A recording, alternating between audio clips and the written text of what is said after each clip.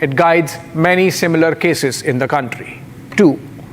We shall revisit Bangladesh in the light of the very openly hostile attitude the usurper regime of Muhammad Yunus has taken against the persecuted Hindu minority in the country. Being a client state of the United States is one thing, but turning a nation into a terrorist state is yet another. How far can this be allowed to go? And finally, a glimpse of the coming trade war with Trump takeover of the United States. This episode, the focus is on America's de-dollarization bugbear. Let's get going.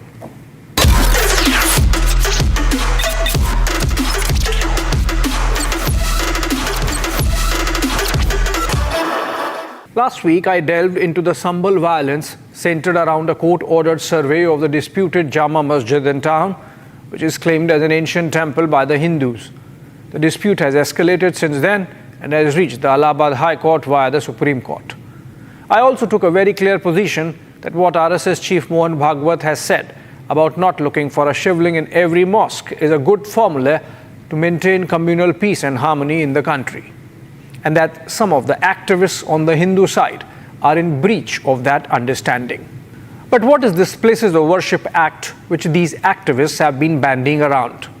While parts of it are being used as a shield for their renewed cases, there's a strong demand to scrap it altogether.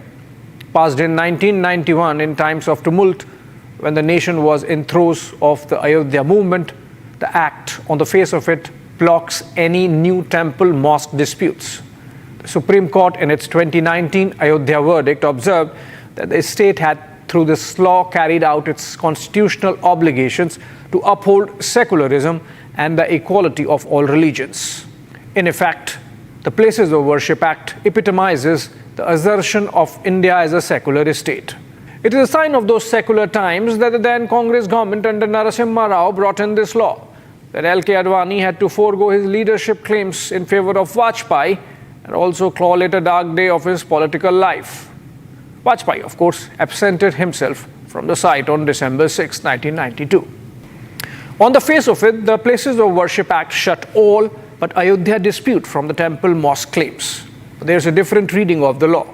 Subsection 3 of Clause 4 provides for exceptions to the rule, which excludes ASI-protected monuments from the Act and leaves some discretion with the courts to decide upon existing disputes if they predate commencement of the 1991 law.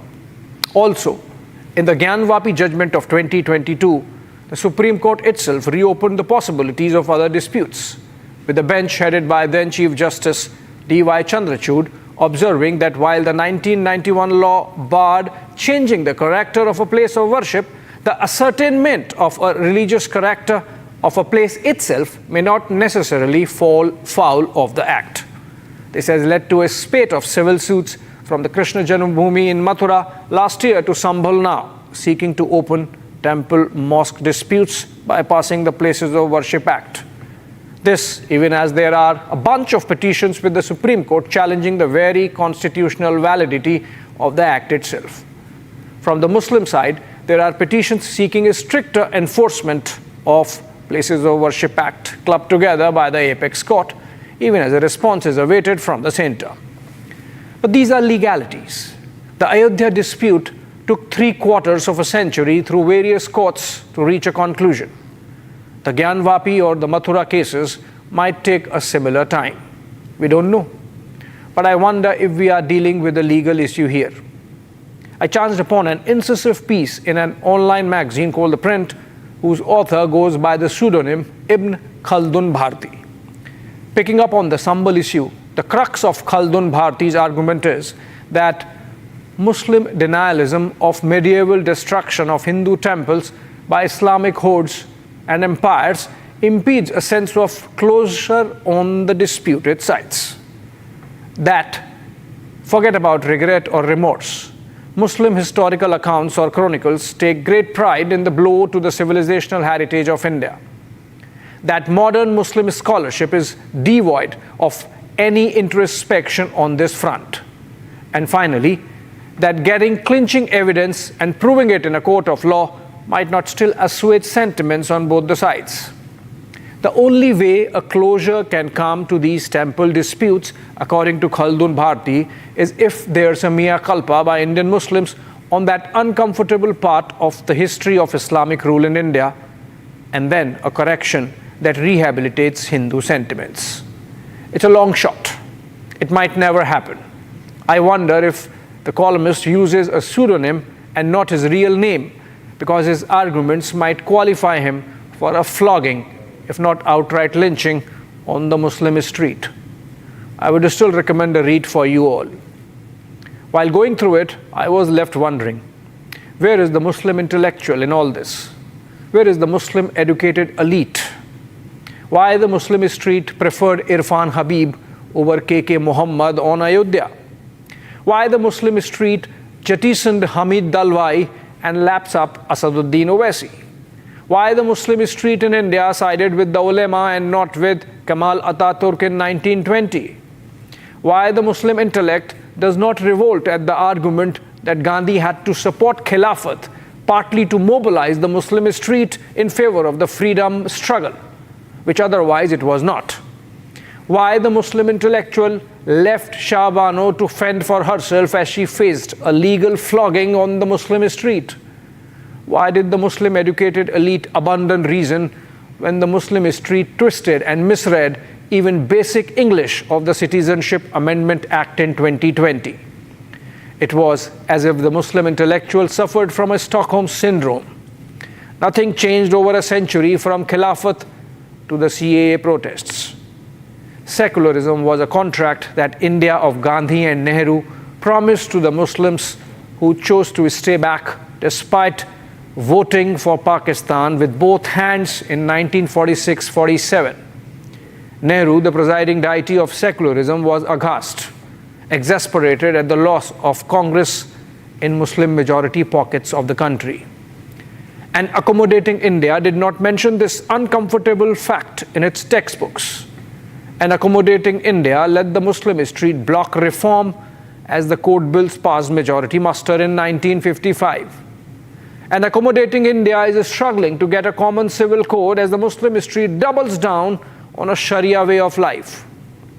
The educated Muslim elite refused to act as a bulwark against the Muslim street's blows to that contract.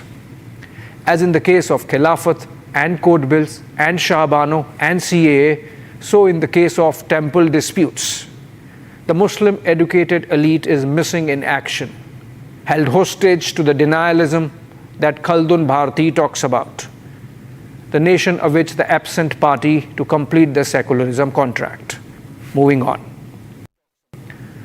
While there is a historical denialism among the Indian Muslim intelligentsia about the past, there is a present amnesia getting reflected in Bangladesh's intellectuals. The chaos intensified in the neighboring country with the arrest of ISKCON head of Bangladesh, Chinmoy Krishnadas Prabhu, last week on sedition charges. Do you know on what grounds those charges were slapped on him? Because during a protest, someone hoisted a saffron flag along with Bangladesh flag, only that the saffron flag flew a little higher, which is for sure amounts to disrespect for the national flag. There should be a law, like we have in India, to deal with disrespect to our national emblems. But going beyond that, to deny bail to the Hindu monk on procedural grounds is a clear case of vindictive spite of the usurper Yunus regime in Dhaka. When we in the Indian media raise and amplify what's happening in Bangladesh, they cry victimhood. They say Indian media is distorting and misinforming. Look at some of the phrases being used. Contrived narrative of the Indian media, reads one column. Power drunk and click driven, says another. Even though the incidents of violence shouldn't have happened at all in the first place, they were made for far worse by a belligerent Indian media, says one op-ed. This is an op-ed in the Daily Star, which is putting the onus of lawlessness in Bangladesh on Indian media.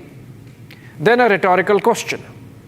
All attacks on minorities are totally unacceptable, while Bangladesh must work to ensure security for all. Does this justify the Indian media's portrayal of Bangladesh? They are asking us. The owner-editor of the newspaper, Mahfouz Anam, wrote on Friday, "What India is doing is refusing to acknowledge that we have the right to change our government democratically. While the regime change may not have followed the usual electoral route, which the former Prime Minister herself prevented, ironically, if she had allowed for the holding of free elections and lost, she might have at least remained in the country instead of facing the humiliation of fleeing. It was an expression of public will that elections typically reflect. It was democracy in full play." Imagine, democracy in full play. Sheikh Hasina is deposed in a violent coup on August 5. Only 3 days later, Muhammad Yunus is pulled out of his hibernation in the United States and flown down to Dhaka to take charge on August 8. And a senior journalist in Bangladesh calls it an example of democracy in full play. Same day, the Home Affairs advisor Jahangir Alam Chaudhry of the Bangladesh government blamed Indian media for spreading misinformation about his country. He said, "Indian media is an example of how a country can spread false information about another. The people of this country will unite in protesting that." At a protest in Dhaka, a senior BNP leader, Ruhul Kabir Rizvi, burnt his wife's sari as a mark of protest against India. While the ruse was boycott of Indian products and encouragement of local goods, the picture could not have been more telling. Sari is what differentiated Bangladeshi women from the salwar kameez or burqa wearing women of Pakistan. Sari is the cultural link that connects Bangladesh with the rest of Bengal. It identifies or it defines Bengaliness like the Bengali language itself. Anam, Chaudhry and Rizvi are not willing to see the problem for what it is. It is easy to blame Indian media for highlighting the distance Bangladesh has traveled from Bengali nationalism since August 5. This week also gave another marker of how dangerously Bangladesh is pivoting itself to Pakistan in a throwback to General Ziaur Rahman days. The usurper Yunus regime has tweaked rules to allow Pakistanis to get visas without any security clearances. The measure was introduced in 2019 following intelligence on Pakistani deep state's interference in Bangladeshi politics, particularly with the radical elements. A month before this, Dhaka had allowed direct cargo vessel movement from Karachi to Chittagong port. Stricter dress codes are getting implemented for women on campuses. Restrictions on shopping by women in Gopalganj town were reported this week. Bail to Chinmoy Krishnadas might be an internal matter of Bangladesh, but Talibanization of Bangladesh has been an ongoing process. The post-August 5 trajectory of events has only unchained those forces that had gained strength over the last couple of decades.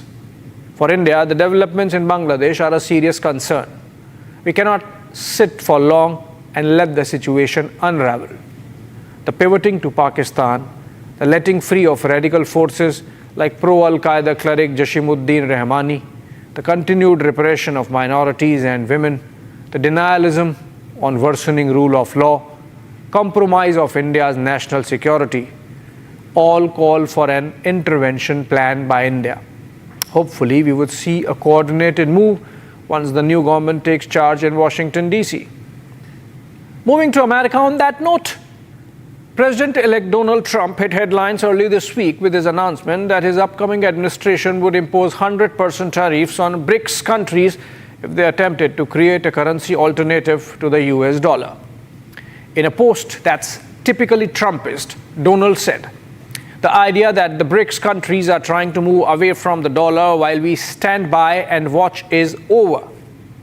We require a commitment from these countries that they will neither create a new BRICS currency nor back any other currency to replace the mighty US dollar, or they will face 100% tariffs and should expect to say goodbye to selling into the wonderful US economy. They can go find another sucker. There is no chance that the BRICS will replace the US dollar in international trade, and any country that tries should wave goodbye to America. The threat affects us. India being part of the BRICS formation. But who's trying to replace the US dollar? Our External Affairs Minister clarified, not us. I think you have us confused for someone else here because we have never actively targeted the dollar. That's not part of either our economic policy or our political or our strategic policy.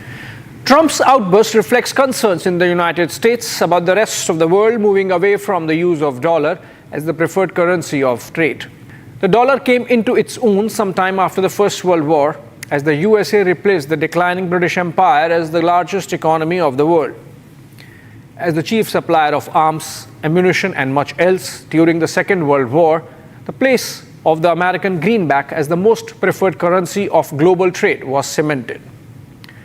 For a century since then, it has been the reserve currency of the world, giving the United States a force multiplier to muscle its superpower status. Over a period of time, the US came to use that status to manipulate its foreign relations and indeed the world order to its own designs. Controlling the nerves of global financial system and the markets, US leveraged oversized dollar dominance to impose sanctions against nations it thought were not aligned to its values, the latest example being Russia. But geoeconomic and geopolitical changes in the past 2 decades have tapered off that dollar hegemony, led by the rise of China and the shift in global trade away from the United States. The world increasingly finds itself having options. Listen to this. Why is it necessary for us to buy things from Djibouti and pay in dollars? Why? And we are not against the US dollar. We just want to trade much more freely. Let us pay in US dollars what we are buying from the US. But what we are buying from Djibouti, let's use local currency. This is President of Kenya, William Ruto, coming out openly for chucking out the US dollar from African trade. This was in June 2023. This year in April, Zimbabwe pivoted its currency away from the dollar, and about half a dozen countries in the African continent have been gradually shifting to greater use of their own currencies in local trade. Nigeria, Niger, Burkina Faso, Mali, Sudan, and Congo have evolved robust mechanisms to trade with each other in their own currencies, even as Ruto emphasized creating a Pan-Africa alternative to the dollar in that soundbite that went viral last year. Brazil and China have ditched the dollar in bilateral trade, as also Argentina when it came to its commodities trade with China, settling bills in the Chinese yuan. Can you see a pattern? Most of these changes have shaped up post the start of the Ukraine war in 2022. With the sanctions regime imposed by the US and its allies against Russia, many nations across the globe realized the perils of having dollar as the reserve currency in their central banks. They were simply susceptible to arm twisting and US manipulations.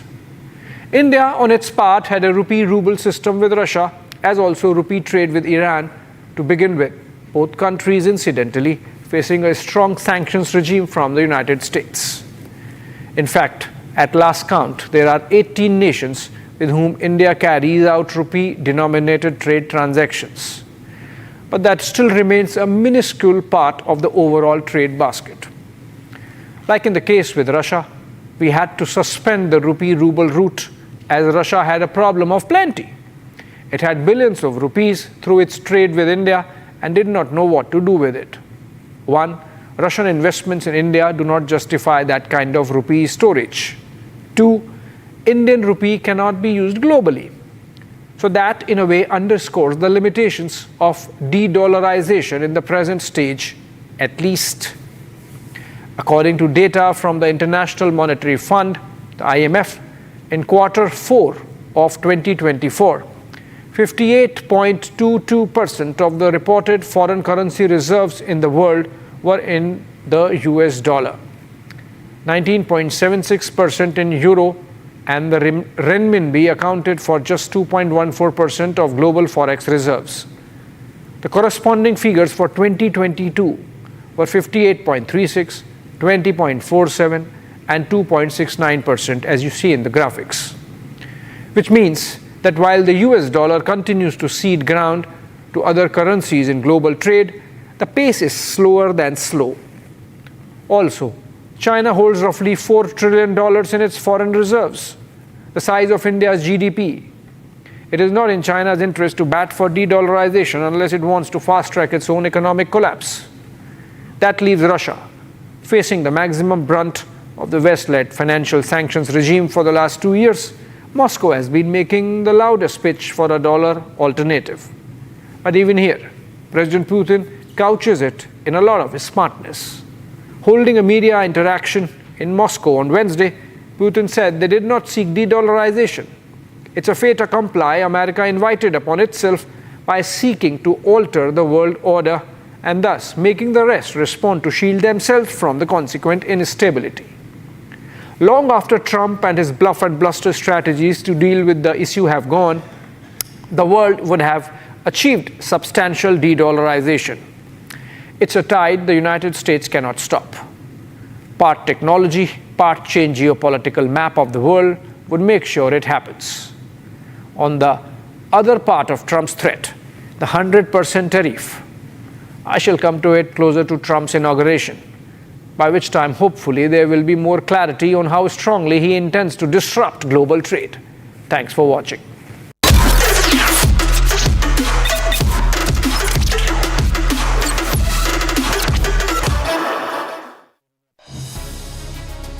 "2024 has been a breakthrough year for Indian tennis player Sumit Nagal, and it seems like 2025 is going to see him continue to scale new heights and fly the flag high for Indian tennis."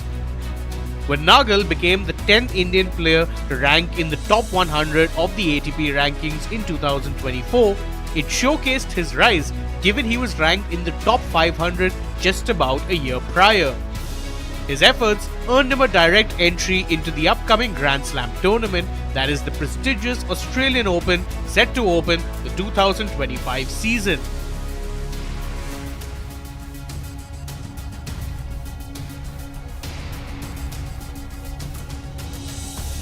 With a direct entry into the main draw of the Australian Open next year, Indian tennis sensation Sumit Nagal is poised to make his 5th Grand Slam appearance, as he is listed on the entry list that Tennis Australia released on Friday.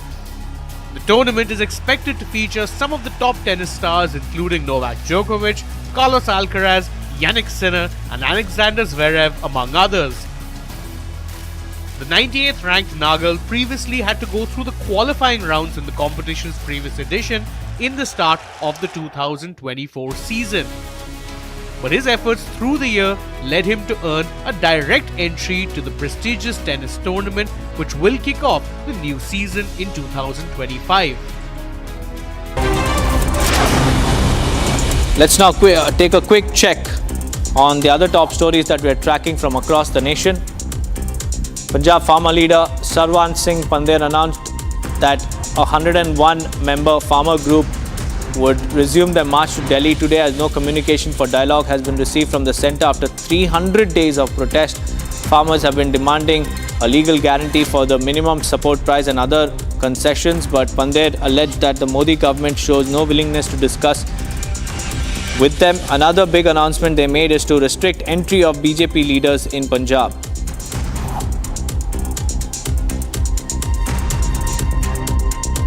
हम अपनी struggle करेंगे, पूरे देश दुनिया को बताएंगे। ये tractor trolley का सबसे ज़्यादा हो हल्ला करते थे, सभी ने कहा, अदालतों में जाके कहा, अब उस बात से मुकरे हुए, हमें पैदल भी नहीं जाते। पूरी दुनिया जो कुछ हमारे ऊपर यहाँ ये अटैक करते हैं, जबर करते हैं, हमारे किसानों को जख्मी करते हैं, पूरी दुनिया थू-थू कर रही है। Hindu outfits have staged a protest in Shimla against the atrocities on minorities in Bangladesh to express solidarity to them. With Hindus being persecuted and temples being vandalized, they have demanded the UN, Indian government and the human rights organizations to intervene in the matter.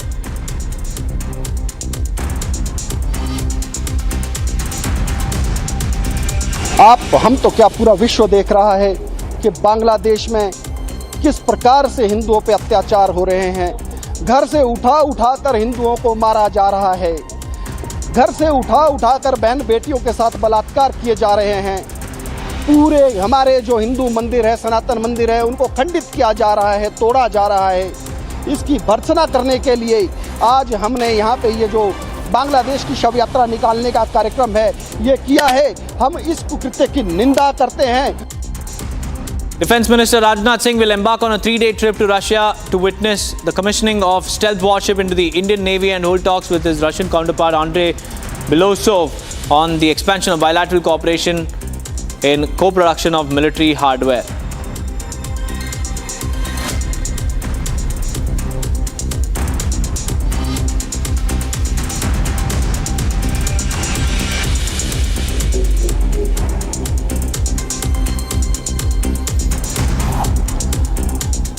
Viewers, in a big move to curb pollution and to also encourage people towards eco-friendly measures, the Uttarakhand government has now decided to impose a green cess on out-of-the-state vehicles.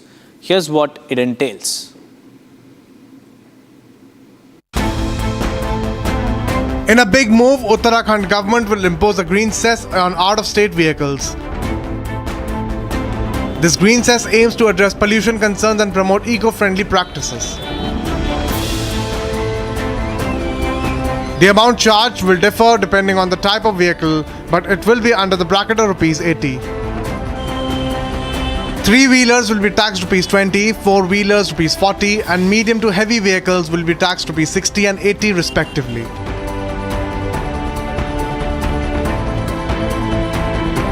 The cess will be collected through FASTag technology. This will ensure a smooth and automated payment process for vehicle owners. Meanwhile, CNG, EVs and two-wheelers will be exempted from green cess charges. The system might be operationalized by the end of December.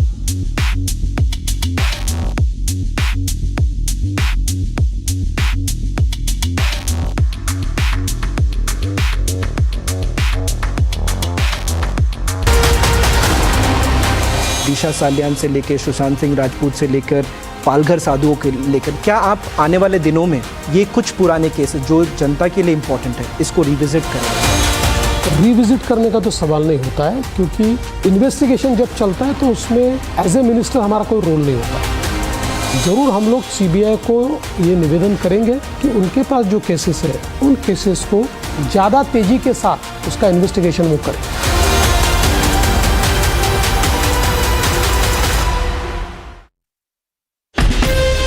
From Asia's largest news headquarters, setting the agenda for Bharat.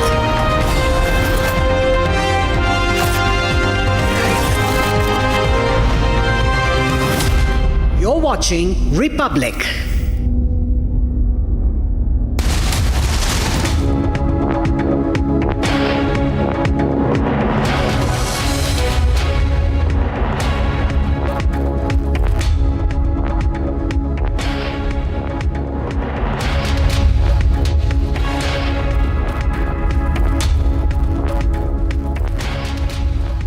A very good morning, viewers. It's 11 a.m. and you're watching Republic. I'm Deepak Suresh Kumar, and our top focus is on what's happening in Syria, because the rebels have claimed that they have captured Damascus, Homs and Aleppo, three major cities in Syria, and the Syrian Prime Minister has also issued a statement according to local reports that he is willing to accept the change in guard. We'll get you all the latest and an expert opinion on what's happening in West Asia, but first a quick check on the headlines.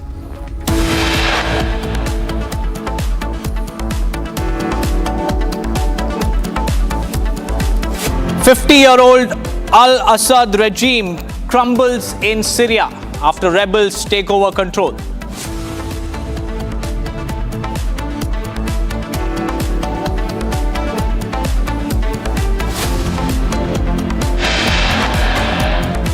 Syrian rebels fire celebratory gunshots in Damascus after toppling Assad regime. Syrian Prime Minister says he's ready for leadership change.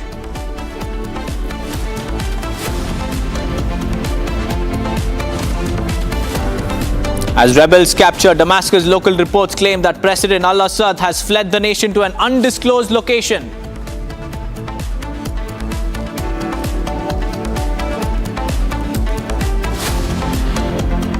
Hindus in Berlin hit the streets with peaceful protests against Yunus regime over atrocities against minorities in Dhaka.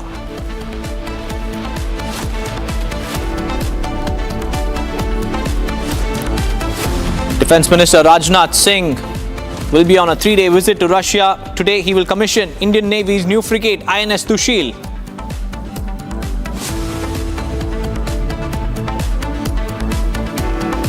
After TMC calls for Mamta to lead Indy, RJD joins the bandwagon. Calls for Lalu to lead the India Alliance. Cracks in the Indy bloc now out in the open.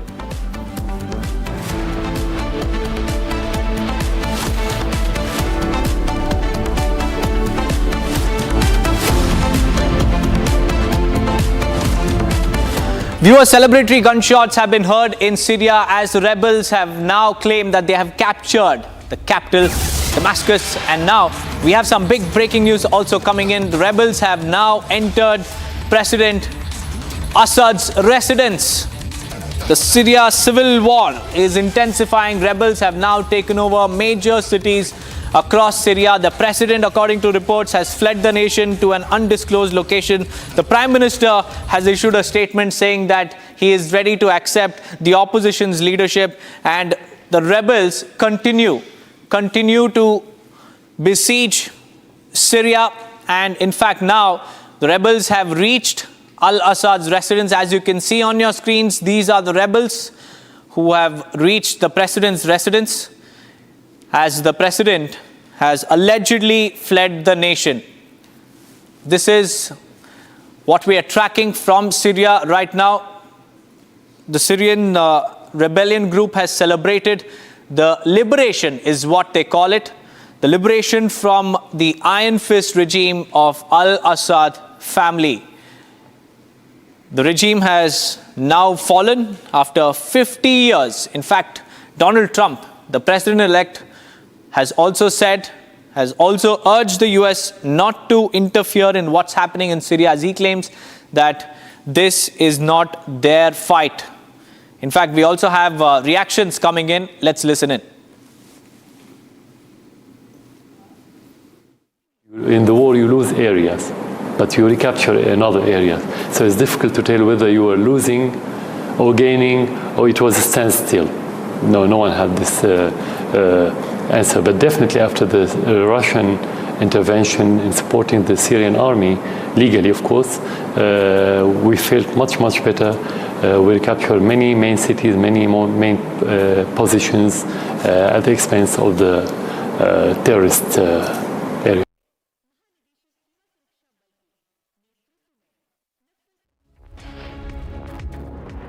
يواجه شعبنا منذ عدة أيام ولا سيما منذ صباح اليوم حربا إرهابية وأعلامية ممنهجة هدفها زعزعة أمن الوطن والمواطنين ونشر الفوضى والذعر بما يخدم الأجندة العدوانية التي امتهن صانعوها الكذب وفبركة الأحداث لتحقيق مآربهم الدنيئة ضد سوريا وشعبها، حيث لم تتوقف المنصات الإعلامية التابعة للإرهابيين عن نشر الفيديوهات المضللة والأنباء الكاذبة حول ما يجري من أحداث على امتداد الجغرافيا السورية. I have called for urgent political talks in Geneva to implement Security Council Resolution 2254. I'm pleased to say that the ministers and all I'm talking to are backing this call. And my hope is that they will be able to announce a date for this very soon. הדגשים המרכזיים זה לראות גם את היציאה האיראנית, את האינטרס האיראני, שזה מבחינתנו צורך ראשון.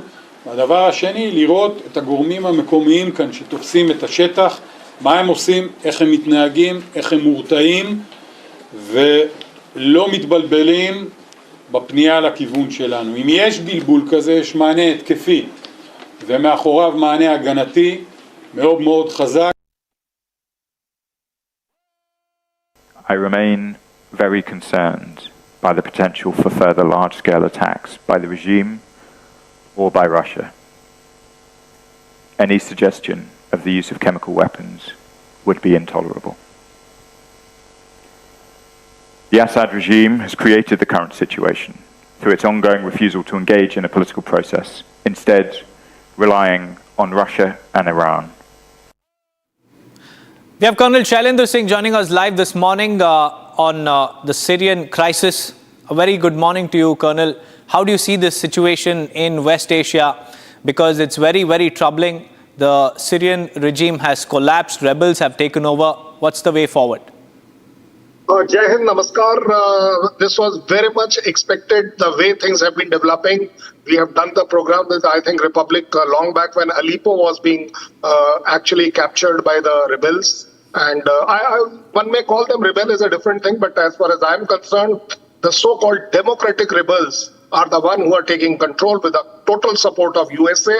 That when 50 to 60 villages all around Aleppo had fallen, 6 cities had fallen, that is the time we had estimated that it is only a matter of 1 to 10 days maximum that Assad has to go. Why? Because there were indicators available. The way he had made his family disappear from Syria, we were told that yes, they are somewhere in Russia in some safe houses or secret houses. But at the same time, last nearly 4 to 5 days, there was no news on Assad. Assad was not even visible anywhere. There were no statements issued. So that were all indicators that yes, the democratic rebels are progressing and capturing what they had been trying to do for last so many decades. And it was only because of the Russian support that Assad could, in a way, control that situation. But now we find the way last 1 month has developed, that even US is doing the aerial strike, Russia is doing aerial strike. I think the bigger war is yet to come, because now Russia will find it very disappointing and may fuel up Iran to go against US and Israel. So overall, yes, it was very much expected that this is going to happen, and it was going to happen very soon. Even when the spokesman of the Syrian army is saying that this is media chaos created and all that, it could be a propaganda. But why are they not coming out with a correct statement? Why is Assad not coming out if he's there, if he's safe? He has actually not run away. He has deserted his country where he had ruled for so long, forcefully, with no rights given to the public. I think the lesson learned for the world is that please do not go against the public interest, because ultimately the public sentiment and freedom for democracy will always prevail. Also, Colonel, since you mentioned US support in your opening remarks, I would like to ask you, does this look like another deep state operation? Because this clearly seems like a ruling by proxy playbook of the United States. We saw what happened in Pakistan and Bangladesh, and now in Syria, similar fashion, rebellion reported in Syria.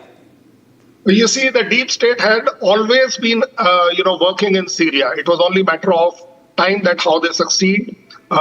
When now we see that Trump has issued a statement that we have nothing to do with Syria, that itself means they have everything to do with Syria.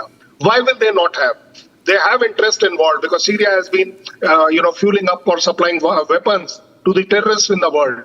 They have been fueling the war against Israel. And who is in favor of Israel? Only obviously USA is in favor of Israel. When the weapon systems are being smuggled into Lebanon and then being given to Hezbollah, where are they going to be used? Only against the US interest and Israeli interest. So overall, it's a very clear indicator. As far as Russia is concerned, I might as well evaluate to tell you that Russia had only one interest, that they have to counter US. They had no other interest, as far as I am concerned. So that is why they were involved. But USA as a deep state is not only working in one country, I feel it is working including even in United Nations, where whatever they want happens and whatever they don't want, they just make it vanish. The famous five have got their veto right and all that thing is fine. But US is definitely working absolutely clearly, and there can be not even an iota of doubt that they are working in Bangladesh. They are definitely working in Pakistan. As far as India is concerned, yes, I will agree that they had been working for last so many decades. But then the governments were behaving the way they were wanting. So it didn't come out. Now we have the present government who is very, very adamant and towards zero tolerance for India first. That is where you find that there has been a sudden news and last 10 to 12 years that the deep state has started working, and when they are finding it disappointing, they are disturbing the environment, that is Pakistan and Bangladesh, including, I will say, to some extent, Nepal and Sri Lanka, where they are ensuring that India gets engaged with its neighbors, and thereby the economic growth, the infrastructure growth should come to a little slow, where the expenses go up. Above all, they want the political government of India to come to terms with the US. And that is what the US deep state is doing. Right, Colonel, many thanks for joining me with those insights. Well, there you heard it, viewers. It seems like it is a US deep state operation.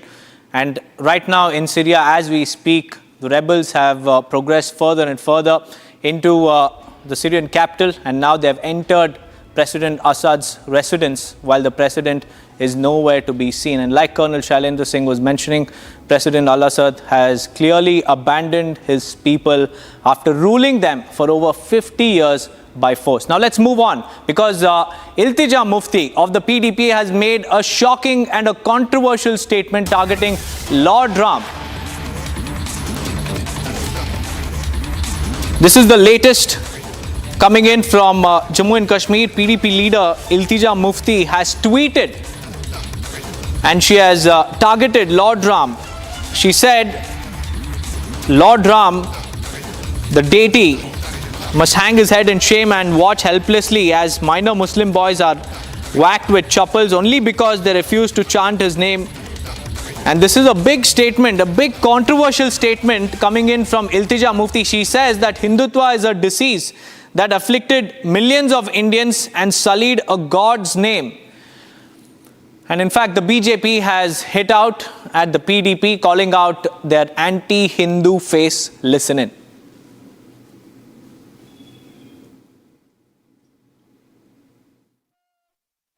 Iltija Mufti ने आज tweet किया है, बड़ा गलत है। भगवान राम को लेकर के इस प्रकार की भाषा, अभद्र भाषा का जो प्रयोग किया है वो ठीक नहीं है।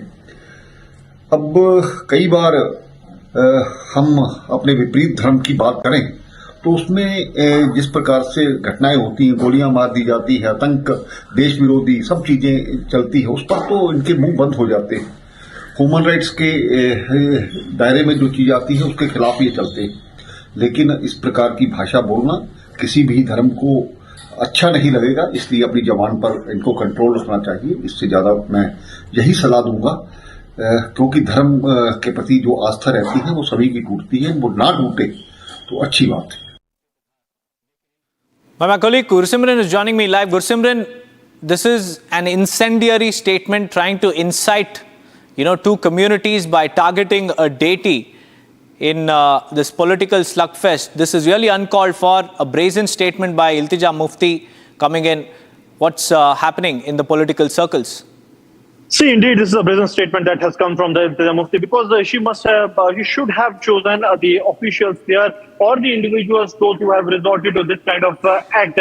But rather, she chose Lord Ram to target him, and also said that Hindutva is a disease, which clearly shows that she is trying to wage a divide on the communal lines. Because earlier also we have seen a similar kind of a statement that have been coming time and again from the Mehbooba Mufti as well. But for last couple of months, there have been similar fashion statements that we have witnessed from the Iltija Mufti, and this time also. But this is actually the red line she has crossed, because we have seen that the BJP going all guns blazing, stating that she should restrict herself from speaking such words that can be detrimental for the brotherhood of the country, because they say that there have been n number of things that have been happening when it comes to this religion or that religion, but no one has the right to speak like this, and this should have been avoided, because if it happens from the other side as well, it will have the implications on the law and order situation. So what led Iltija Mufti to speak on this? This is better the Iltija Mufti can speak on this, but it is a really a statement that has been taken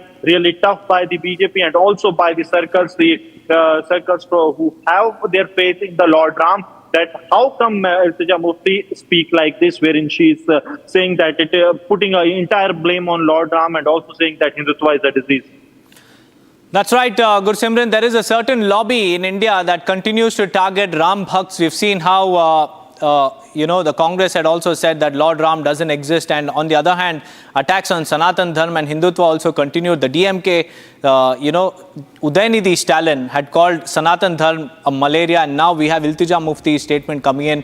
We'll have to wait and watch whether or not the other parties in Jammu and Kashmir, and whether or not Mehbooba Mufti agrees with what Iltija has said in her tweet. Now let's take a look at the other top stories that we are tracking.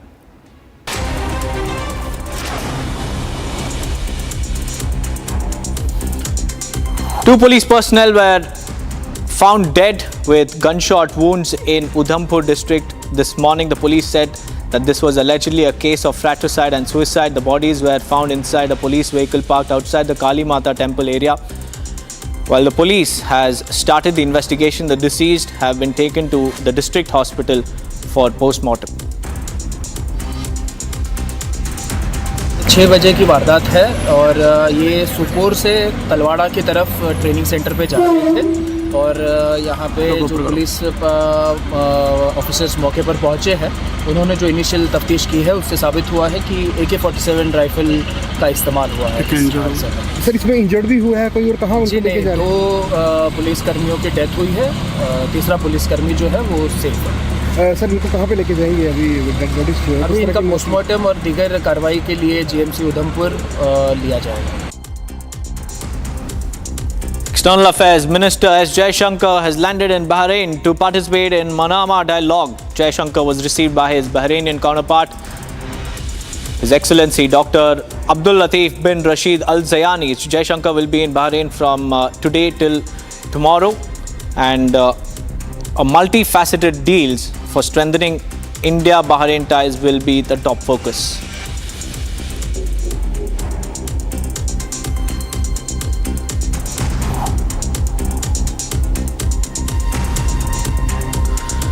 Trichy Railway Police Force arrested a person and seized unaccounted cash worth 75 lakh rupees at the Trichy Junction. The accused was identified as V. Arokia Das, hailing from Sivaganga. Trichy Railway Junction RPF team arrested the accused and confiscated the cash. The cash was later handed over by the RPF to the Income Tax Office in Trichy.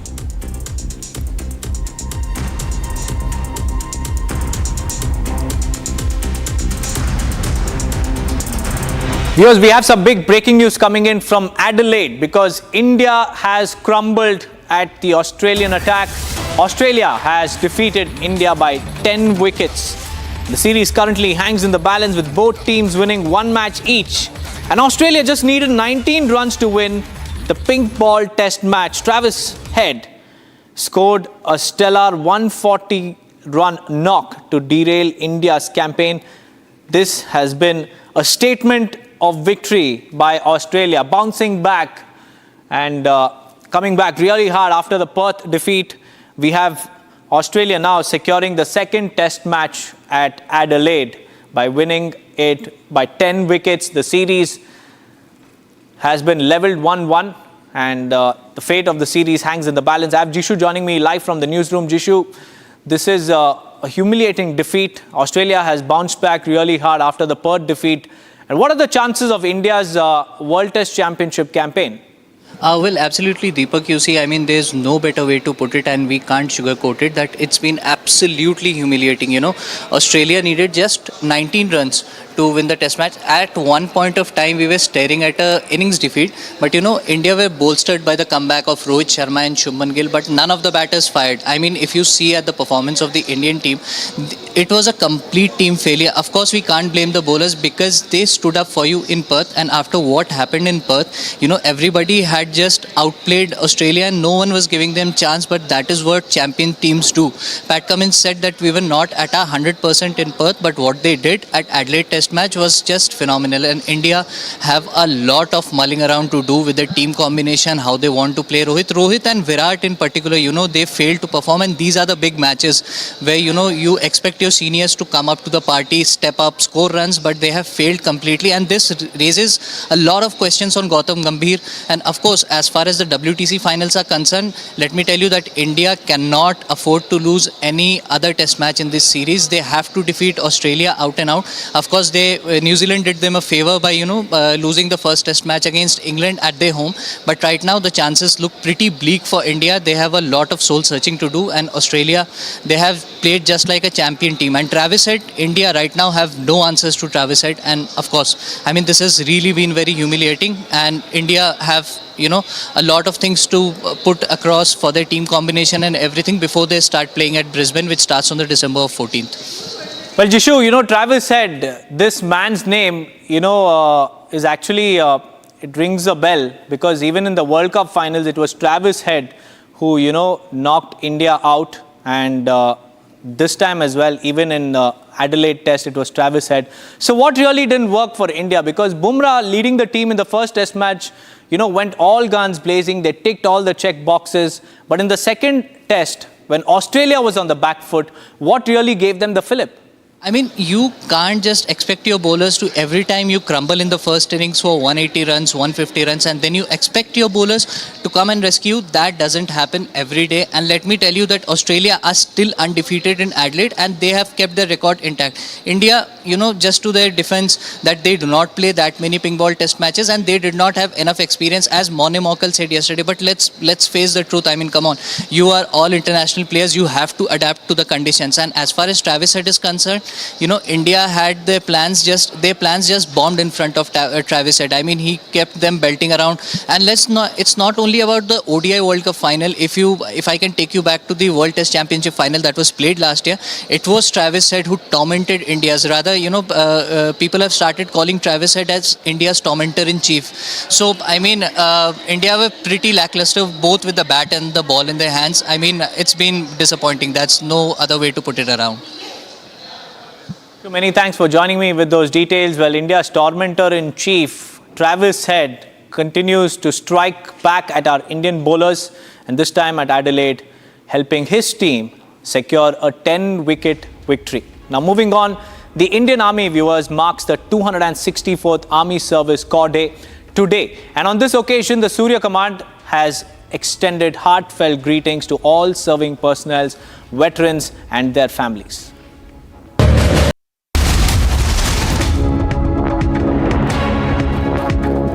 Ice बोला था लाने को, लद्दाख चला गया, पूछा phone पे इतना busy क्यों है, तो क्या बोला तू? हाँ, mountains are calling. Doctor Janvi, उस दिन सनसेट देखने छज्जे पे चढ़ा, टूट गया। हाँ, तू किसने बोला घर की दीवार पे रॉक क्लाइंबिंग करने को? सफीना बदतमीजी। समझ गया। मेरे पास आप दोनों की प्रॉब्लम की मेडिसिन है। इसको घर पे लगाओगे तो शादी का तो पता नहीं, पर घर पक्का नहीं टूटेगा। रुंगटा नहीं तो घर स्ट्रॉन्ग नहीं। रुंगटा स्टील TMT बार एकदम solid.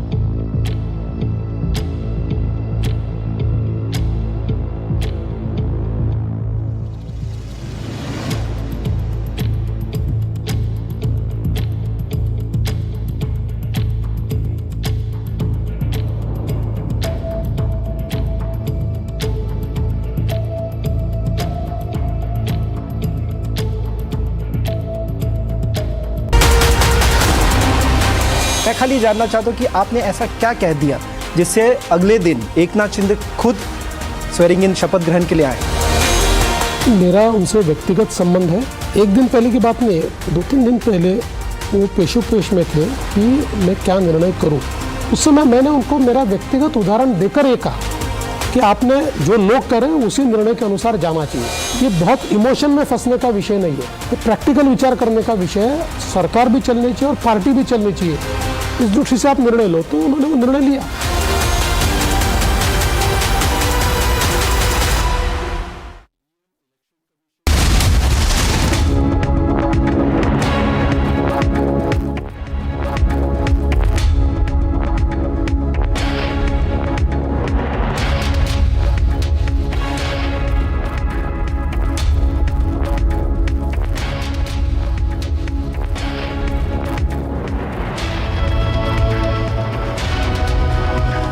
Hello and a very warm welcome. You're watching Republic. I'm Gesu Bharadwaj. And the Syrian President Bashar al-Assad has fled the country. He left the capital Damascus a few hours ago after the opposition rebels took control of the capital. We're tracking this and a lot more for you, but first the headlines. Damascus, Homs and Aleppo captured. Syrian rebels toppled the Iron Fist regime of Assad. Syrian rebels fire celebratory gunshots in Damascus after toppling Assad government. Syrian Prime Minister says ready for leadership change.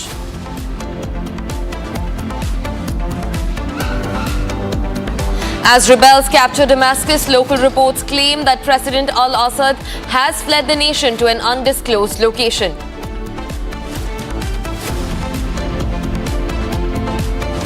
Hindus in Berlin hit the streets with peaceful protests against Yunus regime over atrocities against minorities in Dhaka.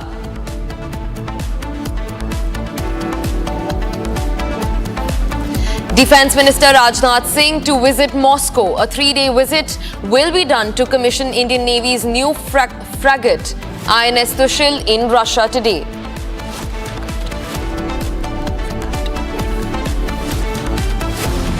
After TMC calls for Mamata Banerjee to lead India Alliance, RJD joins the bandwagon, calls for Lalu Prasad Yadav to lead the India Alliance. Cracks in the India Alliance out in the open now.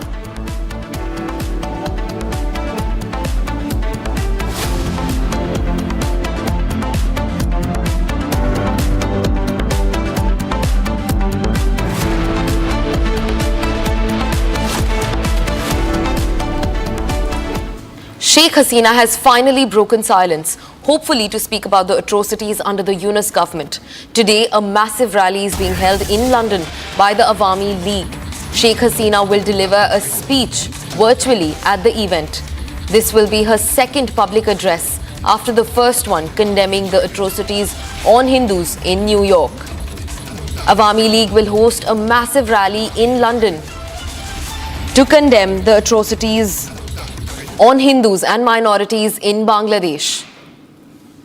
She has also spoken up about the atrocities under the Yunus government once and will do it again today, hopefully, in a virtual address to the Awami League supporters. We are also being joined by Ridita live from the Bangla newsroom. Ridita, tell us more about this. The situation in Bangladesh does not seem to budge. Hindus are under constant attack. In fact, people are being murdered and the police is trying to hide it. But now there might be some hope after we know that Sheikh Hasina might be talking about this. So what is going on? Give us like a roundup. Correct. So as you see, it's a global outcry. It's a massive protest worldwide in support of the Hindus in Bangladesh. And the Yunus government is completely deaf and dumb about this incident. They are saying that minorities in the state is very safe. And after 5th of August, the day when Hasina had fled away from Bangladesh and she came to India, this is the first time that we see after her newer condemnation that she is going to speak, or it is hopeful that she is going to attend this meeting of Awami League through her virtual presence. A massive rally is to lead out in the roads of London as we get to see, or as we get to here and get the information. Today morning we have seen that how in Germany there was a silent protest and people from all areas came in support of the Hindus and the atrocities, condemning the atrocities which is currently happening in Bangladesh against the Hindus.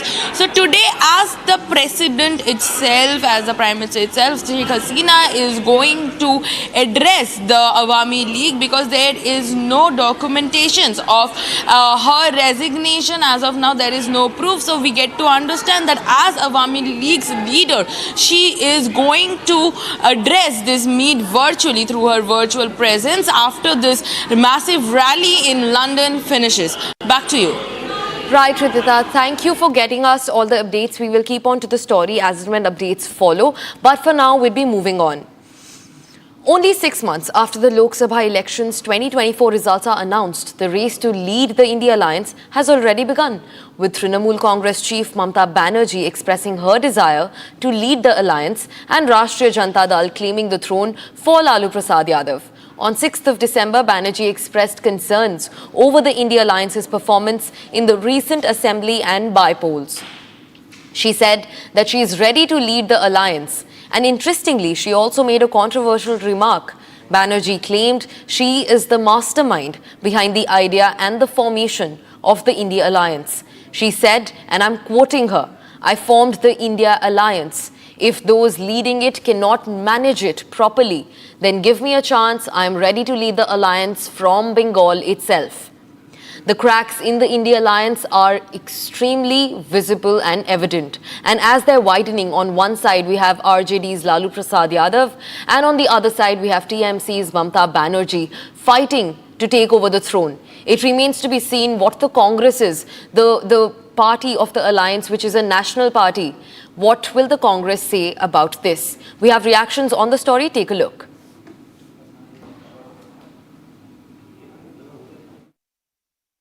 असं आहे की ममता बनर्जी एक या देशाचे नेते आहेत, त्यांच्याकडे ती क्षमता आहे.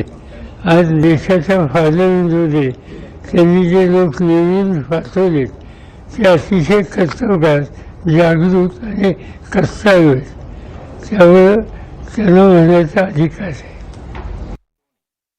No, Mamata Didi is an absolute integral part of the India Alliance.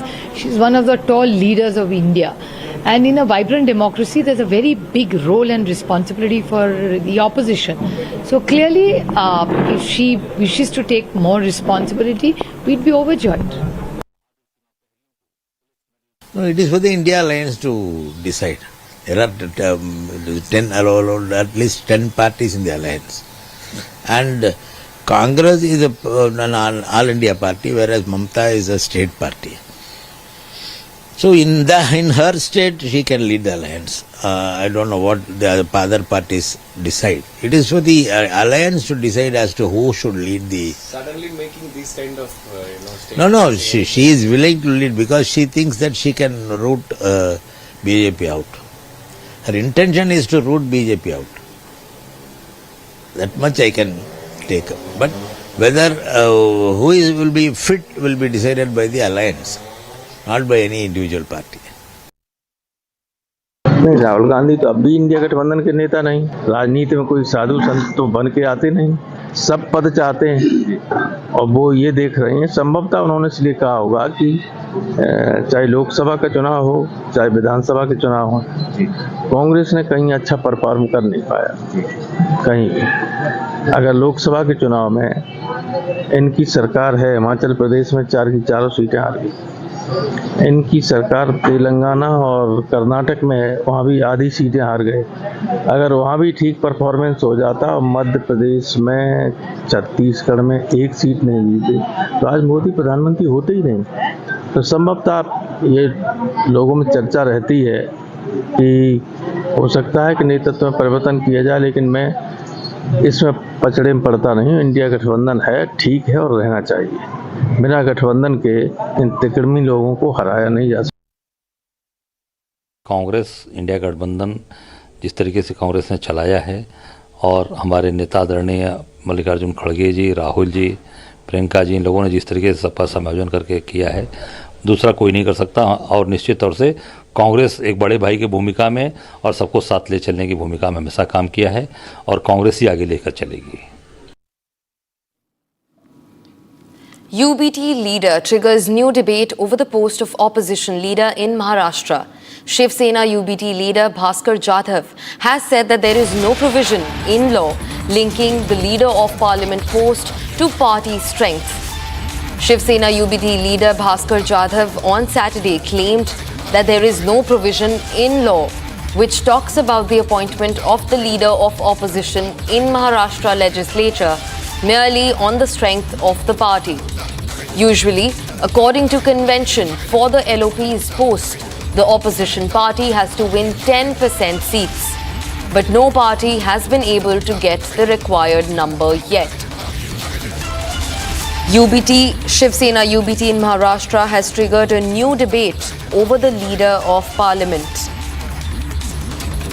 Shiv Sena UBT leader Bhaskar Jadhav said that there is no provision in law that links the post of leader of parliament to the strength of the party. Jadhav also said that there is no provision which talks about the appointment of the leader of opposition in Maharashtra legislature merely on the strength of the party. These are signs of tussles and rifts in the Maha Vikas Aghadi. We will get you more on the story as and when there are developments. Moving on to a commendable feat, the Indian Space Research Organization has successfully launched Europe's Proba 3 satellite. ISRO and the European Space Agency are working together on this groundbreaking mission, which will use to advance satellites on an Indian launch vehicle to conduct revolutionary research on the sun's corona. Proba 3 has successfully completed 3 stages of its launch and has entered a coasting stage. The vehicle will soon reach the orbit during its 4th stage. Here's a detailed report on the iconic feat. 5, 4, 3, 2, 1, 0. The Indian Space Research Organization successfully launched Europe's Proba 3 satellite into the orbit, taking India's solar mission to new heights. ISRO released a video showing the separation and the ignition process. A former ISRO scientist divulged further details about the iconic launch. Listen in. This very mission complementing Aditya L1, what do you think will the mission essentially achieve, particularly keeping in mind that it appears to be one of the most challenging tasks that have been taken up by the ISRO, particularly vis-a-vis Aditya L1? See, Aditya L1 they will complement each other. Aditya L1, we are studying again the same solar thing, but we are not studying too much of outer corona, which is a feeble corona, but its temperature goes very high, and all high energy, electrons and masses, are in that zone only. So here, this Proba 3 in 6 hours orbit, when it does the formation flight, it will act like a very big telescope, okay, which is not possible to do in single satellite. And with occultation, which we do on Earth, during the full eclipse, which for a few minutes, or we can, during the eclipse, we can have a, jet and go with the same high speed. But that's more than 7 minutes, we can't get it. Here you get 6 hours. And the occulter will occult the total thing, solar disk, including the high density corona also. Now from then we can feeble corona, we can see what total high energy particles are ejected, those things are also seen. The groundbreaking mission involves the utilization of 2 advanced satellites of an Indian launch vehicle to conduct research on the sun's corona. Due to an anomaly, the mission that was originally scheduled for December 4th was rescheduled. According to the latest updates, Proba 3 has successfully completed 3 stages of its launch and has entered the coasting stage. The vehicle is all set to reach the orbit during its 4th stage if all goes as planned. As India completes another milestone in space technology, all eyes are on the breakthroughs that are yet to be witnessed.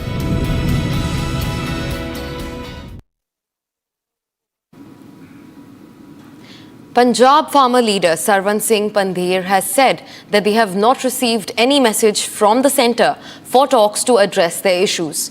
He also said that a group of 101 farmers will resume their march to Delhi today.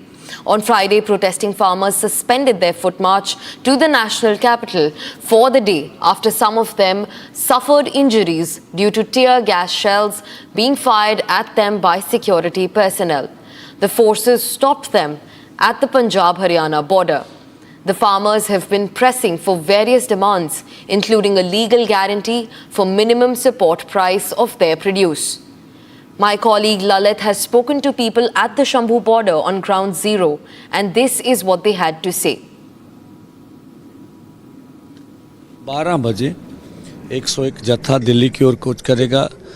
300 दिन हो गए हमें, हमारी किसी ने भी सुनी नहीं। अमर अनशन पर बैठे हुए खनौरी पर आज 13वां दिन हो गया हमें। तो अब सरकार वार्ता भी कर मसले को निपटाना नहीं चाहती, दिल्ली की ओर भी हमें जाने नहीं देती। हम अपनी स्ट्रगल करेंगे, पूरे देश दुनिया को बताएंगे। ये ट्रैक्टर ट्रॉली का सबसे ज़्यादा हो हल्ला करते थे, सभी ने कहा, अदालतों में जाके कहा। अब उस बात से मुकरे हुए, हमें पैदल भी नहीं जाते। पूरी दुनिया जो कुछ हमारे ऊपर यहाँ ये अटैक करते हैं, जबर करते हैं, हमारे किसानों को जख्मी करते हैं, पूरी दुनिया थू थू कर रही है। हम तो यही आशा करते हैं भगवान मोदी जी को सद्बुद्धि दे, प्रधानमंत्री जी को, वो हमारे मसलों को निपटारे के लिए मन बनाए। हमारे ओर से कोई भी तैयारी नहीं होती, तैयारी तो आगे प्रशासन करता। हम तो निहत्थे जाने हैं, निहत्थे जाते रहेंगे। Farmers are set to resume their march, the Delhi Chalo protest march, today around 12 in the noon. The march was stopped after the protesting farmers were stopped by the security forces at the Punjab-Haryana border. Now we are also being joined by my colleague Lalit, who is on ground zero at the Sambhal border. Lalit, tell us more about what is it looking like. Yesterday, you told us that it was peaceful at the border when they were stopped. But today, when they're set to resume the march, what is the environment looking like? What are the people feeling?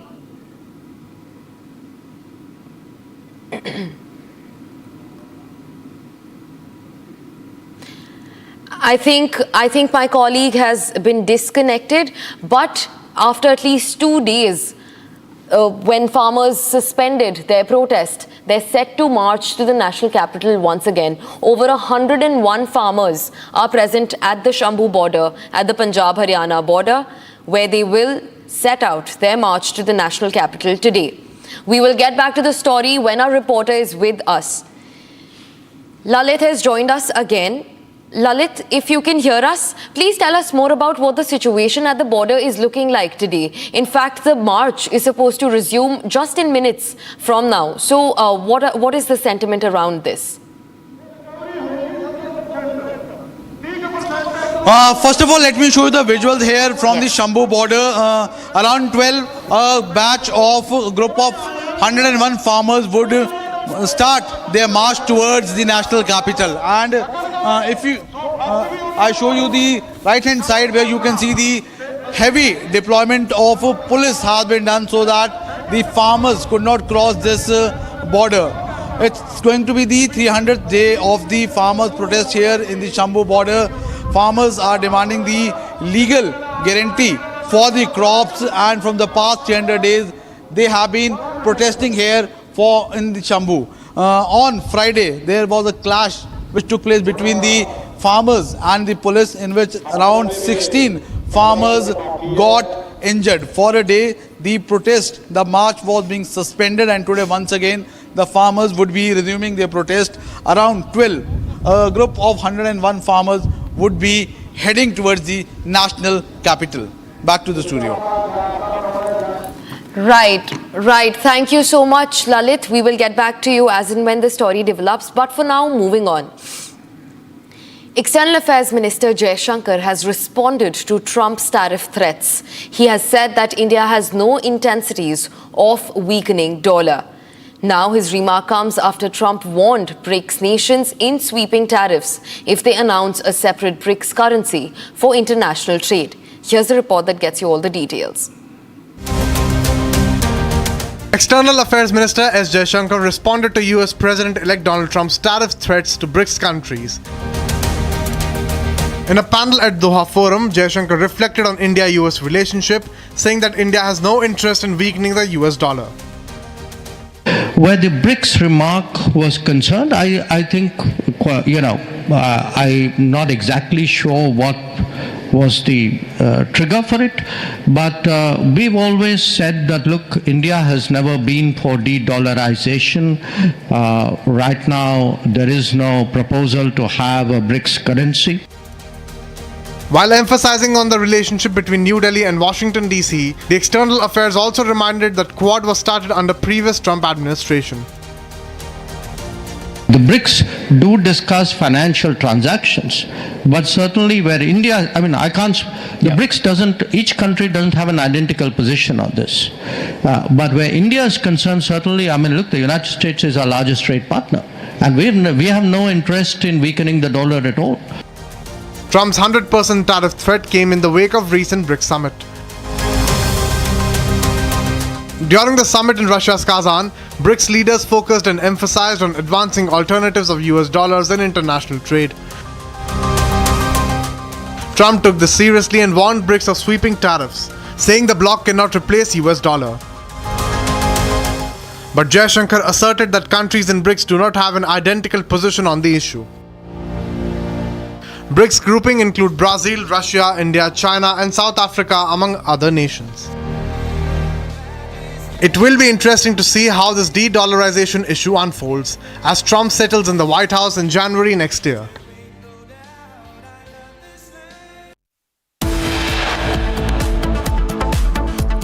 Defense Minister Rajnath Singh to visit Russia's Moscow. The 3-day visit will commission Indian Navy's new frigate INS Tushil in Russia today. We'll get you this and much more right after a short break. Keep watching Republic.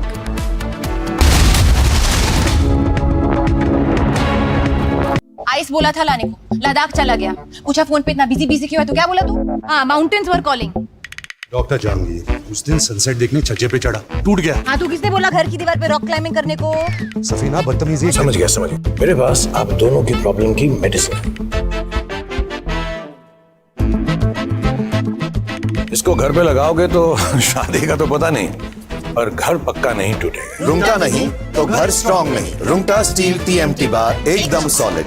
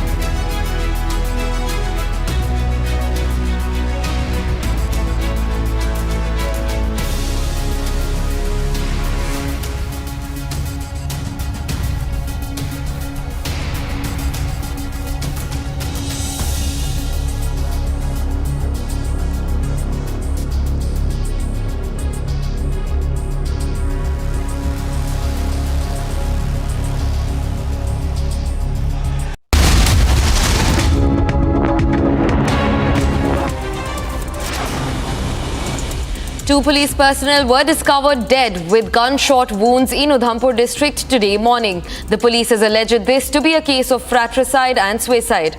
The bodies were found inside a police vehicle parked outside the Kali Ma temple in the area. While the police have started the investigation, the deceased have been taken to the district hospital for a postmortem.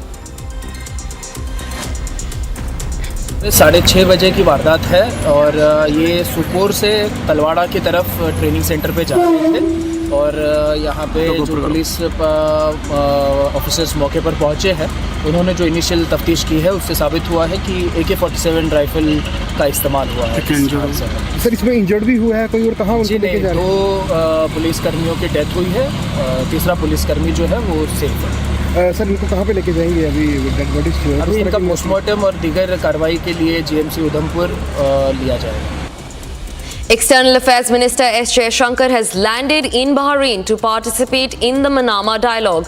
Jaishankar was received by his Bahrainian counterpart, His Excellency Dr. Abdul Latif bin Rashid Al Zayani. Jaishankar will be in Bahrain from the 8th till the 9th of December. Multifaceted deals for strengthening India-Bahrain ties will be the top focus. Trichy RPF police arrested a person and seized unaccounted cash worth 75 lakh rupees at Trichy Junction. The accused was identified as V. Arokia Das, hailing from Sivaganga. Trichy Railway Junction RPF team arrested the accused and confiscated the cash. The cash was later handed over by the RPF to the Income Tax Office in Trichy.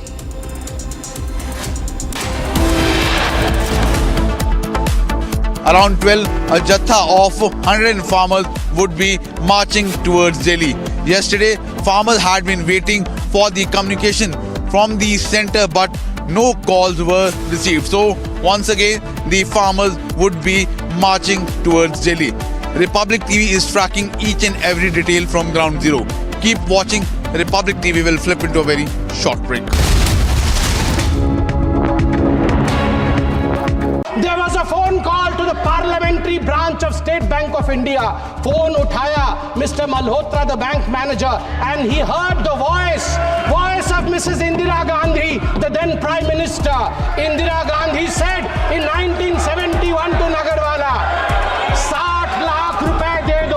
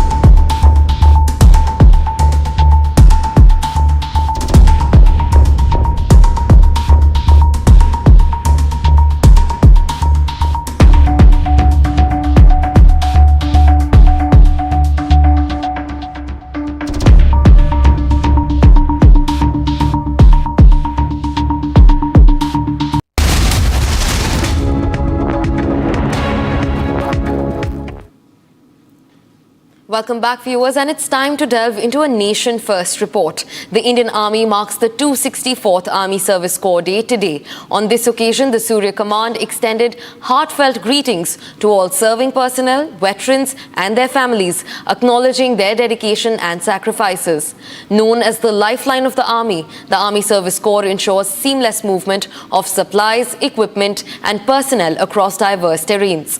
The nation joins in saluting these heroes for their unwavering commitment and service, underscoring their invaluable contribution to India's defense and operational readiness. Take a look and keep watching Republic Nation.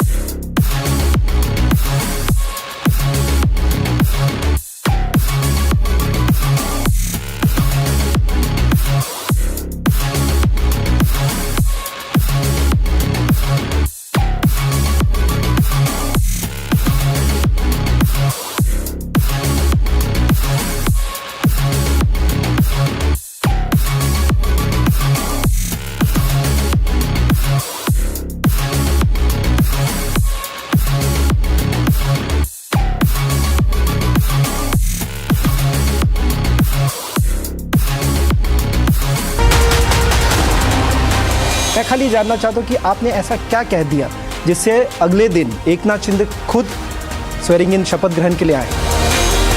मेरा उनसे व्यक्तिगत संबंध है। एक दिन पहले की बात नहीं है, 2-3 दिन पहले वो पेश में थे कि मैं क्या निर्णय करूं। उस समय मैंने उनको मेरा व्यक्तिगत उदाहरण देकर ये कहा कि आपने जो लोग करें उसी निर्णय के अनुसार जाना चाहिए। ये बहुत इमोशन में फंसने का विषय नहीं है, ये प्रैक्टिकल विचार करने का विषय है। सरकार भी चलनी चाहिए और पार्टी भी चलनी चाहिए। इस दृष्टि से आप निर्णय लो, तो उन्होंने वो निर्णय लिया।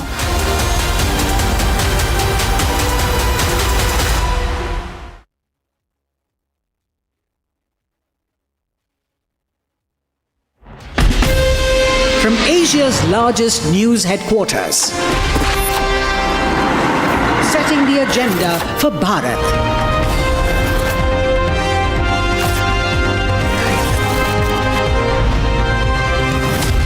You're watching Republic.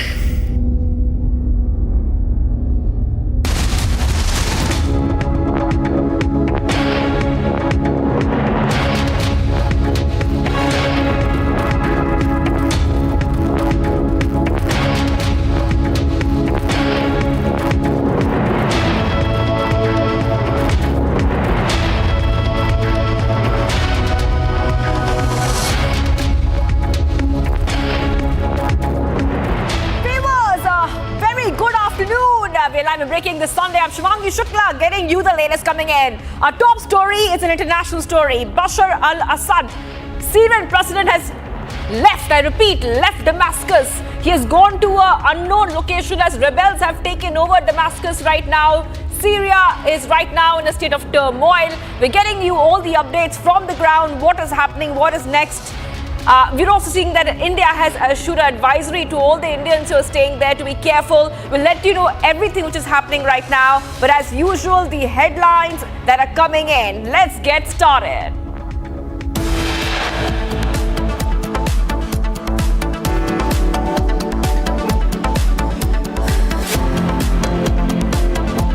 Starting off with the top headline coming in right now after Damascus, Aleppo homes all captured. Syrian rebels topple the iron fist regime of Bashar al-Assad.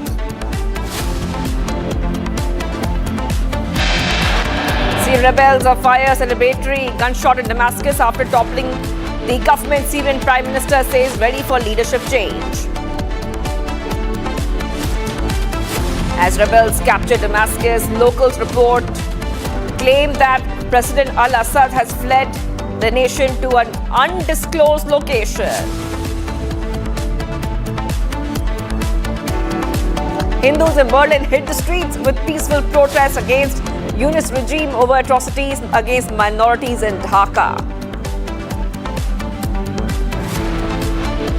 Defense Minister Rajnath Singh to visit Moscow, 3-day visit to commission Indian Navy's new frigate INS Tushil in Russia today.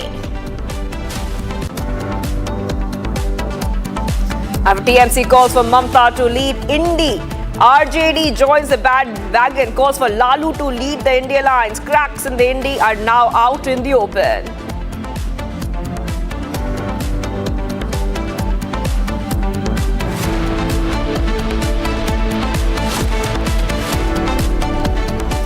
Viewers, big update coming in right now. Like we told you that in Syria there seems to be a lot of change.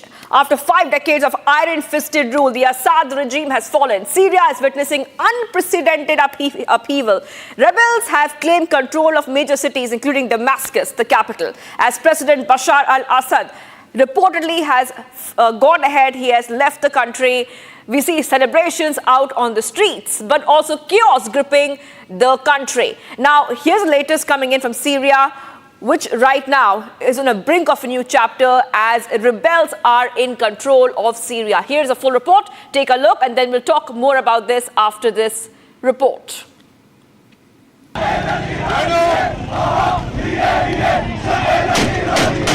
The Assad family's 50-year grip on Syria has finally crumbled.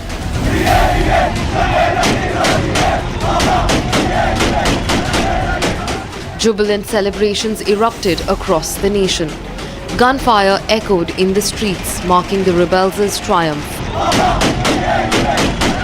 Syrian rebels proclaimed victory, declaring the full liberation of Homs, Syria's third largest city.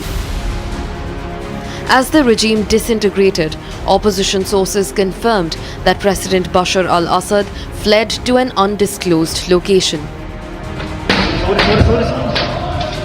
In a dramatic turn, furious residents tore down Assad's posters, recreating the spirit of the Arab Spring that swept through Homs over a decade ago. Amid the chaos, Syrian Prime Minister Mohammad Ghazi al-Jalali appeared in a recorded message, offering to work with any leadership chosen by the people. Meanwhile, rebel forces claimed a decisive victory in the capital Damascus, asserting that Assad had abandoned the city. إخواني الكرام، نعيش في اللحظات الأخيرة لتحرير مدينة حمص بإذن الله تعالى. هذا حدث تاريخي الذي سيفصل بين الحق والباطل. ونوصي إخوان المجاهدين كما أوصيناهم في السابق بأن يعطفوا على الناس، ومن ترك سلاحه فيؤمنوه ومن فر فلا يدركوه. Reports emerged of rebels storming the notorious Saidnaya military prison north of Damascus, a symbol of Assad's brutal regime. Key military outposts in Suwaida fell to insurgents without resistance as government troops fled in disarray. The insurgent offensive, spearheaded by the Hayat Tahrir al-Sham group, encountered little opposition from Assad's crumbling military. Explosions and gunfire shook the heart of Damascus as residents braced for what seemed unimaginable till now. This marks the first time since 2018 that opposition forces have breached the capital, a stark contrast to the years-long siege that once reinforced Assad's hold. All right, getting you some big breaking updates coming in. Syrian rebel fighters enter the military airport in Damascus and also the Khalid bin Al-Walid Mosque in Homs. Okay, big update coming in. Syrian rebels are entering different areas and we're getting some reactions, and we also have a guest who will be joining us in a short while from now. Let's go ahead and play out the reactions coming in.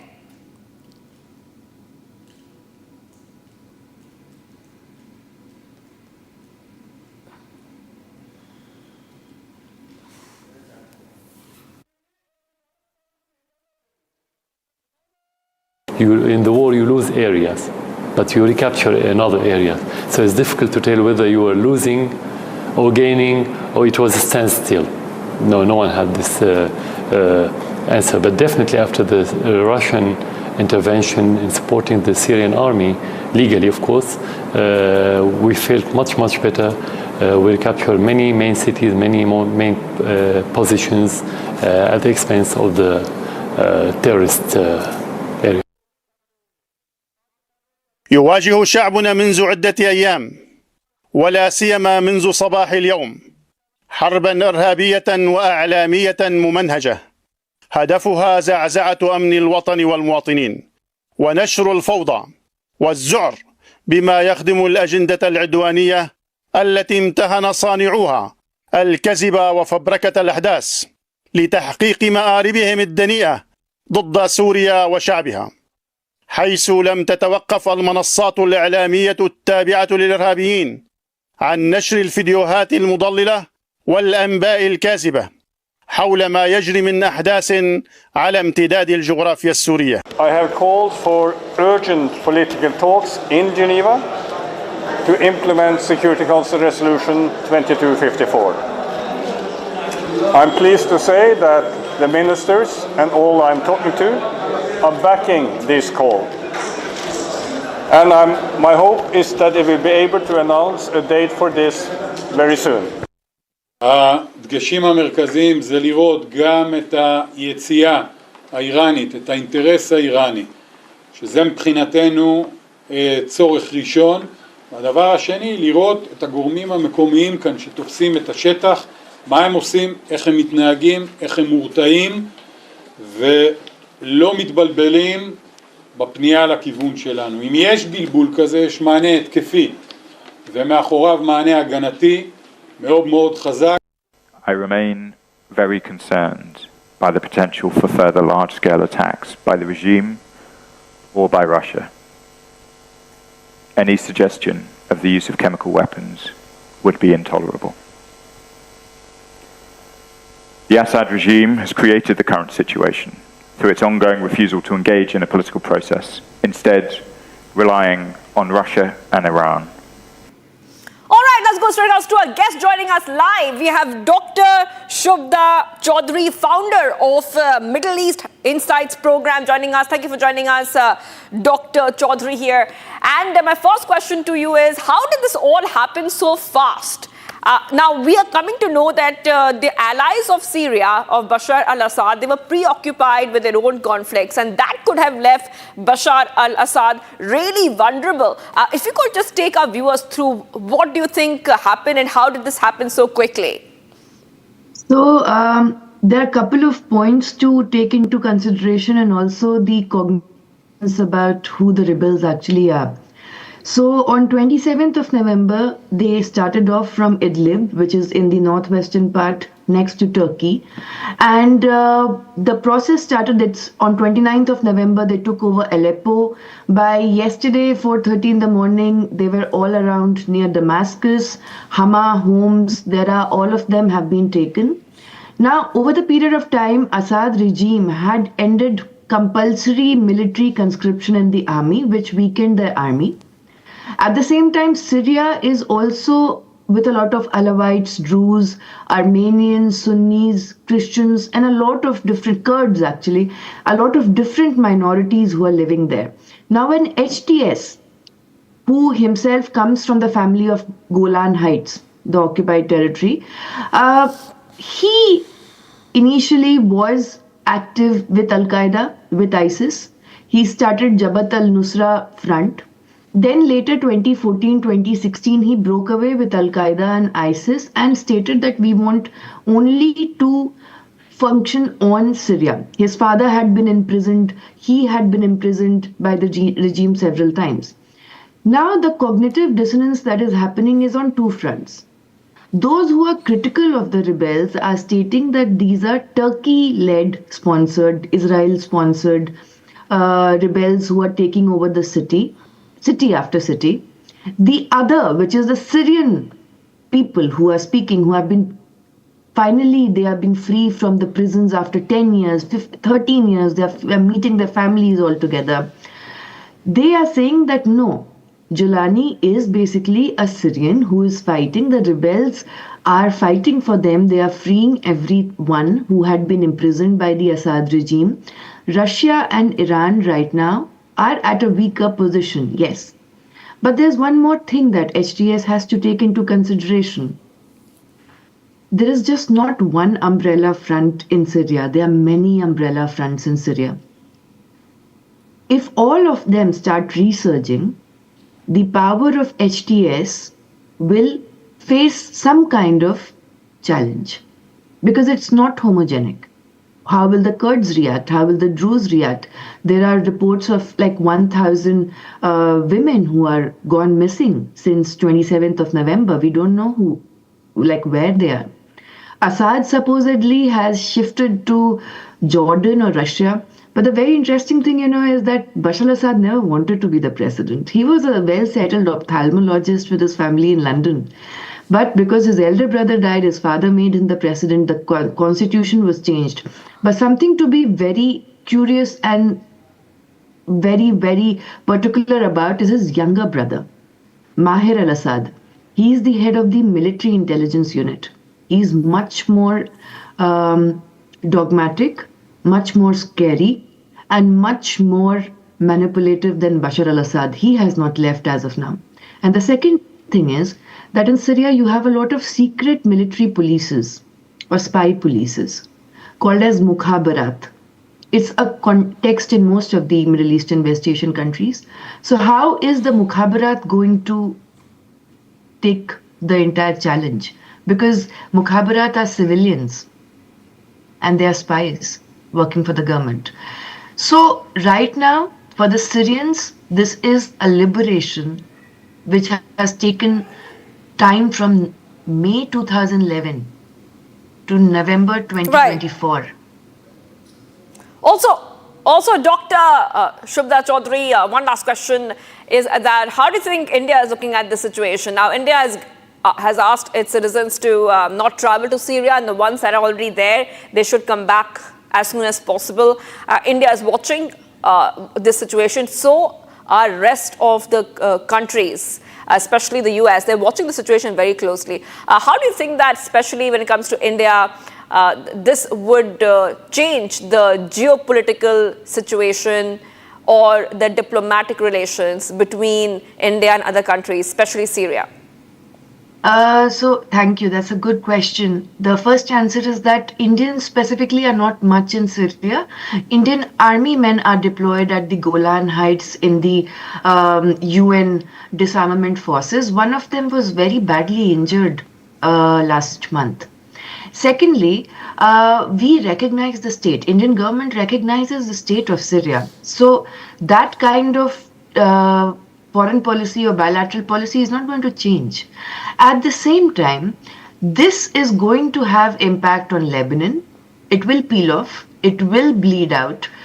This is going to have a geopolitical impact on Lebanon, on Saudi Arabia, on Jordan, on Turkey, and specifically on Israel, because now the rebels, the HTS, have also taken over Golan Heights. And Jolani is from Golan. So we, even though we thought that after the so-called facade of the Israel-Lebanon ceasefire, things would be silent, no, they won't. And what happens in Golan Heights is going to play a very crucial role for Israel, for Lebanon, for most of these countries in the Levant. All right. Thank you for joining us, Dr. Shubhda Chaudhary, geopolitical expert on Republic TV. We will, of course, be telling all our viewers what is happening in Syria and the aftermath and the consequences that can be expected. We move ahead right now because we're getting some more updates coming in, some breaking news coming in right now, and this is in concern with Muhammad Yunus. After Yunus' regime has denied charges of releasing terrorists, his own police has exposed his bag of lies. The police claim that they have released 178 terrorists and criminals. Yunus' regime says we are not releasing terrorists, but the police has said that they have released 178 terrorists and criminals. That is what we are learning of right now on Republic TV. Lot of criticism coming against Muhammad Yunus, who is right now at the center of a lot of controversy, especially when it comes to atrocities against the Hindu minority. This time, one more big allegation. He's saying that no terrorists have been released, but the police there are saying that 178, I repeat, 178 terrorists and criminals have been released ever since Muhammad Yunus became the chief of the caretaker government. I just want to go ahead and play out the reactions and what exactly the police is saying, where the police has let the cat out of the bag and said that yes, it is true that terrorists and criminals have been released. পুনরায় গ্রেপ্তার হয়েছেন 1500-র মতো, around 700 plus বন্দী যারা এখনো পলাতক রয়েছে। জি, আপনার পরবর্তী প্রশ্নটা কি ছিল? এর মধ্যে আসলে একদম সুনির্দিষ্টভাবে আপনাকে বলতে পারছি না, বাট টোটাল সব মিলিয়ে শীর্ষ সন্ত্রাসী অথবা যদি আপনার যদি আসলে ডেফিনেশনটা অনেক ক্ষেত্রে মিলবে না, তো আমাদের যে ডিফাইন্ড অনুসারে শীর্ষ সন্ত্রাসী 11 জন মুক্তি পেয়েছেন, জঙ্গিদের মুক্তি পেয়েছেন অ্যারাউন্ড বিভিন্নভাবে 222 জনের মতো, সরি আমি কারেক্ট করছি 174 জনের মতো, বিভিন্ন যারা জেএমবি অথবা বিভিন্ন নামে ছিলেন তাদের মধ্যে। আর শীর্ষ সন্ত্রাসী নামে আমাদের ডেফিনেশনে 11 জন মুক্তি পেয়েছেন। আর টোটাল 70 জনের মতো যারা পালিয়ে গিয়েছিলেন তাদের মধ্যে 70 জনের মতো পলাতক আছেন। না, সবাই জঙ্গি না, এর মধ্যে বিভিন্ন আলোচিত আছেন, বিভিন্ন মামলায় ফাঁসির দণ্ডপ্রাপ্ত আছেন, সব মিলিয়ে। আমরা প্রতিটি যে ঘটনাগুলো ঘটেছে আমাদের বিভিন্ন কারাগারে 5ই অগাস্ট পরবর্তী, এগুলো প্রতিটা ঘটনাকে আমরা আলাদাভাবে পর্যালোচনা করেছি, আমরা তদন্ত করেছি। All right, let's go straight across to my colleague Hedita joining us live right from our Republic Bangla newsroom. And, this is very interesting turn of events. Already we see that Muhammad Yunus is really cornered when it comes to atrocities against Hindus, minority in Bangladesh. Sheikh Hasina has called him power hungry. And now his own police is saying that, yes, terrorists were released, even though Muhammad Yunus initially denied that any such thing has happened. Hedita, how are you really seeing these developments, and what reactions would this really get globally, given the fact that Muhammad Yunus is completely cornered right now on many fronts? Correct, Shivangi. So before I start off, I would want to show you a release. Like, I will ask my camera person to focus on this. So this release that you see as of now is a document of the terrorists who were released during after Sheikh Hasina has fled away and UNIS government had started. So this release, this document was shown on the Republic Bangla by the senior editor of ours, Mayuk Ranjan, and there you have seen, and Republic Bangla had actually challenged the UNIS government, stating that this is a document and we have it proven, we have it in record that this amount of people, this amount of terrorists has been led free, stating to which the UNIS government has claimed that this is a complete lie. And yesterday, as we get to see that the police, the Bangladesh police has held a PC, and in that PC they have clearly quote to quote stated that our definitions or our counts may be wrong, but around 178 terrorists have been released, and out of which 11 terrorists are like this. 11 people were the heads of this such organization. So the heads of the terrorist organization, 11, and our other 178 people, terrorists, have been released, and another 70, they're giving count of another 70 which have fled away, and they're saying that this 70 might just not be terrorists, but they can be criminals. They are criminals who were given punishments of who were given being hanged punishments, who were rapists and severe other crimes they were accused with, and they were arrested. So you understand at this state, at this point, how unsafe Bangladesh is, how unsafe it is to stay in Bangladesh, and the government and UNIS's government is clearly denying to that and saying that they are doing fine. Yes, there are no attacks. Hridita, you have to wait, because we're getting a completely bizarre statement coming from a former Bangladeshi military officer, completely audacious declaration, bizarre, saying that within 7 days, viewers, saying that Kolkata will be captured in 7 days. Very, very bizarre, very bizarre. This shocking statement has raised eyebrows, questioning the sanity of such claims. Has the UNIS government forgotten India's significant contribution and the rich history shared between the two nations? This is an absurd statement, suggesting a dangerous detachment from reality, further highlighting growing tensions. Now, I just want to go ahead and play out that reaction, and then we'll go back to my colleague, Hridita, from a Republic Bangla newsroom. আমরা বলে দিচ্ছি 7 দিনের মধ্যে কলকাতা, আসাম, ত্রিপুরা আমরা দখল করে ফেলবো। আমরা সৈনিক, আমরা মরে যাই নাই, আমরা সৈনিক, আমরা ট্রেনিং জমা দেই নাই। আমি লন্ডনে থাকি, আমি লন্ডন থেকে এসেছি, পাশে আমার রিপোর্ট কথা বলে। আমরা বলে দিচ্ছি, আমরা ইন্ডিয়া, আমরা মোদি, আমরা তোমাদের বলে দিচ্ছি সাবধান হয়ে যাও। আমরা বলে দিচ্ছি 7 দিনের মধ্যে কলকাতা, আসাম, ত্রিপুরা আমরা দখল করে ফেলবো। আমরা সৈনিক, আমরা মরে যাই নাই, আমরা সৈনিক, আমরা ট্রেনিং জমা দেই নাই। আমি লন্ডনে থাকি, আমি লন্ডন থেকে এসেছি, পাশে আমার রিপোর্ট কথা বলে। আমরা বলে দিচ্ছি, আমরা ইন্ডিয়া, আমরা মোদি, আমরা তোমাদের বলে দিচ্ছি সাবধান হয়ে যাও।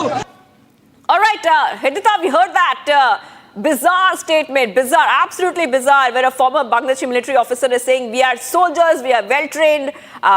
In 7 days is all the time left to capture Kolkata. I mean, how is this even being allowed, and how are things getting completely out of control in Bangladesh, where promises were made for a new future for Bangladesh?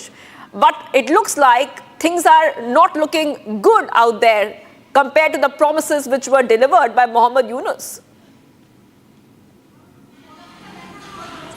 Completely, Shivangi. It is ridiculous to see the state of Bangladesh at this moment. Yesterday in this rally, we see this old gentleman, a former army personnel, who is claiming that they can capture Kolkata in 7 days, which is a very ridiculous and a bizarre statement coming from their end.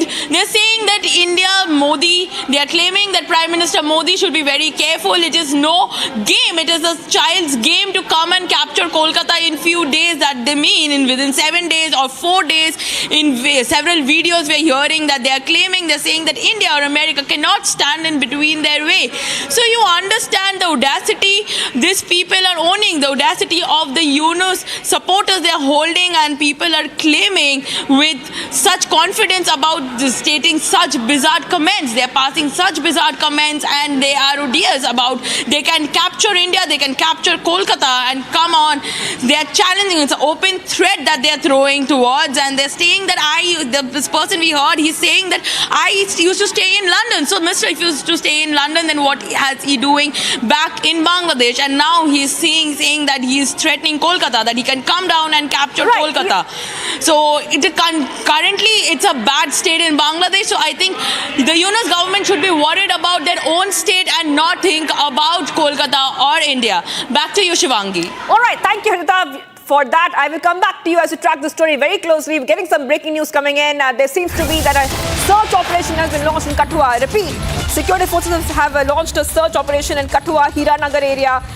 This operation has been launched after locals reported to have seen 3 to 4 suspects in the area.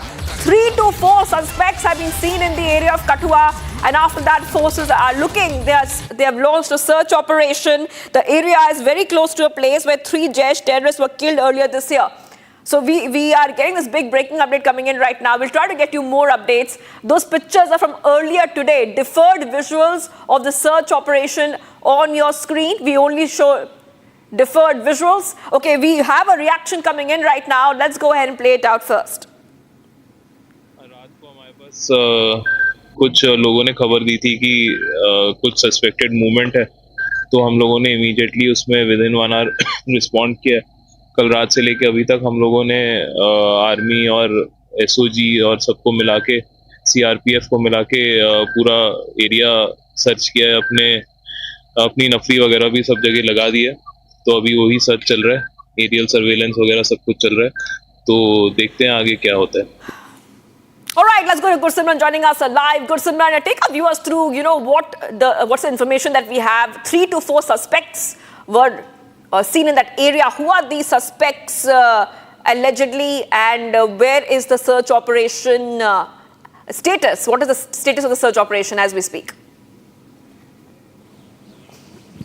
See, as we speak, the search operations are underway in the Hiranagar sector of the Kathua district. This area falls close to the Seda Sohal village, where the encounter took place with the Jaish terrorists, where a group of Jaish terrorists was neutralized by the Jammu and Kashmir police in an input-led operation earlier this year. And now, once again, the locals have spotted 3 to 4 individuals with backpacks on their backs, and they were moving in the area. Their movement was suspected. That was reported to the Jammu and Kashmir police late last evening, after which the team led by SP SOG, the SP operations that carried out the operations in the area. The searches are still continuing along with the security forces, the paramilitary forces and the Indian Army. They are operating in the area to neutralize any threat if it prevails, because there have been regular these kind of inputs from the intelligence agencies as well, that the Pakistani terrorists may try to infiltrate into the Indian territory and form in trouble, because this area, this route has been a traditional route of infiltration of the Hiranagar sector, where the terrorists used to enter the Indian territory and then head towards the upper reaches. So this is what the security forces are now searching, and this search operations continue. We will be continuing with this rolling coverage from the ground zero right after this short break on the other side.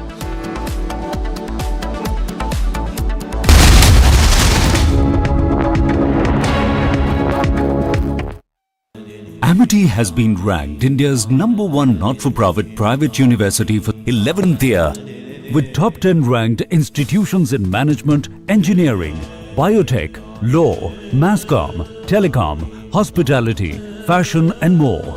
Yet another top ranking for Amity University.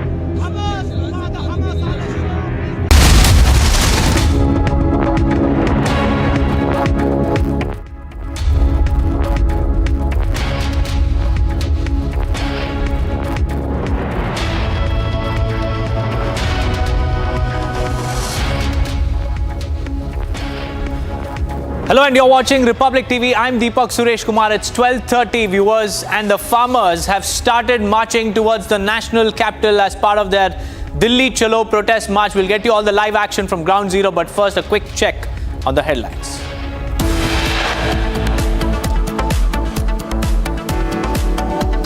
"50-year-old Al-Assad regime crumbles in Syria as rebels take over."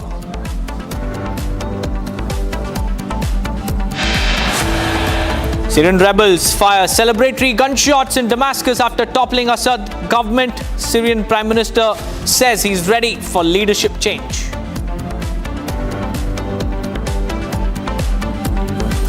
As rebels capture Damascus, local reports claim that President al-Assad has fled the nation to an undisclosed location.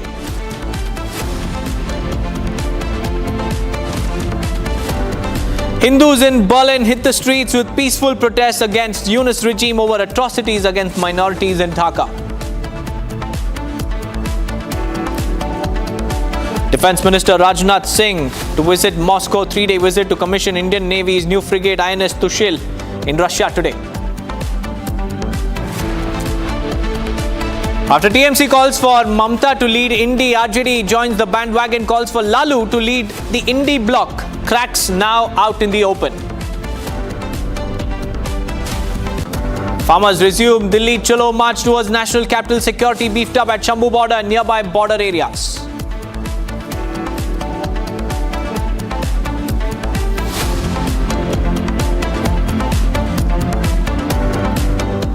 Viewers, the farmers have escalated their attack on the central government, and these protesters have started their Delhi Chalo protest march. They've started moving towards the national capital amid heightened security. The police deployment is also very much visible across several borders leading to the national capital. They've resumed their Delhi Chalo protest march. They've placed demands before the central government, and they've asked the central government to hold a dialogue with them. And failing to that, their protest will never end, is what the farmer leaders have stated in their reactions. And now we can see the visuals on your screens, viewers, of how Sambhal border has been fortified. Farmers have resumed their protest march. Drones are also being deployed to, maintain and keep an eye on what's happening. These are live shots coming in. Drones have been deployed by the Delhi police to ensure and monitor the movement of these farmers, and in fact the security has also been heightened. We have Lalit joining us live from Sambhal border. Lalit, take us through what's happening at the border. The Delhi Chalo protest march has begun. Tell us what's happening.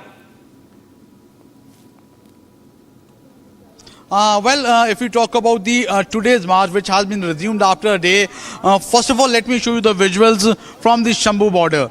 A batch of 101 farmers have started their march towards the Sambhal border, and they have reached near the barricades where the police advocate security arrangements have been made. Very clearly from the other side, from the police have said that no permission has been given to cross the border. So announcements are being made so that the farmers can move back. But still there's talks going on between the farmers and the police, as very clearly the police is saying that no permission for the farmers to go ahead from this point. So right now talks can be seen there on the bridge from where I am reporting right now. Around 12, a group of 101 farmers have marched ahead. If we talk about right now, the environment here is a little peaceful here. No such clash could be seen. But yes, farmers are still there on the bridge having a word with the police and asking them to allow towards the other side, as they are saying that they want to go towards the national capital. They are demanding the legal guarantee of their produce, that is the minimum support price. And very clearly they are also saying that if they are not being allowed to go to the national capital, the center needs to talk to the farmers so that the deadlock between the farmers and the center could be broken. It's going to be the 300th day of the farmers sitting here continuously demanding the legal guarantee of the crops they produce. So last year they had a dialogue between the center and the farmers. Around 4 times they had a meeting, but nothing concrete came, and after that the farmers have been sitting here in the Sambhal border. On Friday, a day before yesterday, when farmers tried to march towards Delhi, clash between the farmers and the police were witnessed. The barricading, 3-tier security arrangements which were being made, which includes the barricades, which includes the barbed wires and the concrete walls. All those were being thrashed by the farmers on Friday. Around 16 farmers were being injured, and police have to use tear gas to disperse the protesting farmers. But if we talk about today, the talks are going on between the farmers and the police. Continuously announcements are being made from the police that you are not being allowed, not given permission from the administration to cross these barricades. So still the talks going on between the farmers and the police, but yes, a little tense atmosphere can be witnessed here in the Sambhal border. It's been around more than 300 days, almost around 10 months of the farmers sitting here protesting and demanding the legal guarantee of the crops. Back to the studio.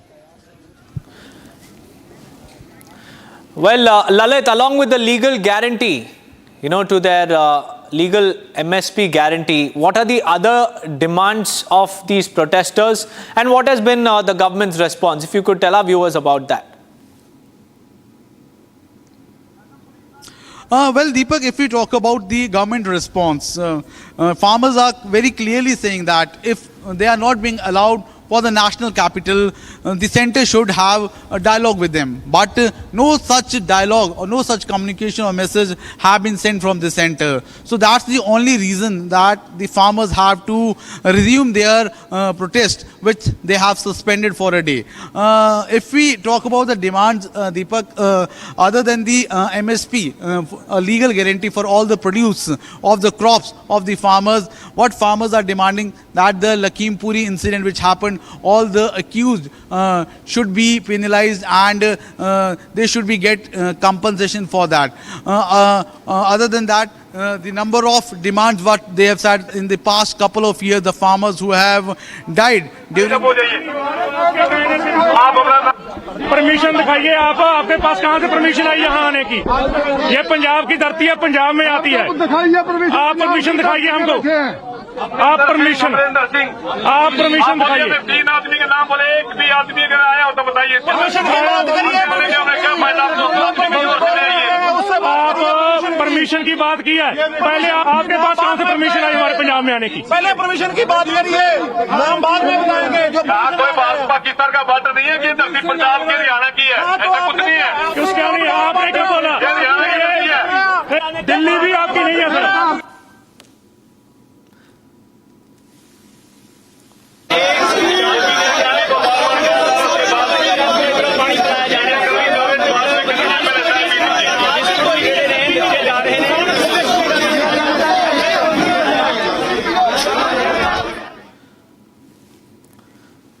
Well, viewers, these are the live reactions from the border. In fact, farmers are speaking to the police, asking them to allow them to continue their protest march towards the national capital.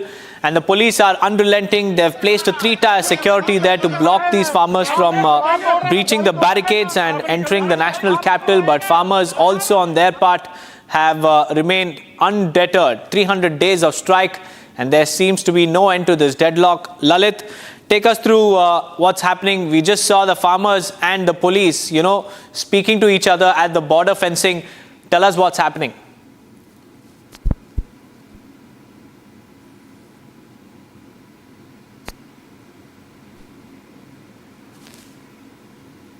Which is going on.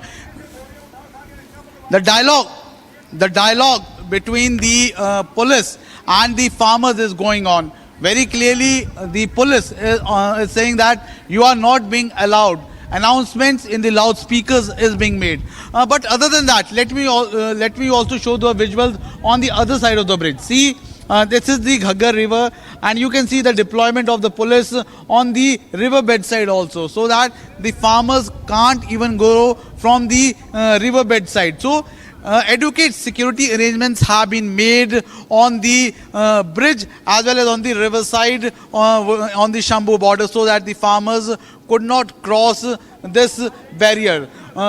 You can see that a container of iron has been made, in which the barricades have been put. Barbed wires can be seen there, so that the farmers could not climb up. Announcements is being made, and police can be seen holding the tear gas guns, so that if something violent happens from the farmer side, these tear gas shells can be dropped on the farmers. And see, other than that, the big containers have been placed on the bridge, so that the farmers could not cross the bridges. Barricades have been done. Other than that, the tear gas vehicle could be seen there. So heavy deployment of police has been done here, so that the farmers could not cross the bridge. As already the farmers have not been given the permission to enter into the national capital, so the deadlock still continues here from the past 300 days of the farmers' strike, which started last year in the month of February. On 13th February, the protest march here in the Shambhu border was started, when around 4 times they had a word with the centre regarding their demands. Some of the demands that time the centre was ready to accept, but the farmers' main demand was the legal guarantee for the crops, which the centre did not accept it. And after that, farmers as a sign of protest have sat here on the Shambhu border. So after around 295 days, once again the farmers have intensified the stir, and on Friday itself the farmers started their movement towards Delhi, when the clash between the farmers and the police could be seen. That day around 16 farmers got injured in this clash, and the farmers thrashed away the barricades, the concrete wall, the iron rods which were being placed, so that the farmers could not cross. One thing more, Deepak, this time farmers are not using any sort of the trolleys and the trucks to cross the barricading which have been done here in the Shambhu border. So this time the farmers want to go barefoot towards the national capital, but still they are not being allowed, as saying that they have got no permission for the farmers to cross these borders. So until the permission is not being granted, the police would not allow them to cross the border. So right now the situation here on the Shambhu border is tense, but still now no action could be seen, as still talks between the farmers and the police can be seen here in the Shambhu border. Farmers saying that let them enter into the border, so that they can march towards the national capital. While on the other side, if we talk about the police saying that you have got no permission, so no permission has been allowed for you to enter into the border. So still the talks going on, and these are the visuals here from the Shambhu border. Adequate security arrangements have been made, so that if any sort of law and order situation creates, the tear gas things can be used on the protesting farmers. So these are the visuals here from ground zero from the Shambhu border. Back to the studio.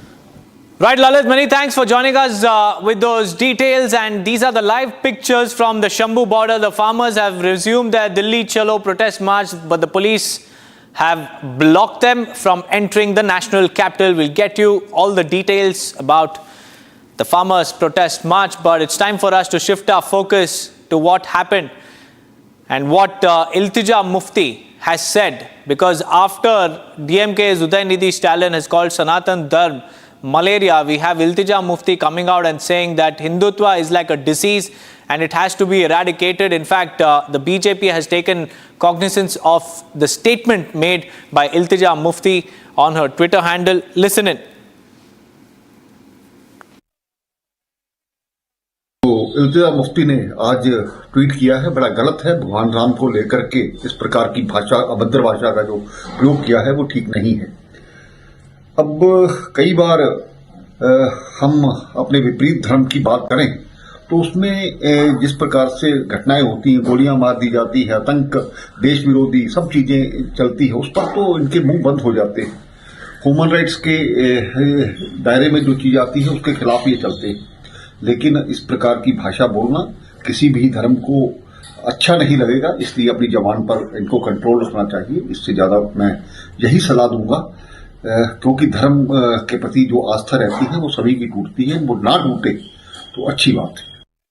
Iltija Mufti ने एक बयान दिया, tweet के माध्यम से उन्होंने कहा कि भगवान राम को जो है सिर झुक जाना चाहिए शर्म में, और जो हिंदुज़म है वो कहीं ना कहीं एक बीमारी है। वो एक इंसिडेंट को कोट कर रही थी जहां पे हुआ है जबरन जय श्री राम बुलवाने का। बहुत ही दुर्भाग्यपूर्ण तरीके से एक विवादास्पद ट्वीट पीडीपी की नेता ने किया है। ये बहुत दुखद है। जो शब्द उन्होंने उस ट्वीट के अंदर लिखे हैं वो बहुत ही निंदनीय शब्द हैं, बहुत ही डेरोगेटरी रिमार्क्स हैं, एब्यूजिव लैंग्वेज है। इस प्रकार की भाषा का प्रयोग नहीं होना चाहिए। अगर आपको कहीं किसी चीज़ पर कोई आपत्ति है, कोई आपको किसी चीज़ पर, किसी बयान पर, किसी एक्शन को लेकर आपको ऑब्जेक्शन है, तो एक सिविलाइज्ड मैनर में आप उस चीज़ को लेकर बात कर सकते हैं। परंतु जिस तरीके के साथ, जिस अंदाज में इल्तिजा मुफ्ती ने ट्वीट किया है, ये बहुत ही गलत है। जो पब्लिक डोमेन में काम करने वाले नेता होते हैं उन्हें सबकी इज्जत करनी चाहिए, मान मर्यादाओं का ख्याल रखना चाहिए। समाज को तोड़कर, समाज में जहर घोलकर मजहबी उन्माद पैदा नहीं किया जाना चाहिए। ये बहुत ही गलत है।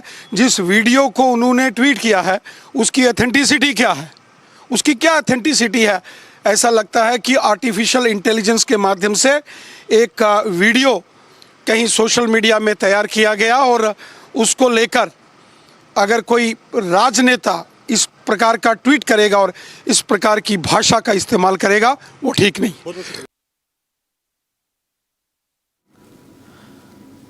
Well, these are the reactions coming in from the BJP. The BJP has called out Iltija Mufti's statement, hurting Hindu sentiments because she targeted Lord Ram, a Hindu deity, and she also targeted Hindutva, calling it a disease.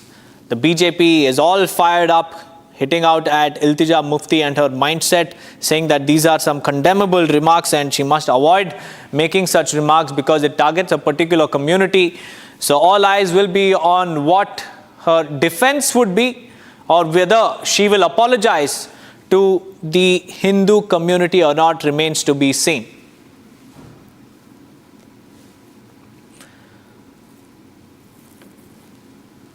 It all started with Iltija Mufti's tweet, viewers. Iltija Mufti tweeted against Lord Ram, and she also called Hindutva a disease, and now the BJP has upped the ante against her and demanded her apology. Now it's time for us to take a look at the other top stories we are tracking. PM Modi will visit Rajasthan and Haryana on 9th December. And while on his visit to Jaipur, he will inaugurate the Rising Rajasthan Global Investment Summit 2024 at Jaipur Exhibition and Convention Centre. Thereafter, PM will also travel to Panipat to launch LIC's Bima Sakhi Yojana and lay foundation stone for the main campus of Maharana Pratap Horticulture University.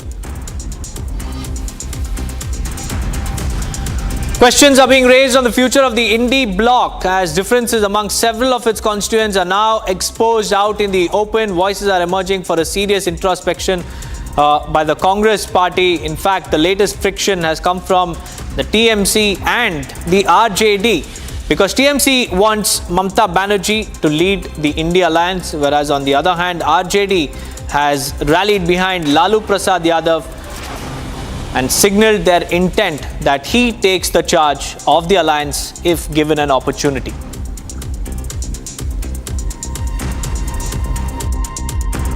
ममता दीदी India गठबंधन की मजबूत कड़ी हैं और मजबूती के साथ बीजेपी के खिलाफ लड़ती रही हैं, सांप्रदायिक शक्तियों के खिलाफ।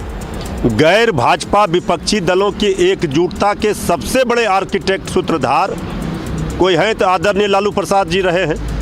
पहली बार इंडिया गठबंधन की बैठक जब बिहार में हुई थी पटना में, तो आदरणीय ममता दीदी भी आई थी। तो ममता दीदी जो चिंता प्रकट कर रही हैं, जो बात कह रही हैं, उस पर इंडिया गठबंधन में शामिल सभी दल के नेता मिल बैठ करके तय करेंगे।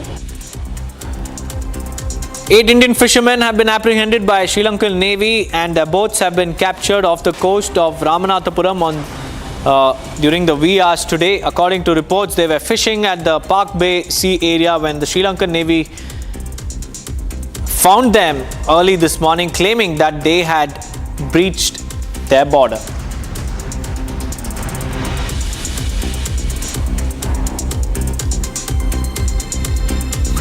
Two police personnel were found dead with bullet injuries in Udhampur district this morning, and it is suspected to be a case of fratricide. As per initial investigation, it has been established that an AK-47 rifle was used in the case. The incident happened around 6:30 a.m. when they were en route to the training center in Talwara.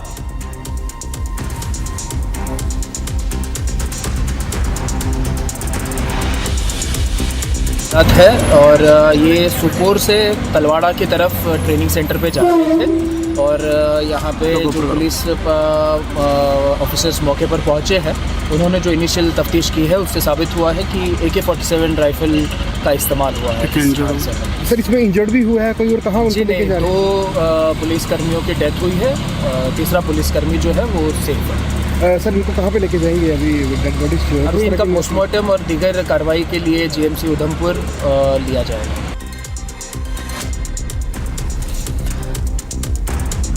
Farmers have resumed their Delhi Chalo march, with Delhi police now setting up barricades at the Shambhu border. They have expressed disappointment with both the Punjab government and the centre for no negotiations taking place over their demands. Besides MSP, the farmers' demands also includes a farm debt waiver, pension for farmers and farm labourers, no hike in electricity tariffs, withdrawal of police cases against farmers, and justice for victims of 2021 Lakhimpur Kheri violence. हम अपनी struggle करेंगे, पूरे देश दुनिया को बताएंगे। ये tractor trolley का सबसे ज़्यादा हो हल्ला करते थे, सभी ने कहा, अदालतों में जाके कहा, अब उस बात से मुकरे हुए, हमें पैदल भी नहीं जाते। पूरी दुनिया जो कुछ हमारे ऊपर यहाँ ये अटैक करते हैं, जबर करते हैं, हमारे किसानों को जख्मी करते हैं, पूरी दुनिया थू कर रही है। Union Home Minister Amit Shah has paid tributes to the Indian Armed Forces on the occasion of the 60th Foundation Day Parade of the Border Security Force in Jodhpur. He also unveiled the statue of Sardar Patel, along with paying tributes to the armed forces for their valor and patriotism.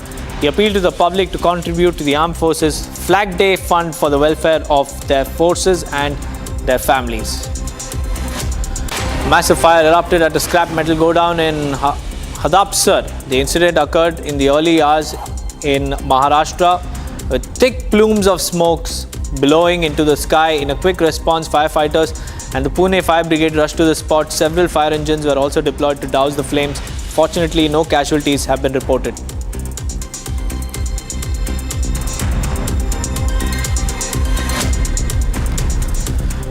Viewers, the Indian cricket fans were in for a double shock. One is that Rohit Sharma didn't perform as he was making a comeback as the Test captain to a side which had already won the first Test at Perth. But the second heartbreak came after Travis Head scored a mammoth knock, thereby defeating India by 10 wickets in the second Test at Adelaide. Here's a report.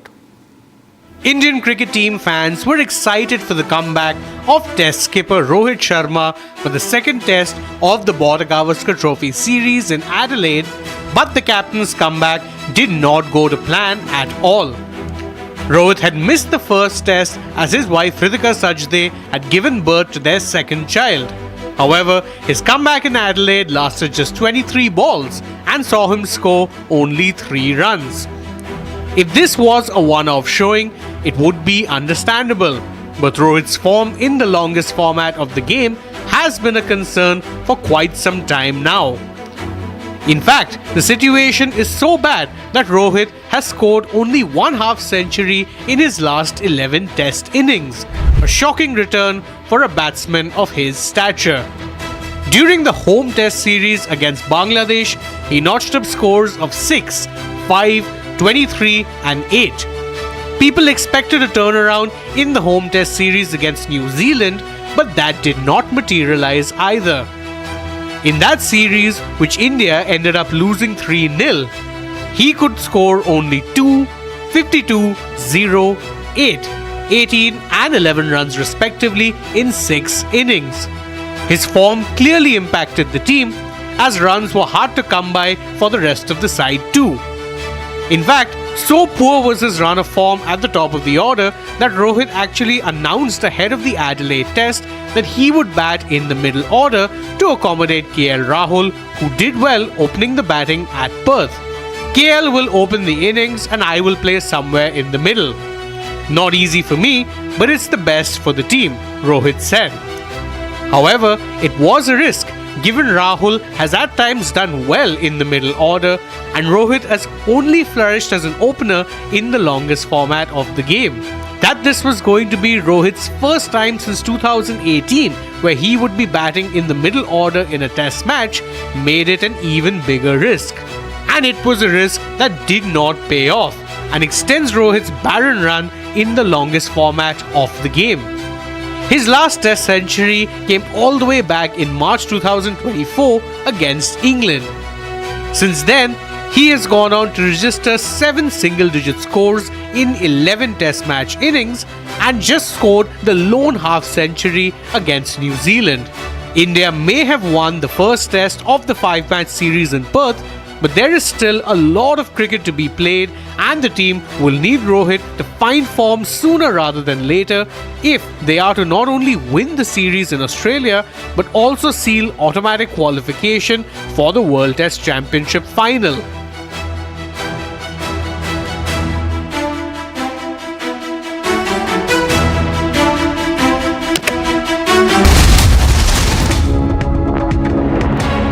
Ice बोला था लाने को, लद्दाख चला गया। पूछा phone पे इतना busy क्यों है तो क्या बोला तू? हाँ, mountains are calling. Doctor Jahangir उस दिन सनसेट देखने छज्जे पे चढ़ा, टूट गया। हाँ, तू किसने बोला घर की दीवार पे रॉक क्लाइंबिंग करने को? सफीना बदतमीजी। समझ गया। मेरे पास आप दोनों की प्रॉब्लम की मेडिसिन है। इसको घर पे लगाओगे तो शादी का तो पता नहीं, पर घर पक्का नहीं टूटेगा। रुंगटा नहीं तो घर स्ट्रॉन्ग नहीं। रुंगटा स्टील TMT बार एकदम solid.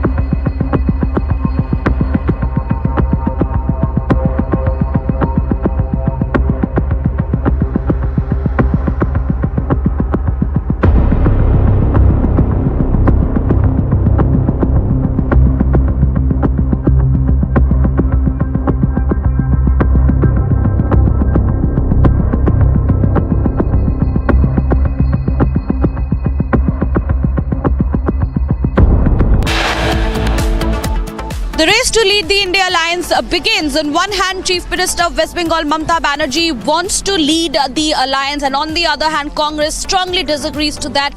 Also in the run-up is RJD top leader Lalu Yadav, who also wants to be the face of the India alliance. Viewers, stay tuned. We will come right back after this short break. Our rolling coverage will continue on the same. Amity has been ranked India's #1 not-for-profit private university for 11th year, with top 10 ranked institutions in management, engineering, biotech, law, mass comm, telecom, hospitality, fashion and more. Yet another top ranking for Amity University. Ice बोला था लाने को, लद्दाख चला गया। पूछा phone पे इतना busy क्यों है, तो क्या बोला तू? हाँ, mountains are calling. Doctor Jahangir उस दिन सनसेट देखने छज्जे पे चढ़ा, टूट गया। हाँ, तू किसने बोला घर की दीवार पे रॉक क्लाइंबिंग करने को? सफीना बदतमीजी। समझ गया। मेरे पास आप दोनों की प्रॉब्लम की मेडिसिन है। इसको घर पे लगाओगे तो शादी का तो पता नहीं, पर घर पक्का नहीं टूटेगा। रुंगटा नहीं तो घर स्ट्रॉन्ग नहीं। रुंगटा स्टील TMT बार एकदम solid. I'll get some water, sir. Please. I have promised the people of this country that. Thank you. Thank you. She has always been so caring, sir. Like a mother, always. Thank you, ma'am. So, when we look deep, it is not about just creating the infrastructure, but it is about connecting them also. Now, you can spend a lot of money, you can create the infrastructure, you can create more air. Under the leadership of Modi ji, aviation is not just looked upon as how many. I also agree to a certain point that it's not about just the numbers. Numbers I'm giving to show you a picture on how much progress. दिशा सालियान से लेकर सुशांत सिंह राजपूत से लेकर पालघर साधुओं के लेकर, क्या आप आने वाले दिनों में ये कुछ पुराने केसेस जो जनता के लिए इम्पोर्टेंट है इसको रिविजिट करेंगे? रिविजिट करने का तो सवाल नहीं होता है, क्योंकि इन्वेस्टिगेशन जब चलता है तो उसमें एज ए मिनिस्टर हमारा कोई रोल नहीं होता। जरूर हम लोग CBI को ये निवेदन करेंगे कि उनके पास जो केसेस है उन केसेस को ज़्यादा तेजी के साथ उसका इन्वेस्टिगेशन वो करें।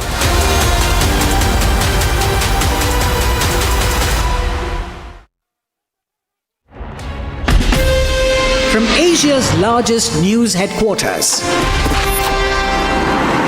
setting the agenda for Bharat.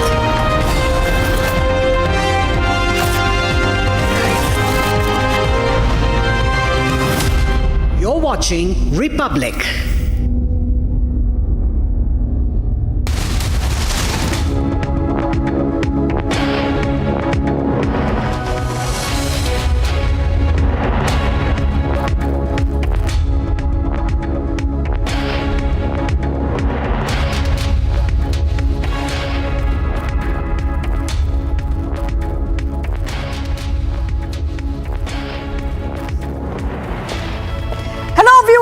We are live and breaking of Shivangi Shukla getting the latest coming in this Sunday afternoon. And as you can clearly see, the top story, Syrian President Bashar al-Assad has fled from Syria after opposition rebels have taken over the capital Damascus and major cities. We have coming to know that right now the opposition and the rebels are in charge.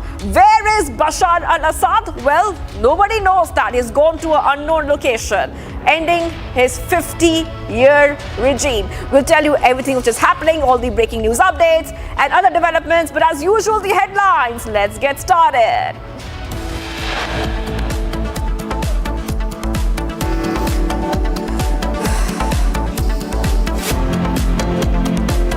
Starting off with the top headline coming in, Damascus, Homs, Aleppo captured. Syrian rebels topple the iron fist regime of Assad. Syrian rebels fire gunshots in the air as celebrations continue after toppling Assad government. Syrian Prime Minister says ready for leadership change.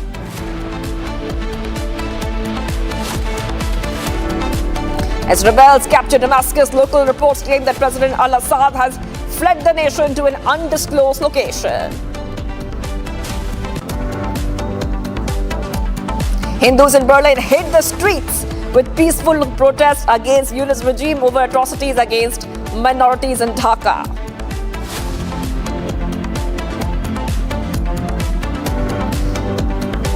Defense Minister Rajnath Singh to visit Moscow, 3-day visit to commission India's Navy's new frigate INS Tushil in Russia today.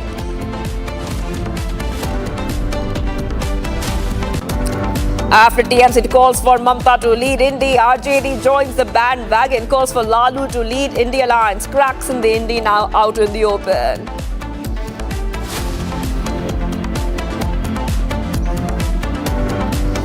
Farmers resume their Delhi Chalo march towards the national capital. Security beefed up at Sambhal border and nearby border areas.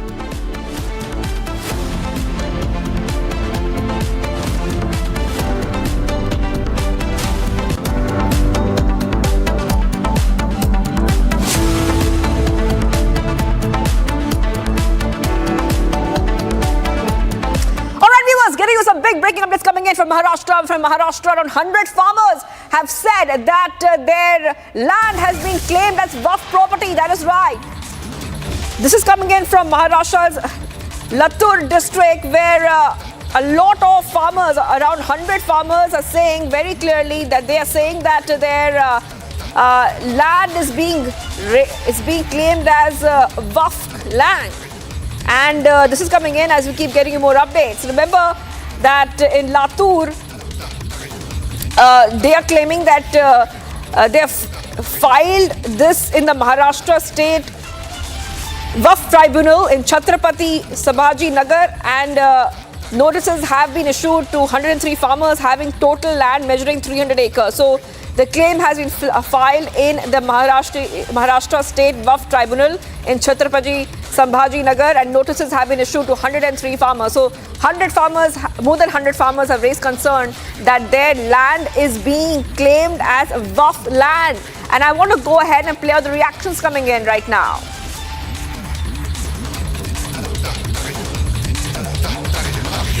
नहीं, वो ज़मीन किसकी है पहले ये सिद्ध होना चाहिए।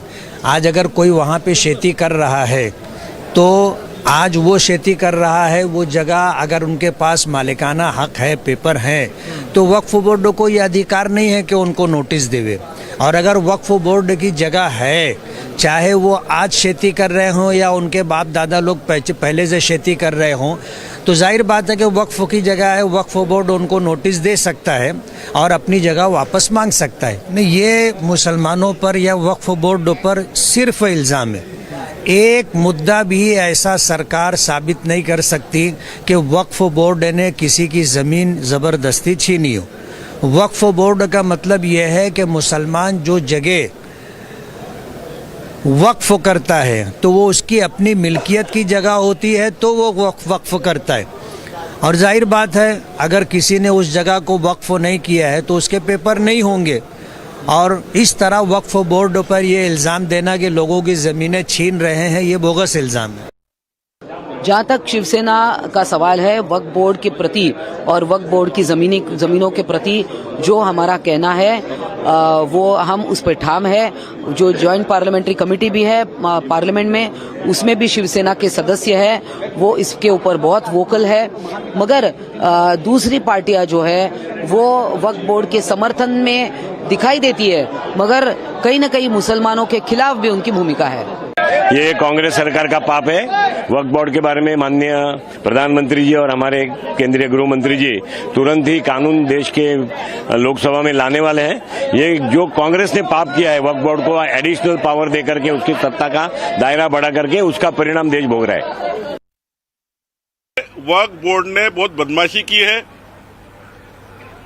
कई हिंदू देवता की जगह, कई ट्रस्ट की जगह है, हिंदू संस्थानों के ट्रस्ट की जगह है, कई किसानों की जगह है, जबरदस्ती अतिक्रमण करके वक्फ बोर्ड ने अपना नाम डाला है। पूरा इसका दोबारा डिजिटलाइजेशन होना चाहिए, सारा रिकॉर्ड क्लीन होना चाहिए। और इसके लिए जो जो सरकार ने करना है, केंद्र सरकार, राज्य सरकार ने, भारतीय जनता पार्टी ने बार बार केंद्र को भी और राज्य को भी हमने लिखा है कि इसके लिए जो वक्फ बोर्ड ने बदमाशी की है, वहां पर हमारी सारी जमीन हड़प ली है। सारी जमीन जो जो नियम के बाहर हड़पी है, सारी जमीन किसानों को और हिंदू देव देवता के ट्रस्ट को, और जिसको भी जिस समाज की जमीन ली है, चाहे मुस्लिम हो, चाहे हिंदू हो, चाहे दलित हो, वक्फ बोर्ड ने सभी प्रकार की जमीन अपने कब्जे में ली है, वो सारी छोड़नी चाहिए। और उसके लिए सरकार कड़ी कार्रवाई करेगी। में आप जांच करेगी महाराष्ट्र सरकार? बिल्कुल करना चाहिए। महाराष्ट्र सरकार और केंद्र सरकार को मैं विनती करूंगा, हमारी पार्टी से मैं विनती करूंगा, कड़ी जांच होनी चाहिए और सारी जमीन जिनकी मालकियत है उनको वापस मिलनी चाहिए। And we must move ahead right on to the big story coming in from Bangladesh. Remember that Hindus are under attack in Bangladesh and ISKCON has called for global attention to this issue. Amid the rising attacks on Hindus in Bangladesh, ISKCON has called for global attention and action against these fundamentalists. ISKCON has also shared that how fundamentalists are making hate speech, I repeat, making hate speech against ISKCON. First, let's listen into these hate speeches against ISKCON in Bangladesh.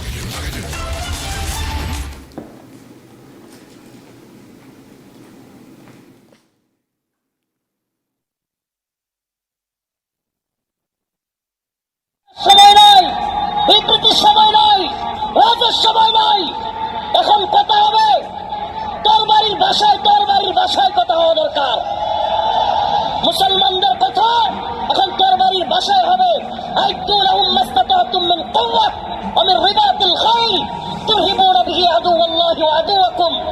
সরকার স্পষ্ট ভাষায় বলতেছি, হাসিনা সরকার এখন নাই, স্পষ্ট ভাষায় ইসকনকে যদি নিষিদ্ধ করা না হয়, হ্যালো সরকার, এই মিডিয়ার মাধ্যমে আপনার সময় নাই, বিবৃতির সময় নাই, রাজের সময় নাই, এখন কথা হবে তরবারির ভাষায় কথা হওয়া দরকার। মুসলমানদের কথা এখন তরবারির ভাষায় হবে আইদু লাহুম মাসতাতাতুম মিন কুওয়া ওয়া মিন রিবাতিল খাইল তুরহিবুনা বিহি আদুওয়াল্লাহি ওয়া আদুওয়াকুম। সরকার স্পষ্ট ভাষায় বলতেছি, হাসিনা সরকার এখন নাই, স্পষ্ট ভাষায় ইসকনকে যদি নিষিদ্ধ করা না হয়, হ্যালো সরকার, এই মিডিয়ার মাধ্যমে আপনাদেরকে বলতেছি, অবজ্ঞা করার সুযোগ নেই, রাজনৈতিক খেলা খেলার সময় নাই, ধমকানোর সময় নাই। ইসকনকে যদি বাংলার জমিনে আগামী 2 দিনের মধ্যে নিষিদ্ধ না করা হয়, ইসকন আমাদের একটাকে ফেলছে, আমরা টার্গেট করে ওদের একটাকে ফেলবো। কথা একেবারে ক্লিয়ার। সারা বাংলাদেশে ইতিমধ্যে এটা ক্যান্সারের মতো রূপ ধারণ করেছে। আমি যখন আজকে ঢাকা থেকে আমি রাজশাহীতে ফ্লাইটে এসেছি, সেখান থেকে আলহামদুলিল্লাহ আমাদের ইউসুফ ভাই উনি লোক পাঠিয়ে রিসিভ করিয়েছেন। আমি আসার সময় দেখলাম আপনাদের এই অঞ্চলে ইসকনের মনে হয় একটা মন্দির আছে। এরা সমাজে ক্যান্সারের মতো, কিসের মতো?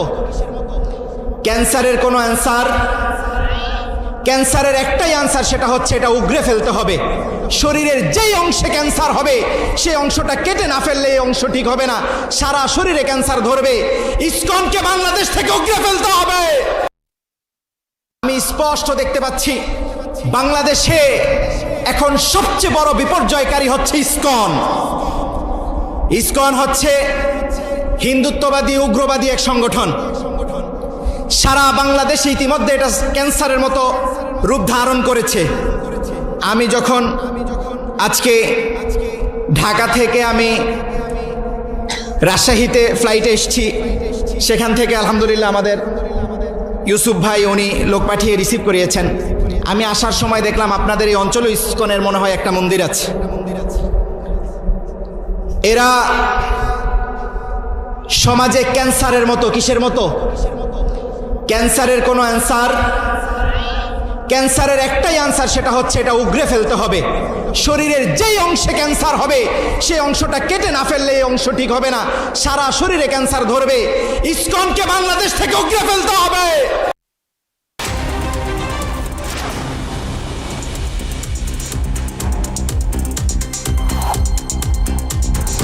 Getting you some more updates in the next segment, Bharat in 2 minutes. In Jodhpur, Rajasthan, BSF has celebrated its 60th Foundation Day. Those are pictures coming in from the Border Security Force marched in parade to commemorate the 60th Foundation Day of the force. And we see that those pictures show what happened in Jodhpur. It was attended by Union Home Minister Amit Shah.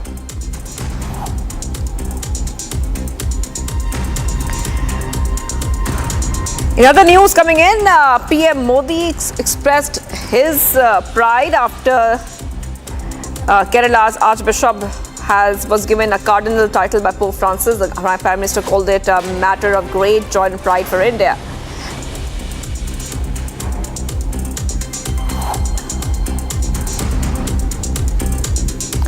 Following reports of suspicion, security forces have launched a search operation in Hiranagar town of Kathua district. The forces were tipped off about the suspicious movement of at least 3 to 4 people in the area. The Army Special Operation Group has and the CRPF are part of the ongoing operation. Along with this, aerial surveillance is also being carried out.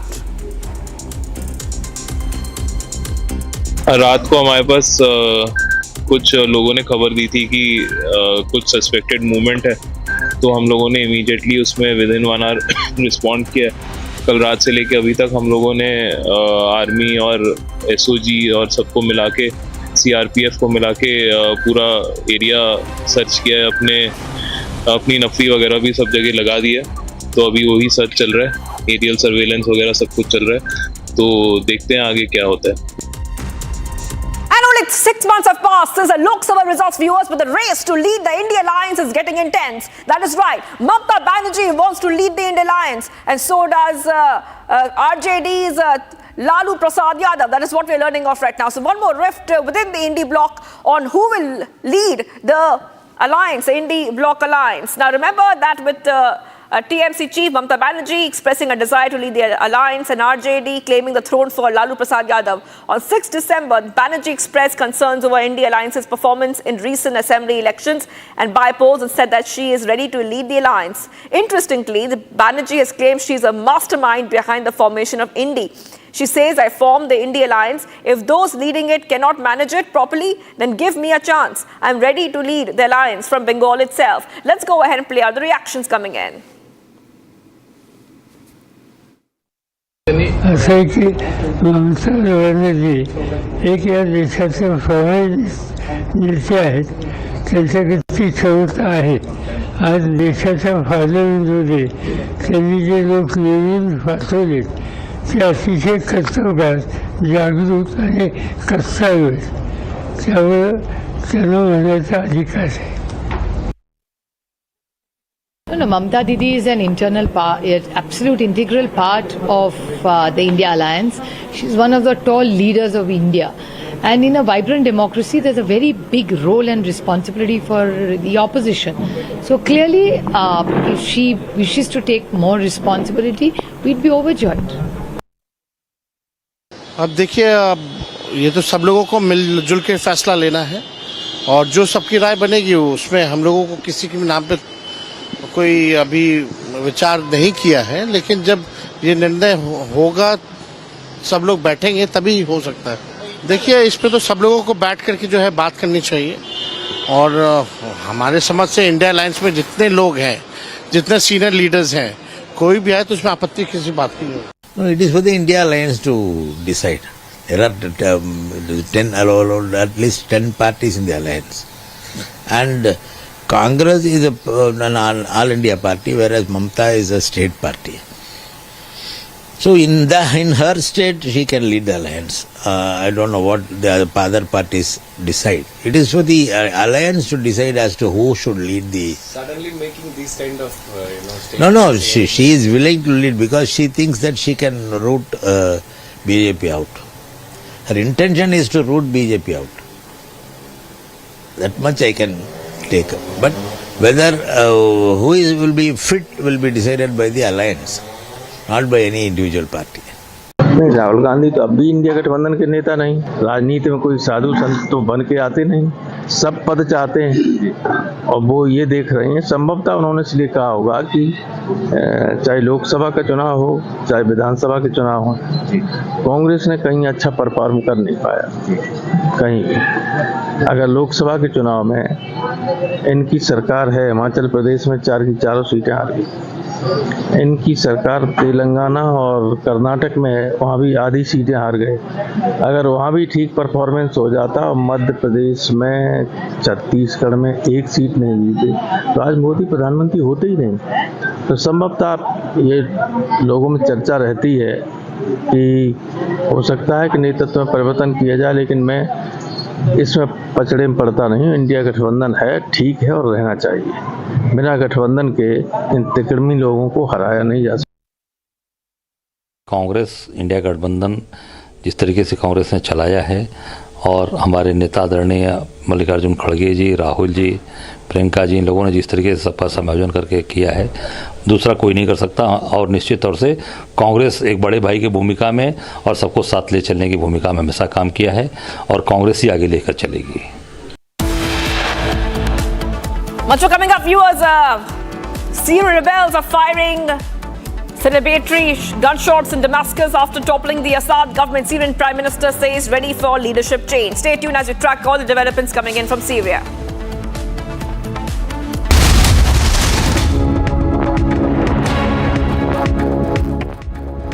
Amity has been ranked India's #1 not-for-profit private university for 11th year, with top 10 ranked institutions in management, engineering, biotech, law, mass comm, telecom, hospitality, fashion and more. Yet another top ranking for Amity University.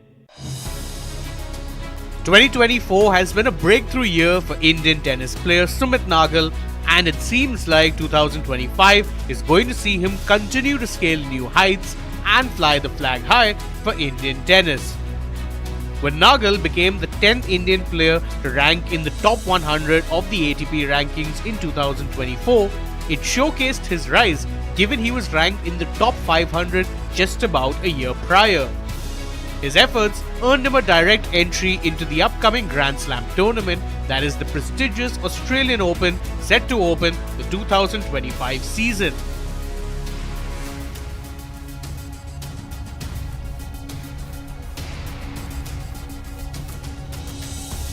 With a direct entry into the main draw of the Australian Open next year, Indian tennis sensation Sumit Nagal is poised to make his 5th Grand Slam appearance, as he is listed on the entry list that Tennis Australia released on Friday. The tournament is expected to feature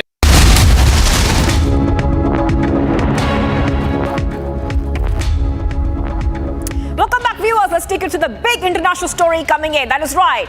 After 5 decades of iron-fisted rule, President of Syria, Bashar al-Assad, has now left the country after rebels have taken over, leading to a lot of upheaval. The rebels have taken over multiple cities, including Damascus, the capital. Here's a quick look at all the developments coming in the past few hours as we track and keep a close eye on this big international story.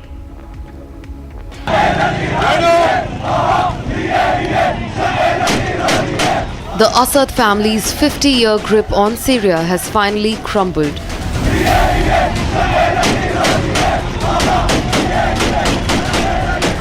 Jubilant celebrations erupted across the nation. Gunfire echoed in the streets, marking the rebels' triumph. Syrian rebels proclaimed victory, declaring the full liberation of Homs, Syria's 3rd largest city. As the regime disintegrated, opposition sources confirmed that President Bashar al-Assad fled to an undisclosed location. In a dramatic turn, furious residents tore down Assad's posters, recreating the spirit of the Arab Spring that swept through Homs over a decade ago. Amid the chaos, Syrian Prime Minister Mohammad Ghazi al-Jalali appeared in a recorded message, offering to work with any leadership chosen by the people. Meanwhile, rebel forces claimed a decisive victory in the capital Damascus, asserting that Assad had abandoned the city. إخواني الكرام، نعيش في اللحظات الأخيرة لتحرير مدينة حمص بإذن الله تعالى. هذا حدث تاريخي الذي سيفصل بين الحق والباطل. ونوصي إخوان المجاهدين كما أوصيناهم في السابق بأن يعطفوا على الناس، ومن ترك سلاحه فيؤمنوه ومن فر فلا يدركوه. Reports emerged of rebels storming the notorious Saidnaya military prison north of Damascus, a symbol of Assad's brutal regime. Key military outposts in Suwaida fell to insurgents without resistance as government troops fled in disarray.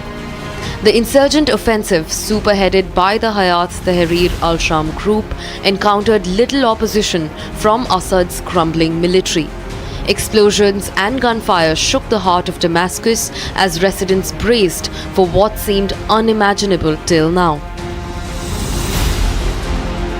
This marks the first time since 2018 that opposition forces have breached the capital, a stark contrast to the years-long siege that once reinforced Assad's hold.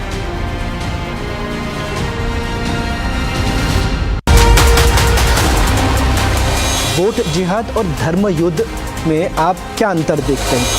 देखिए, जिहाद और धर्म युद्ध में अंतर ये है, जिहाद का अर्थ है कि जो विरोधी है उसको समाप्त करना।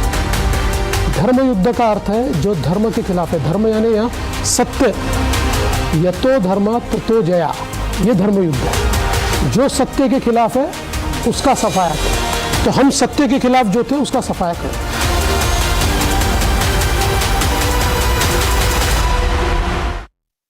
आइस बोला था लाने को, लद्दाख चला गया। पूछा फोन पे इतना बिजी क्यों है, तो क्या बोला तू? हाँ, mountains are calling. Doctor Jahangir, उस दिन सनसेट देखने छज्जे पे चढ़ा, टूट गया। हाँ, तू किसने बोला घर की दीवार पे रॉक क्लाइंबिंग करने को? सफीना बदतमीजी। समझ गया। मेरे पास आप दोनों की प्रॉब्लम की मेडिसिन है। इसको घर पे लगाओगे तो शादी का तो पता नहीं, पर घर पक्का नहीं टूटेगा। रुंगटा नहीं तो घर स्ट्रॉन्ग नहीं। रुंगटा स्टील TMT बार एकदम सॉलिड।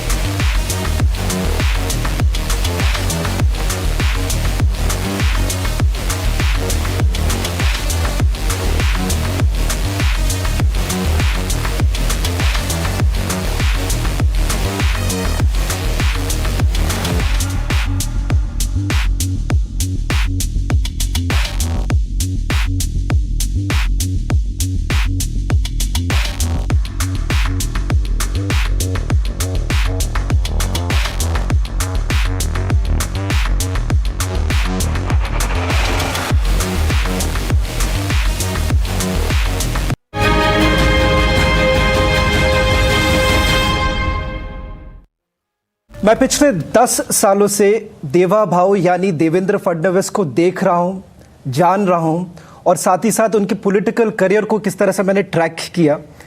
एक चीज़ कहना बहुत ज़रूरी है कि उन्होंने बहुत कुछ देखा, झेला है, पर उन्होंने कभी हार नहीं मानी। मुझे याद है 10 साल पहले MLA हॉस्टल में जब पहली बार मुझे मौका मिला आपसे बात करने के लिए, तब हमें ज़्यादा जानकारी नहीं थी कि आपने क्या क्या हासिल किया है। आज वापस एक मौका मिला, इसलिए बहुत बहुत धन्यवाद देवेंद्र जी, रिपब्लिक टीवी से बात करने के लिए और साथ ही साथ मुझे मौका देने के लिए, बात करने के लिए। सबसे पहले शुरुआत करूंगा 10 साल पहले जब आपसे बात हुआ, नागपुर से लेकर यहाँ तक की जर्नी, 6 टाइम के MLA रह चुके हैं आप, यंगेस्ट मेयर थे और साथ ही साथ एक डिसिप्लिन्ड RSS सोल्जर। एक जर्नी की बात पहला करना चाहूँगा क्योंकि ये जर्नी बहुत लोगों को पता नहीं कि किस कठिनाई से गुजरी है। मैं ऐसा मानता हूं कि एक बहुत ही गति के साथ मैंने जीवन को देखा और बहुत उतार चढ़ाव का जीवन मैंने देखा। और मैं हमेशा मजाक में कहता हूं कि मेरा मूल DNA ये विपक्ष का बना हुआ है, क्योंकि बहुत काल विपक्ष में काम किया है और बहुत संघर्ष किया है। और जो मेरी शुरुआत के दिन थे, मैंने विद्यार्थी परिषद का काम किया, मैं कार सेवक रहा हूँ, मैं 3 कार सेवाओं में गया हूँ। तो एक कार सेवक के रूप में, फिर युवा मोर्चा के एक्टिविस्ट के रूप में युवा मोर्चा में बहुत सालों तक काम किया। बीजेपी का प्रदेश का महामंत्री बना, फिर बीजेपी का प्रदेश का अध्यक्ष बना, उसके बाद मैं मुख्यमंत्री बना। और ये सारा काल, मतलब ये समझ लीजिए कि 1989 टू 2014 लगातार केवल संघर्ष ही किया है। तो उसके कारण संघर्ष मेरे लिए कोई नई बात नहीं है। और एक चीज अगर आप मेरे जीवन में देखेंगे, जिस रोल में गया उस रोल को मैंने 100% दिया। अगर कॉर्पोरेटर बना तो भी 100%, मेयर बना तो भी 100%, विधायक बना तो भी 100%, मुख्यमंत्री बना तो भी 100%, और मुख्यमंत्री के बाद विपक्ष का नेता बना तो भी मैंने 2.5 साल सरकार के लोगों को सोने नहीं दिया, उनकी नींद हराम कर दी। और फिर डिप्टी CM बना तब भी मैंने ये नहीं सोचा कि मैं सीएम था, डिप्टी सीएम बनाऊं। पूरी ताकत के साथ, क्षमता के साथ मैं मैदान में उतरा और वहाँ पर भी मैंने जो दे सकता था वो दिया। तो अपनी क्षमता को पूरी तरीके से लगाना ये हमेशा मेरा काम रहा है। और मैं ऐसा मानता हूँ कि मैं अपने आप को सौभाग्यशाली मानता हूँ कि बीजेपी जैसी पार्टी में मैं हूँ, जहाँ पर मेरे जैसे कार्यकर्ता को लगातार पद मिले हैं। मैं बहुत सौभाग्यशाली हूँ। और मोदी जी जैसे नेता ने हिम्मत के साथ मुझे इन पदों पर बैठाया और मुझे हमेशा इस बात का इल्म रहा है कि मेरे ऊपर एक विश्वास मोदी जी ने रखा है, मेरी पार्टी ने रखा है, तो मुझे पूरा देना है। प्रधानमंत्री का हर समय जो प्रोत्साहन रहा, पहले भी उन्होंने ये कहा कि नरेंद्र दिल्ली में, महाराष्ट्र में देवेंद्र। आपके जो रिश्ते रहा है प्रधानमंत्री के साथ, वो कैसे उभर कर आया? पिछले कई सालों में प्रधानमंत्री के साथ आपने काम भी किया है। आप किस तरह से देखते हैं कि आपके और प्रधानमंत्री के एक रिलेशनशिप को, और इसको कैसे आगे बढ़ाया आपने? मैं ऐसा मानता हूं कि प्रधानमंत्री जी केवल नेता नहीं है, तो एक अभिभावक जिसको हम कह सकते हैं, वो वाला रिश्ता है। प्रधानमंत्री जी जब हम गलती करते हैं तो हमको डांटते हैं, जब हम कोई अच्छा काम करते हैं तो कहीं ना कहीं उसका मेंशन करते हैं। सीधे मुंह पे नहीं करते हैं, लेकिन कहीं ना कहीं मेंशन करते हैं और पब्लिकली करते हैं, जिससे आपका कद बढ़ता है। वो हमेशा ये प्रयास करते हैं कि आप सही ट्रैक पे जाए और आपको प्रमोट करते हैं। कोई आवश्यकता नहीं है कि नेता आपको प्रमोट करे, ज़्यादातर नेता तो प्रमोट करते ही नहीं है, लेकिन प्रधानमंत्री जी आपको प्रमोट करते हैं। तो मुझे लगता है कि ये जो एक उनकी क्वालिटी है, और मेरे जैसा एक नेता या कार्यकर्ता उनको देख देख कर सीखता है। उनकी एक निर्णय लेने की जो क्षमता है, किसी भी सिचुएशन को रिएक्ट करने की उनकी जो क्षमता है, एक प्रकार से स्थितप्रज्ञ रहना, सिचुएशन कोई भी हो, खुशी की हो या गम की हो, हर सिचुएशन में पूरी क्षमता के साथ अड़िग खड़े होना, ये कई चीजें उनमें जो है ये बहुत एक्स्ट्रॉर्डिनरी है। ये सामान्य लोगों में आपको कभी दिखाई नहीं पड़ती। Is extraordinary leader. तो उनसे मैं ऐसा मानता हूं कि कुछ चीजें शायद वो बताते भी हैं और कुछ हम एकलव्य जैसे सीखते भी हैं उनको देख देख कर। यही कारण है क्योंकि जब आपको उप मुख्यमंत्री का ये रोल मिला तब आप नहीं लेना चाहते थे, क्योंकि आप ये कह रहे थे कि आप ये मैसेज नहीं भेजना चाहते थे कि मैं लालची ना लगूं। क्या यही कारण था? क्योंकि मुझे पता है आप ये नहीं बताएंगे कि आपके और प्रधानमंत्री के बीच में क्या बात हुआ, बट मैं ये पूछना जरूर चाहूंगा कि अगर प्रधानमंत्री उस दिन नहीं फोन करते तो क्या देवेंद्र फडणवीस उप मुख्यमंत्री बनते? शायद तब भी पार्टी का आदेश इसलिए बन जाता, लेकिन बेमन से बनता। प्रधानमंत्री जी के एक फोन कॉल ने मेरा नजरिया बदल दिया और मुझे लगा कि नहीं, ये बात बिल्कुल सही है। प्रधानमंत्री जी कह रहे हैं, मुझे करना है। और करने के बाद जिस प्रकार से देश के कार्यकर्ताओं का, नेताओं का प्यार मिला, मैं ऐसा मानता हूं शायद मुख्यमंत्री बनता तब भी नहीं मिलता।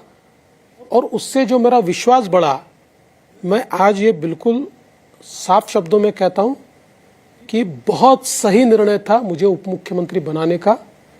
आज मैंने उसी तत्व के आधार पर शिंदे जी को भी कहा कि देखिए, जो पक्ष का प्रमुख होता है वो अगर सरकार में नहीं रहे तो पार्टी भी ठीक ढंग से नहीं चलती है और सरकार भी ठीक ढंग से नहीं चलती है। बाहर बैठकर सरकार नहीं चलाई जा सकती, एक्स्ट्रा कॉन्स्टिट्यूशनल अथॉरिटी सरकार नहीं चला सकती।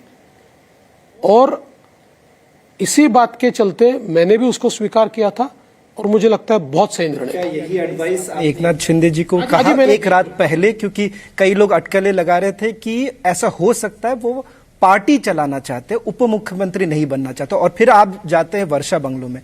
तो लोग ये थोड़ा जानना चाहेंगे, मैं कोई अटकलें, मीडिया स्पेकुलेशन नहीं करना चाहता क्योंकि आपको वो पसंद भी नहीं है। मैं खाली जानना चाहता हूं कि आपने ऐसा क्या कह दिया जिससे अगले दिन एकनाथ शिंदे खुद स्वेरिंग इन शपथ ग्रहण के लिए आए? मेरा उनसे व्यक्तिगत संबंध है।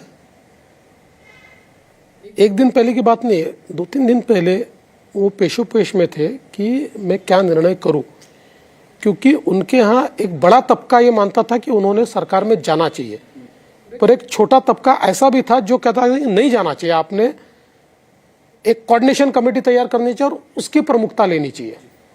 तो उनके सामने था कि लोग, बड़ा तबका कहता है जाओ, ये कहते हैं मैं जाओ, मैं क्या करूं। उस समय मैंने उनको मेरा व्यक्तिगत उदाहरण देकर ये कहा कि आपने जो लोग कह रहे हैं उसी निर्णय के अनुसार जाना चाहिए। ये बहुत इमोशन में फंसने का विषय नहीं है, ये प्रैक्टिकल विचार करने का विषय है। सरकार भी चलनी चाहिए और पार्टी भी चलनी चाहिए, इस दृष्टि से आप निर्णय लो। तो उन्होंने वो निर्णय लिया।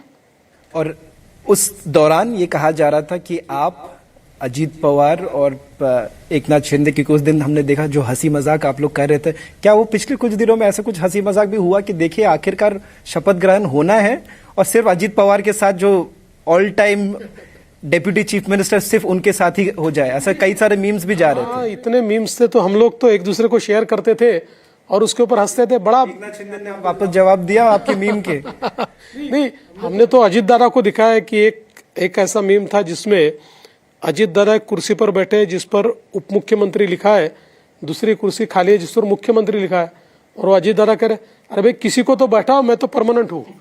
तो इस प्रकार कई मीम्स बने, तो हम लोगों ने भी उसको एंजॉय किया। मैं एक चीज दर्शकों को ये कहना चाहूंगा, क्योंकि हमने आपको महाराष्ट्र असेंबली के अंदर देखा और आप डेटा पे बहुत विश्वास करते हैं। जब आप इससे पहले भी असेंबली में आपने कई ऐसी लड़ाई की, आपने डेटा पे बहुत बात की। मैं इस चुनाव की अगर बात करूं, लोकसभा के बाद जो टर्न अराउंड देखने को आया, वो टर्न अराउंड के पीछे कई सारी स्टोरीज हमने सुनी। दिल्ली के पैराशूट जर्नलिस्ट नहीं, हम लोग यहाँ पे थे, तो ये कहा जा रहा था कि जिस तरह से बूथ मैनेजमेंट आपने की लोकसभा के बाद और एफिडेविट पर्चे आपने लोगों के घर पे भेजा लाड़की बहना योजना को लेकर, क्या ऐसा आपने किया पिछले 7 से 8 महीने में जो एक टर्न अराउंड देखने को मिला? देखिए, सबसे पहले हमने इस बात पर वर्किंग किया कि लोकसभा में नैरेटिव कैसे परकोलेट हुआ, फेक नैरेटिव लोगों के तक कैसे पहुंचा, उस पर विश्वास कैसे बैठा, उसकी पूरी जो पद्धति थी उसको हमने डिसाइफर किया। ये जो भारत जोड़ो के जो एक दुकान है, उस दुकान के जो व्यापारी थे, उन व्यापारियों ने क्या क्या किया है, ये हमने उसको समझ लिया और फिर हमने अपनी यंत्रणा तैयार की फेक नैरेटिव को सीधे नैरेटिव से जवाब देने की। और धीरे धीरे हमारी यंत्रणा इतनी इफेक्टिव हुई कि अंतिम दिन तक महाविकास आघाड़ी कोई नैरेटिव तैयार नहीं कर पाई। नैरेटिव हम तैयार करते थे, वो जवाब देते थे। ये पहला काम हमने किया। दूसरा, हमने ये लड़ाई फोर्सेस के साथ थी। हमारे ध्यान में आया कि लोकसभा में हमको कांग्रेस, शरद पवार जी या उद्धव ठाकरे जी पराजित नहीं कर सकते थे। उन्होंने जो एनार्किस्ट फोर्सेस यूज किए, जैसे कि भारत जोड़ो की अलग अलग संगठन है, ये एनार्किस्ट फोर्सेस है। इनका भारत के संविधान पर विश्वास नहीं है, संविधान लेकर घूमते हैं, लेकिन भारत के संविधान ने जितनी संस्थाएं तैयार की, उन संस्थाओं पे से लोगों का विश्वास उठ जाए, इलेक्शन कमीशन से उठ जाए, सीएजी से उठ जाए, उच्च न्यायालय से उठ जाए, आरबीआई से उठ जाए, इस प्रकार की ये लोग प्रयास लगातार करते, एक एनार्की तैयार करने का प्रयास करते। तो हमारे ध्यान में है कि एनार्किस्ट फोर्सेस से लड़ना है तो पॉलिटिकल पार्टी नहीं लड़ सकती। इसलिए हमने हमारे विचार परिवार की संस्थाओं को ये निवेदन किया कि राजनीति तो हम कर लेंगे, आपको राजनीति करनी नहीं है, लेकिन नेशनलिस्ट फोर्सेस के खिलाफ जो एनार्किस्ट फोर्सेस खड़ी हुई है, उसका जवाब नेशनलिस्ट फोर्सेस ने देना चाहिए। और नेशनलिस्ट फोर्सेस ने उसका जवाब दिया, उनका नैरेटिव टूट गया। और मुझे ऐसा लगता है कि एक प्रकार से ये नीचे के ग्राउंड पे हमने सारी तैयारियां की।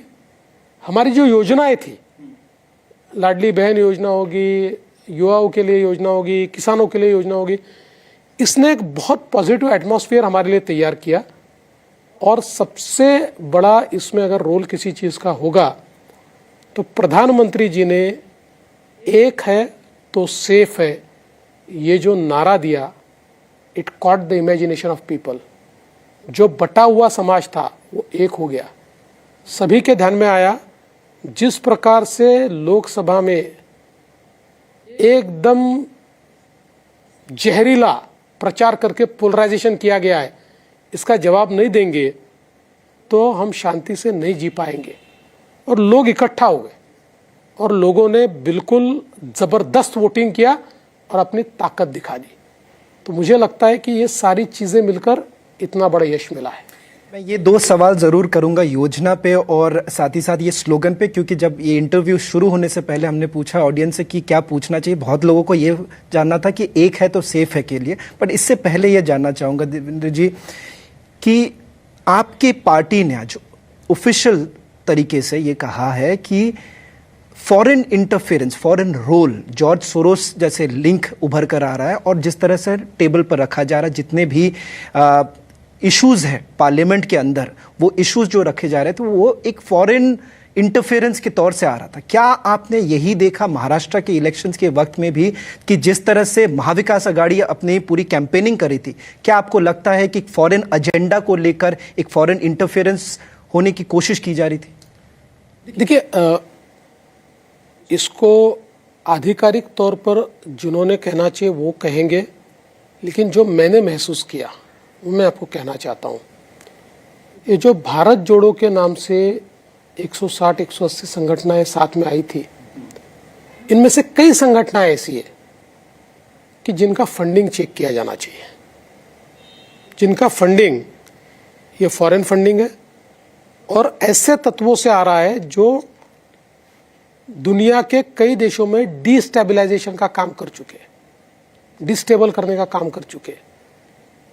ऐसी सारी संस्थाओं को एक साथ करके, और आप देखिए उस समय कई फॉरेन मीडिया ने भी एक बहुत ही कलर्ड रोल प्ले किया, कलर्ड, महाराष्ट्र में भी बहुत ही कलर्ड रोल प्ले किया।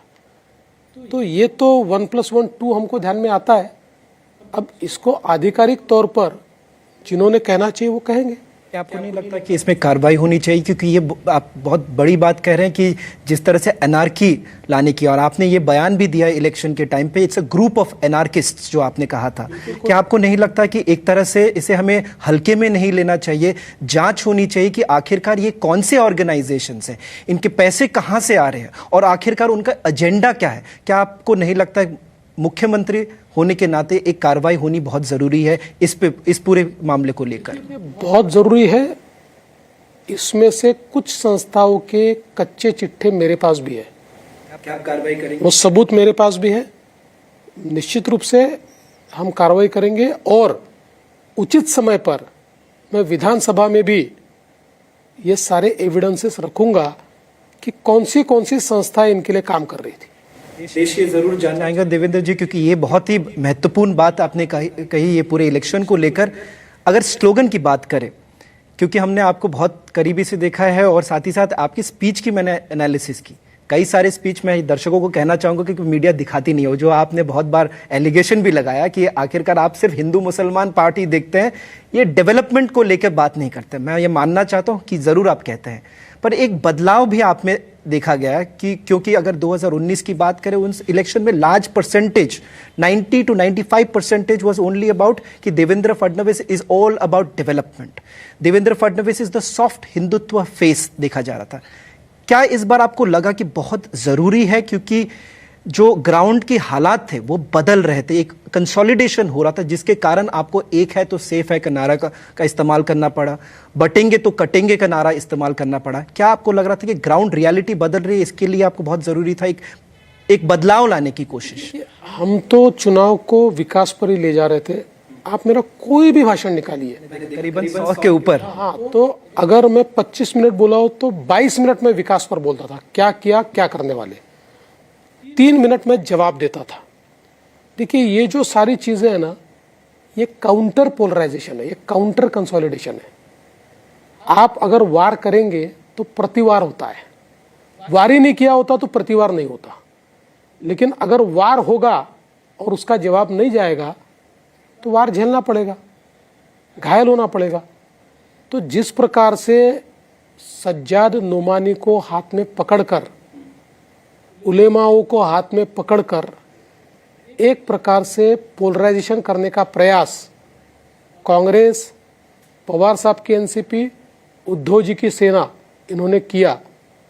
आप देख सकते हैं उनकी 17 मांगे क्या थी, इतनी भयानक मांगे थी जिसमें से एक मांग ये थी कि 2012 से 2024 तक महाराष्ट्र में जितने राइट्स हुए, जितने दंगे हुए, इन दंगों में जिन मुसलमानों को अरेस्ट किया उनके सारे केसेस वापस लिए जाए।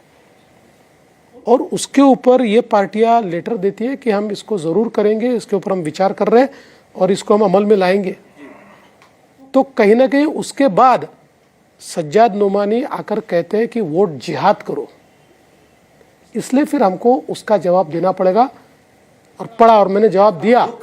अब मैंने कहा कि भाई अगर आप वोट जिहाद करोगे तो महाराष्ट्र की जनता वोटों का धर्म युद्ध करेगी और वो धर्म युद्ध से जवाब देगी। वोट जिहाद और धर्म युद्ध में आप क्या अंतर देखते हैं? क्योंकि कुछ लोग आपके ऊपर, जो आपके विरोधी, आरोप ये लगा रहे हैं कि आखिरकार देवेंद्र फडणवीस एक समय ऐसा हुआ करता था जिसे ही was acceptable to all communities, और ये आपका एक छवि रहा। क्या आपने जानबूझकर ये बदल दिया और आप एक एंटी मुस्लिम फेस बनने की कोशिश कर रहे हैं? बिल्कुल, मैं एंटी मुस्लिम न था, न हूं, न रहूंगा, क्योंकि मैं असली हिंदू हूं। जो असली हिंदू होता है वो किसी का एंटी नहीं होता। हिंदुत्व ये टॉलरेंस सिखाता है। कभी भी हिंदुओं ने किसी दूसरे धर्म का परिवर्तन करने का प्रयास नहीं किया, तलवार से किसी को जीता नहीं, किसी के ऊपर आक्रमण नहीं किया। उस प्रकार से मैं हिंदू हूं। लेकिन मेरा हिंदुत्व मुझे ये भी सिखाता है, मुझ पर अगर आक्रमण होगा तो मैं चुप नहीं बैठ सकता, फिर तो मैं उसका जवाब दूंगा। और वो जवाब हमने दिया। और जहां तक धर्म युद्ध का सवाल है, ठीक है, जिहाद और धर्म युद्ध में अंतर यह है कि जिहाद का अर्थ है कि जो विरोधी है उसको समाप्त कर दो। धर्म युद्ध का अर्थ है जो धर्म के खिलाफ है। धर्म यानी यहाँ सत्य, यतो धर्म ततो जया, ये धर्म युद्ध है। जो सत्य के खिलाफ है उसका सफाया करो। तो हम सत्य के खिलाफ जो थे उसका सफाया कर रहे थे।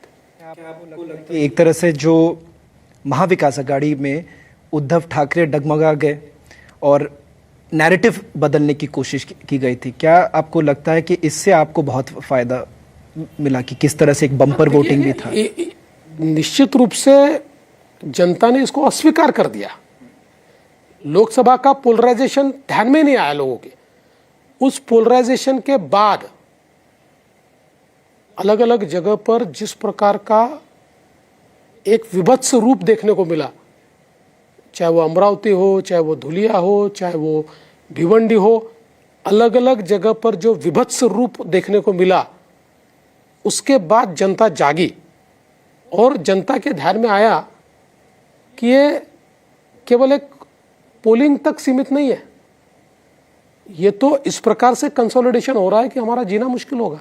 आप ऐसा क्यों कहते हैं? कुछ लोगों से जब मैंने बात की मालेगांव में, उन्होंने कहा कि एक ऐसा सिस्टम बनाया गया था कि हर उस समुदाय से हर किसी को वोट डालना, उसके लिए पूरे सिस्टम किया गया था, बाइक अरेंज किया गया था ताकि वो बूथ तक पहुंचे। एक अलग तरीके से एक मैनेजमेंट किया गया था लोकसभा के चुनाव के समय। क्या आपको लगता है कि ये चीज महाविकास आघाड़ी नहीं कर पाई, और साथ ही साथ में जो एक डर का माहौल पैदा किया गया था कि अगर भाजपा आ जाती है वापस पावर में तो मुस्लिम समुदाय को बहुत फर्क पड़ेगा? आप अब सरकार चला रहे हैं, आप क्या कहना चाहेंगे इस पूरे? जिस प्रकार से उन्होंने उस समय धार्मिक स्थलों का उपयोग किया और धार्मिक स्थलों पर बैनर लगाकर और वोट देने के लिए अल्लाह की कस्में देना, और जिस प्रकार से सज्जाद नोमानी ने कहा कि भाई सामाजिक बहिष्कार कर दीजिए बीजेपी को वोट देने वाले का, बीजेपी को अगर कोई वोट देता है तो सोशल बायकॉट कीजिए, इस प्रकार का जो नैरेटिव चलाया, वो नैरेटिव के चलते वोटिंग उस समय इस प्रकार से हुआ है। मैं तो पूछना चाहता हूं कौन सा लोकतंत्र है जिस लोकतंत्र में कोई ये कह दे कि महाविकास आघाड़ी को वोट दो तो बहुत अच्छे हो और बीजेपी को वोट दो तो इसका सोशल बायकॉट करो? ये कौन सा लोकतंत्र है? इसका समर्थन कैसे करते? राहुल गांधी जो संविधान की लाल किताब लेकर घूमते हैं, क्या उसमें कहा है कि बीजेपी को वोट देने वाले का सोशल बायकॉट हो? तो मुझे लगता है कि लोग इस बात को समझते हैं। अगर आप देखें योजना की अगर बात करें, योजना को लेकर आपने बहुत प्रचार किया। मुख्यमंत्री उस समय के एकनाथ शिंदे जी ने काफ़ी इसको लेकर कैंपेनिंग की। पर यह कहना कि पूरे इलेक्शन एक योजना के कारण बदल गया, ये बहुत ही सिंपलिस्टिक एनालिसिस होगी। तो इसीलिए मैं ये दिखाना चाहूंगा कि अर्बन इलाकों में जो वोट शेयर आपको मिला वो थोड़ा गिरा भी था, बट आखिरकार आप हर एरिया में, कोंकण से लेकर नॉर्थ महाराष्ट्र, सब में आपकी बढ़ोतरी हुई है। मैं ये जानना चाहूंगा कि अगर ये योजना लाते हैं और कंटिन्यू करते हैं तो आपके डेट टू जीडीपी रेशियो बढ़ जाता है, और ये कहीं ना कहीं आपके लिए और महाराष्ट्र के लिए बहुत बुरी होने वाला है। तो आप इसको कैसे आप रैशनलाइज कैसे करोगे? एक ऐसा योजना जो आप पहले विश्वास नहीं करते, फ्रीबीज में आप कभी विश्वास नहीं रखे, तो आप इसको आगे कैसे लेके जाओगे? क्योंकि आरोप भी इस पे भी लग रहा है आपके ऊपर। देखिए, मूल रूप से विमेन सेंट्रिक एजेंडा, इस एजेंडे के तहत योजनाएं हमने लाई है, तो इसके सोशल बेनिफिट तो बड़े हैं।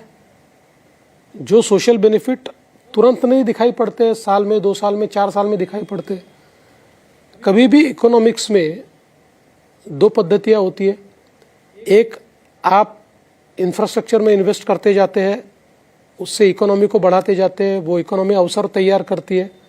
और दूसरा, आप सोशल सेक्टर में इन्वेस्ट करना चालू कर देते हैं। कुछ मार्जिनलाइज सेक्शन जो है उनको डायरेक्ट बेनिफिट देते हैं, उससे भी विकास होता है, थोड़ा समय लगता है। ये दोनों का बैलेंस स्ट्राइक करना पड़ता है।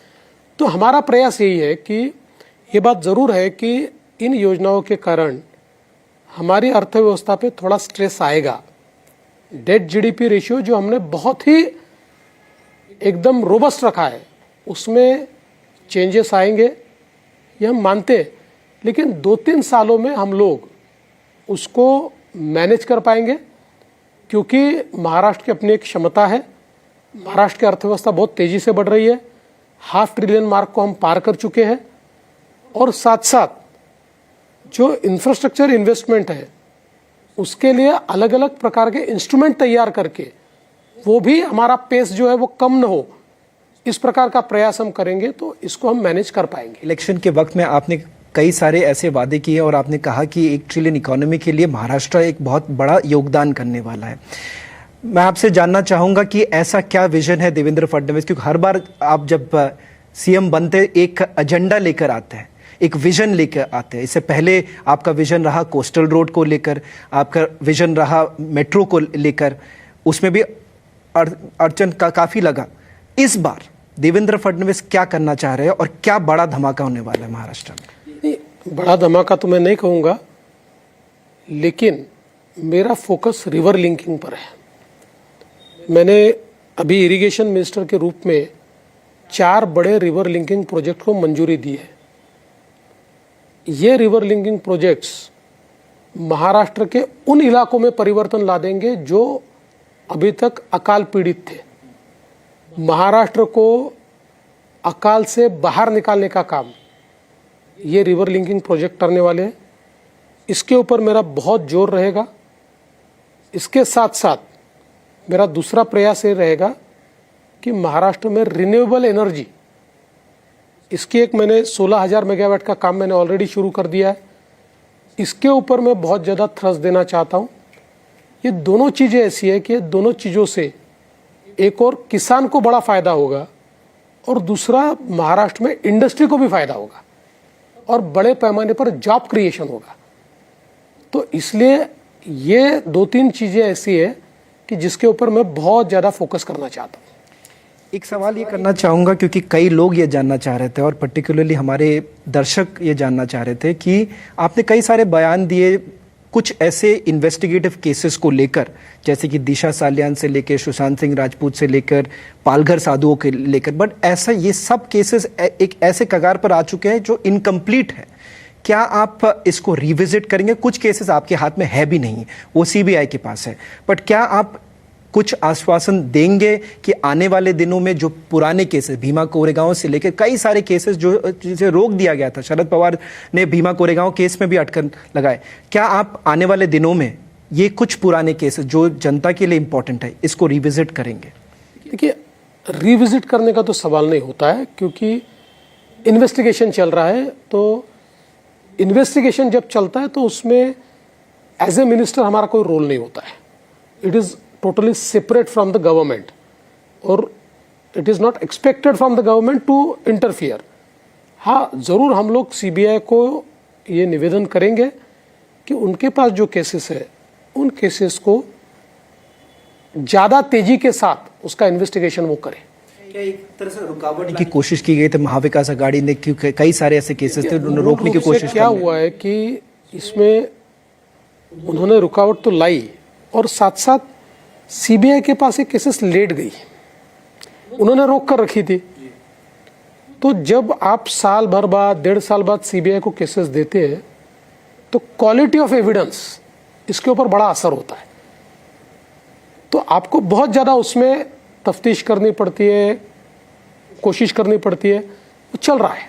एक और एक सवाल करना चाहूंगा, क्योंकि आप बहुत ताल मिला के चलते हैं आरएसएस के साथ। लोकसभा इलेक्शन के बाद ये कहा गया था कि आरएसएस और बीजेपी के बीच में मतभेद है और वो प्रचार नहीं कर रहे थे। इस बार ये कहा जाए 50,000 के ऊपर ऐसे नुक्कड़ सभा हुआ, ऐसा क्या बदलाव लाया गया आरएसएस के रिश्ते के साथ इस वाले इलेक्शन में? जैसे मैंने कहा, आरएसएस कभी काम नहीं करता है। आरएसएस में एक विचार परिवार है हमारा। आरएसएस के विचारों से प्रेरित होकर समाज के अलग अलग क्षेत्रों में काम करने वाली संगठनाएं हैं। मजदूरों के क्षेत्र में, युवाओं के क्षेत्र में, इतिहास के क्षेत्र में, साइंस के क्षेत्र में, कला के क्षेत्र में, सारे क्षेत्रों में अलग अलग संस्थाएं चलती है जो अपने अपने क्षेत्र में अच्छा काम करने का प्रयास करती है। हमने इस बार ये जो सारी ऑर्गेनाइजेशंस थी इनको ये निवेदन किया था कि एनार्किस्ट ताकतों के खिलाफ नेशनलिस्ट ताकतें अगर नहीं उतरेगी तो एनार्किस्ट ताकतें हमारे समाज को तहस नहस करेगी।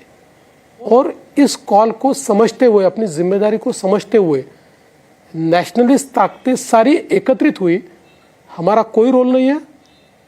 उन्होंने स्वयं इस चैलेंज को समझा, इस चुनौती को समझा और अपने आंग पर लेकर उन्होंने इस प्रकार से लोगों में जागृति की कि हमें नेशनलिस्ट फोर्सेस चाहिए, हमको एनार्किस्ट फोर्सेस नहीं चाहिए, और लोगों ने उसको प्रतिसाद दिया। कभी भी आपको वो डर महसूस हुआ लोकसभा इलेक्शन के बाद, क्योंकि सवाल उठाया जा रहा था ये महायुति की कॉम्बिनेशन आपको काम नहीं करने की, it was a political compulsion देखा जा रहा था, क्या आपको लगा उस वक्त की चीजें बदल सकती है और आपको कॉन्फिडेंस था कि महायुति कर पाएगी? देखिए, मुझे ये कॉन्फिडेंस था क्योंकि मैंने जब आंकड़े देखे थे तो 43.9% महाविकास आघाड़ी और 43.6% हमारी महायुति, यानी 0.3% का केवल अंतर था।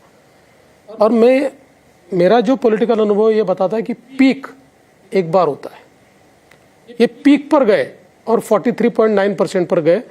हम कॉट अनअवेयर स्थिति में मात्र 0.3% से पीछे, तो हम इनको पीछे छोड़ सकते हैं। एक आखिरी सवाल, एक तरह से विलंब जो हमने देखा शपथ ग्रहण के पहले और उसके बाद जो मिनिस्ट्रीज को लेकर बातचीत हो रही थी, कई लोग ये कह रहे थे कि होम डिपार्टमेंट को लेकर खींचाताना चल रहा है, क्या ये सही है? और क्या आप नहीं है, मैं आपको बोल देता हूँ, हम लोग इसका निर्णय जल्दी सब कर लेंगे।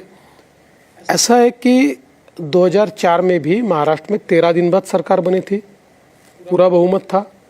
2009 में भी पूरा बहुमत था, 9 दिन के बाद बनी थी। 3 पार्टियां होती है तो कई चीज़ों पर फैसले करके बाद में सरकार तैयार होती है। हम 3 पार्टियां हैं, ऑलमोस्ट हमने चीज़ें फाइनल कर ली, कुछ चीज़ें बची है उसको भी फाइनल करेंगे और एक्सपांशन भी करेंगे। और अजीत पवार को लेकर, क्योंकि ये एक वोट जिहाद वाला भी बात चलता रहता था, क्योंकि उसमें भी तनाव की बात करते हैं, ऑपोजिशन ये कहते हैं कि देखिए उनका एक अलग ही मानना है, तो क्या आप लेकर चल पाएंगे? अजीत पवार जी ने कहा बटेंगे तो कटेंगे मत बोलिए, एक है तो सेफ है बोलिए। तो मैंने तो पहले ही कह दिया कि ये दोनों एक ही सिक्के के 2 पहलू हैं। एक जगह गिलास आधा खाली है, एक जगह गिलास आधा भरा है। उनको गिलास आधा भरा है ऐसा पॉजिटिव कहना ज़्यादा ठीक लगा, तो इसमें कोई दो राय नहीं है।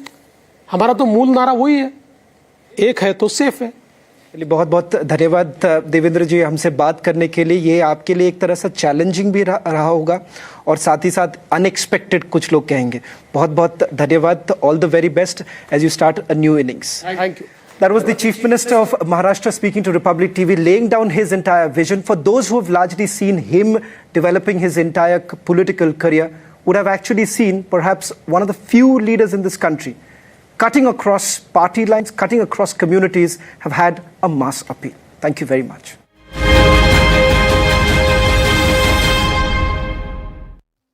Amity has been ranked India's #1 not-for-profit private university for 11th year, with top 10 ranked institutions in management, engineering, biotech, law, mass comm, telecom, hospitality, fashion and more. Yet another top ranking for Amity University. Ice बोला था लाने को, लद्दाख चला गया। पूछा phone पे इतना busy क्यों है, तो क्या बोला तू? हाँ, mountains are calling. Doctor Jahangir उस दिन सनसेट देखने छज्जे पे चढ़ा, टूट गया। हाँ, तू किसने बोला घर की दीवार पे रॉक क्लाइंबिंग करने को? सफीना बदतमीजी। समझ गया। मेरे पास आप दोनों की प्रॉब्लम की मेडिसिन है। इसको घर पे लगाओगे तो शादी का तो पता नहीं, पर घर पक्का नहीं टूटेगा। रुंगटा नहीं तो घर स्ट्रॉन्ग नहीं। रुंगटा स्टील TMT बार एकदम solid.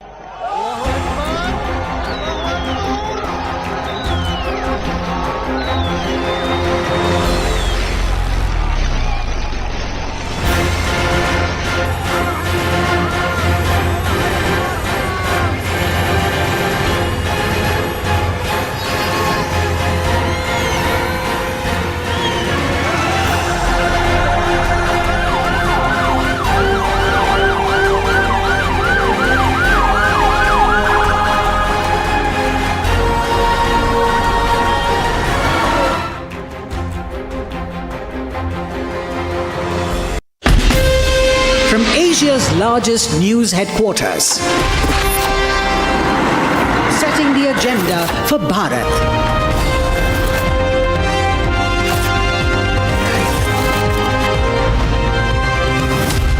You're watching Republic.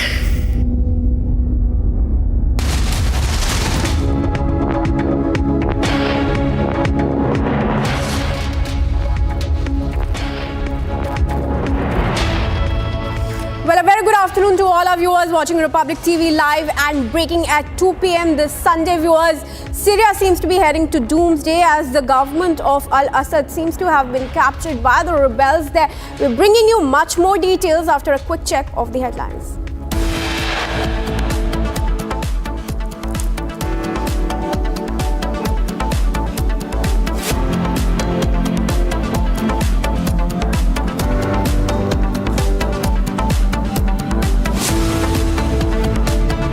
Damascus, Homs and Aleppo captured. Syrian rebels topple the Iron Fist regime of Assad. Syrian rebels fire celebratory gunshots in Damascus after toppling Assad government. Syrian Prime Minister says ready for leadership change.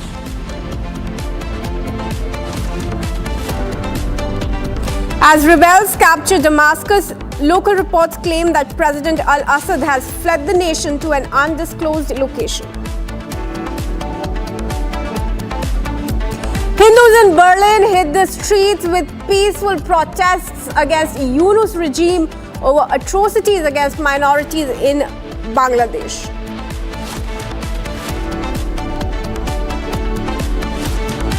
Defense Minister Rajnath Singh to visit Moscow.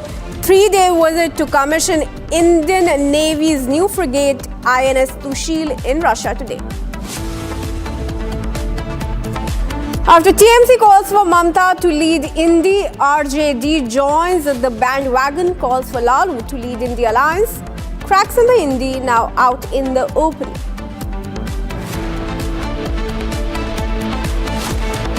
Farmers resumed their Delhi Chalo march towards the national capital. Security beefed up at Sambhal border and nearby border areas.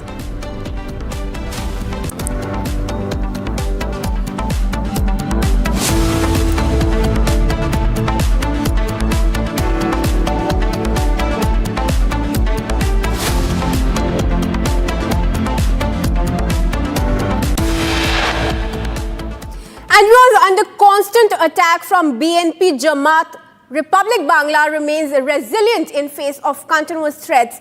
The more the threats, the stronger Republic Bangla becomes. Now, where is the golden Bangladesh? Has Bangladesh become East Pakistan again? The truth is unsettling for Yunus supporters. There will be no retreat. Exposure continues. And viewers, let's tell you that the situation in Bangladesh continues to remain disturbing, to say the least, for the Hindu minorities, as threats against them, attacks on them continue. We brought you reports of how temples were continuously vandalized yesterday after the arrest of ISKCON Chinmoy Krishnadas Brahmachari. Now, ISKCON temple in Dhaka was also set ablaze. Let's go across to Mayuk to give us more details. Mayuk, what more are you picking up? Well, right now what the visuals are reflecting, Republic Bangla is right now the enemy number one of Jamaat, the fundamentalist and the radicals in Bangladesh. What we are constantly reporting in India, in across the world, is that Bangladesh has turned into East Pakistan. The fundamentals, the radicals there are basically on rampage, and most important part of the entire coverage is that what is Yunus doing? Yunus basically is a spineless government chief running the entire show. He's the one who is constantly giving instructions to the army to release terrorists, to release fundamentals, radicals from different prisons in Bangladesh. And right now we are seeing open death threats, and most important, death threats against Hindus, against monks. So this is the state of affairs in Bangladesh, and Republic is just reporting the fact. And just because of this reporting, right now we are being threatened. I am personally being threatened. We can see visuals of our effigies being burned. Republic Bangla channels have been blocked in several parts of Bangladesh, and most important part is today BNP, the opposition party there, the BNP has specifically hold a rally to condemn the coverage of Republic Network. Can you believe that?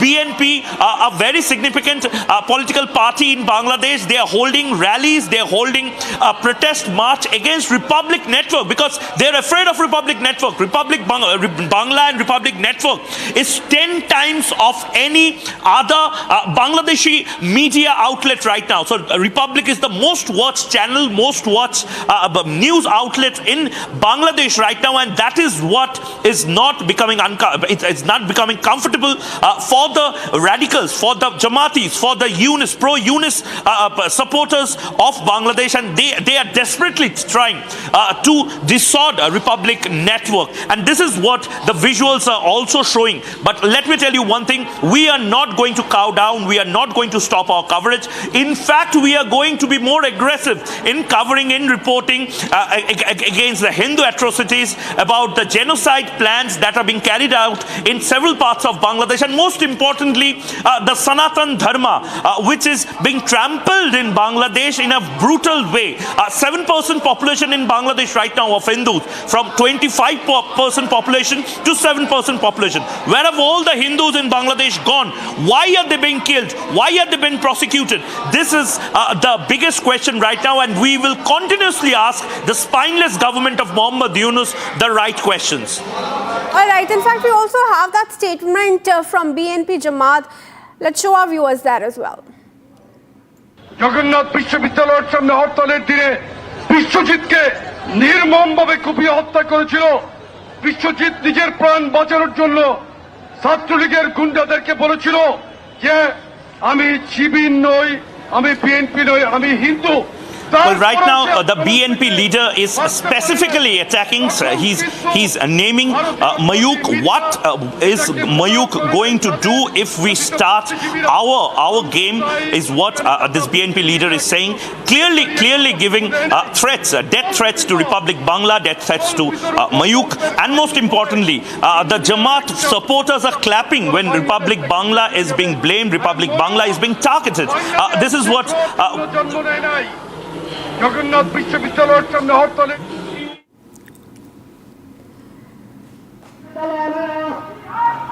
Well, Mayuk, it's startling, the visuals that we are seeing from Bangladesh. The question is, why is Bangladesh perturbed by the coverage of Republic Bangla, and is Bangladesh holding any authority to harm a peacefully reporting channel? Well, this is right now the biggest controversial point, and this should be the talking point across the world, the whole world, and most importantly, the Western media, the self-proclaimed the gang of liberals. They should watch how an Indian channel is being targeted and how Indian journalists are being targeted. Specific death threats are coming. Specific threats are coming. I am getting threats. Our social media handles are being targeted. Specifically, there is a plan to stop us, to gag us, and most importantly, Bangladesh government, Muhammad Yunus, is spineless, sitting duck, doing nothing about it. We should also emphasize this fact that Republic Bangla is not going to cow down. The union government right now in India, they are also taking note, and most importantly, the Western media, where are they right now? Where are those people who talk about the freedom of expression, freedom of press?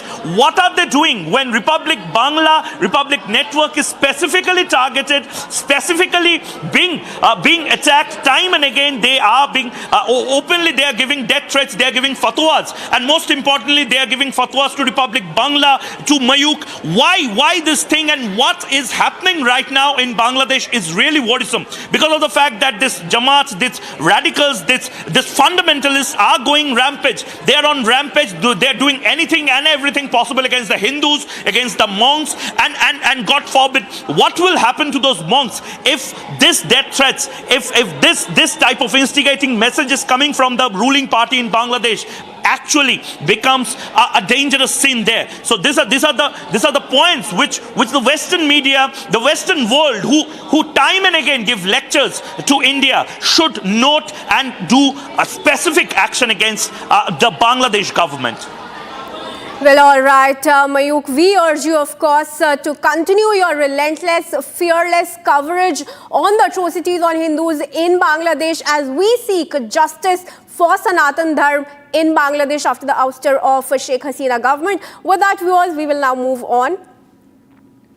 And Syria seems to be heading closer to doomsday after the government of Al-Assad was captured by the rebels in Syria, in Damascus and other cities there. Let's tell you that the 50-year rule of the Assad family came to a lightning end after a rebel offensive. The head of a Syrian opposition war monitor said President Bashar Assad has fled the country for an undisclosed location. He left ahead of insurgents who said that they had entered Damascus after making advances across the country. Now, let's remind you that this is coming as the US has steered clear of extending help to Syria. Syrian Prime Minister Mohammad Ghazi Jalali said that the government was ready to extend its hand to the opposition and hand over its functions to a transitional government.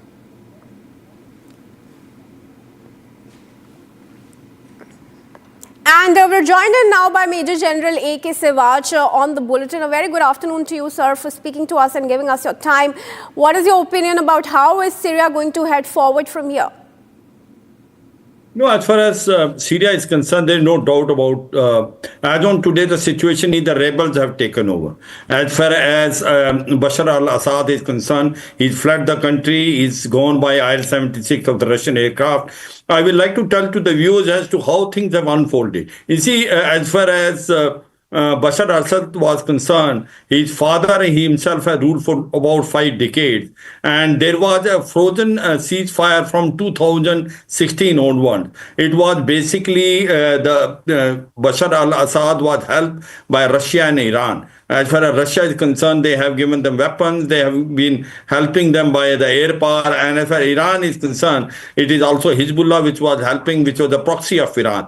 But in last about 2 weeks, the rebels which are supported by the US, Israel and Turkey, they became, one can say, aggressive, and they started taking one town after the other. They initially taken Idlib, then taken Aleppo, then taken Hama, then Homs, and then taken Dora, and today they have taken over Damascus, and Bashar al-Assad managed to flee from there in the morning itself. So as on today, the situation is totally under the control of the rebels. Now the point comes is who will now form the government, because all these actors and characters, all these rebels, they are also not united together. Especially the one which is being supported by the Turkey, they are against the Kurds. So the point will come at, will the Syria go in a civil war situation, or there will be a smooth transition of power, because the prime minister of the Syria, Gilani, is still there, and possibly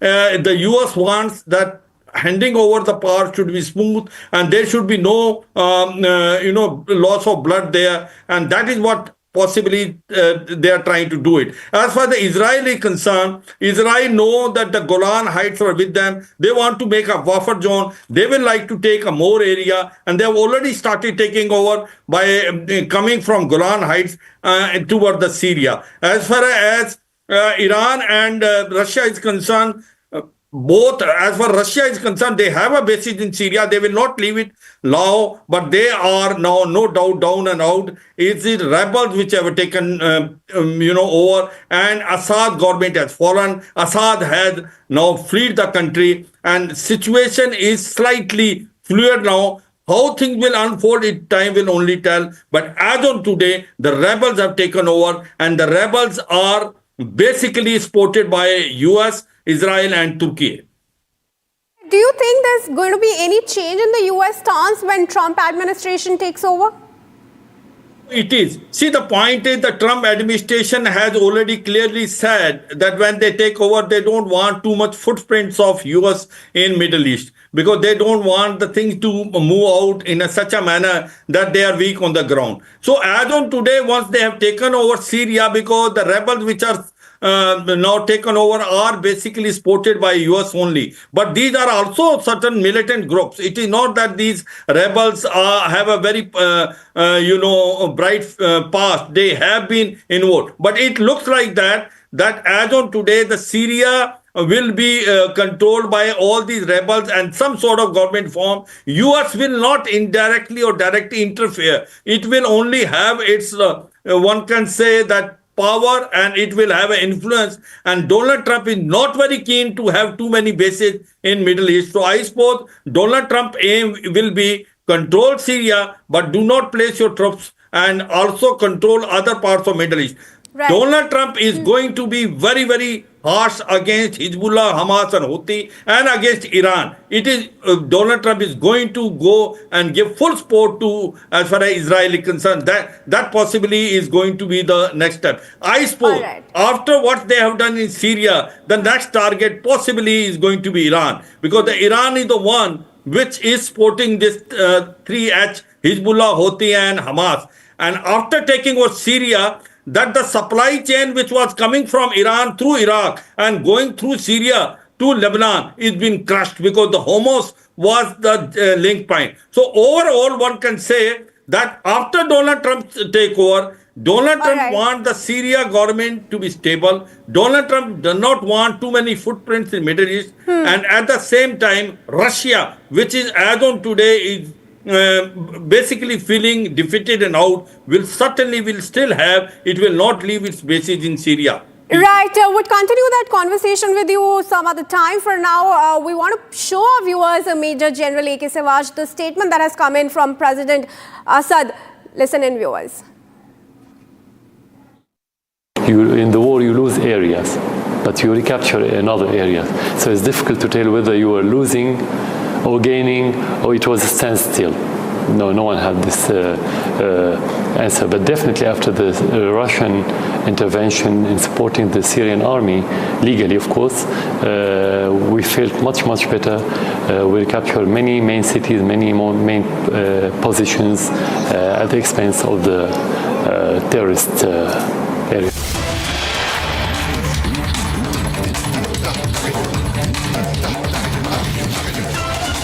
And the viewers Cutting across to news coming in from Sambhal border in Haryana, where now police have resorted to using tear gas on the farmer protesters. This is, of course, coming after talks were slated between the farmers and the central government yesterday. Farmers, of course, said that they will resume the Delhi Chalo March if talks fail and no negotiations proceed in favor of the government. Now, those are the live visuals from Sambhal border between Delhi and Haryana, where you see how tear gas has been used on protesting farmers. And this is, in fact, the second day when tear gas has been used on protesting farmers. It was also deployed on the protesters when a day before they were to talk with the central government, and after 6 farmers were injured, their march and protest was halted for the day, a day ahead of the talks with the central government.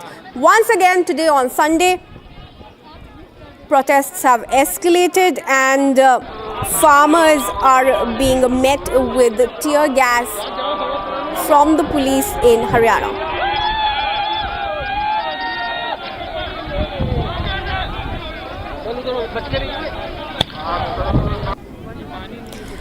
And in fact, I'm also joined in by my colleague Lalit, who's reporting from the ground. Lalit, we're showing our viewers the visuals of what's really happening in Sambhal border right now, where farmers are being met with the heavy force and the tear gas shells are being deployed there at the border. What more are you picking up?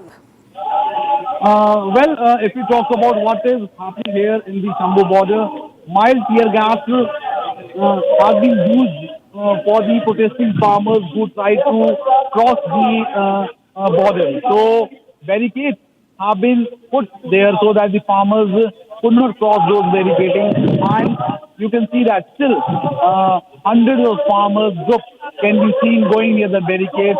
Time and again, the Haryana police is announcing that move away as no permission has been granted for you to enter into the premises which has been closed by the Haryana police.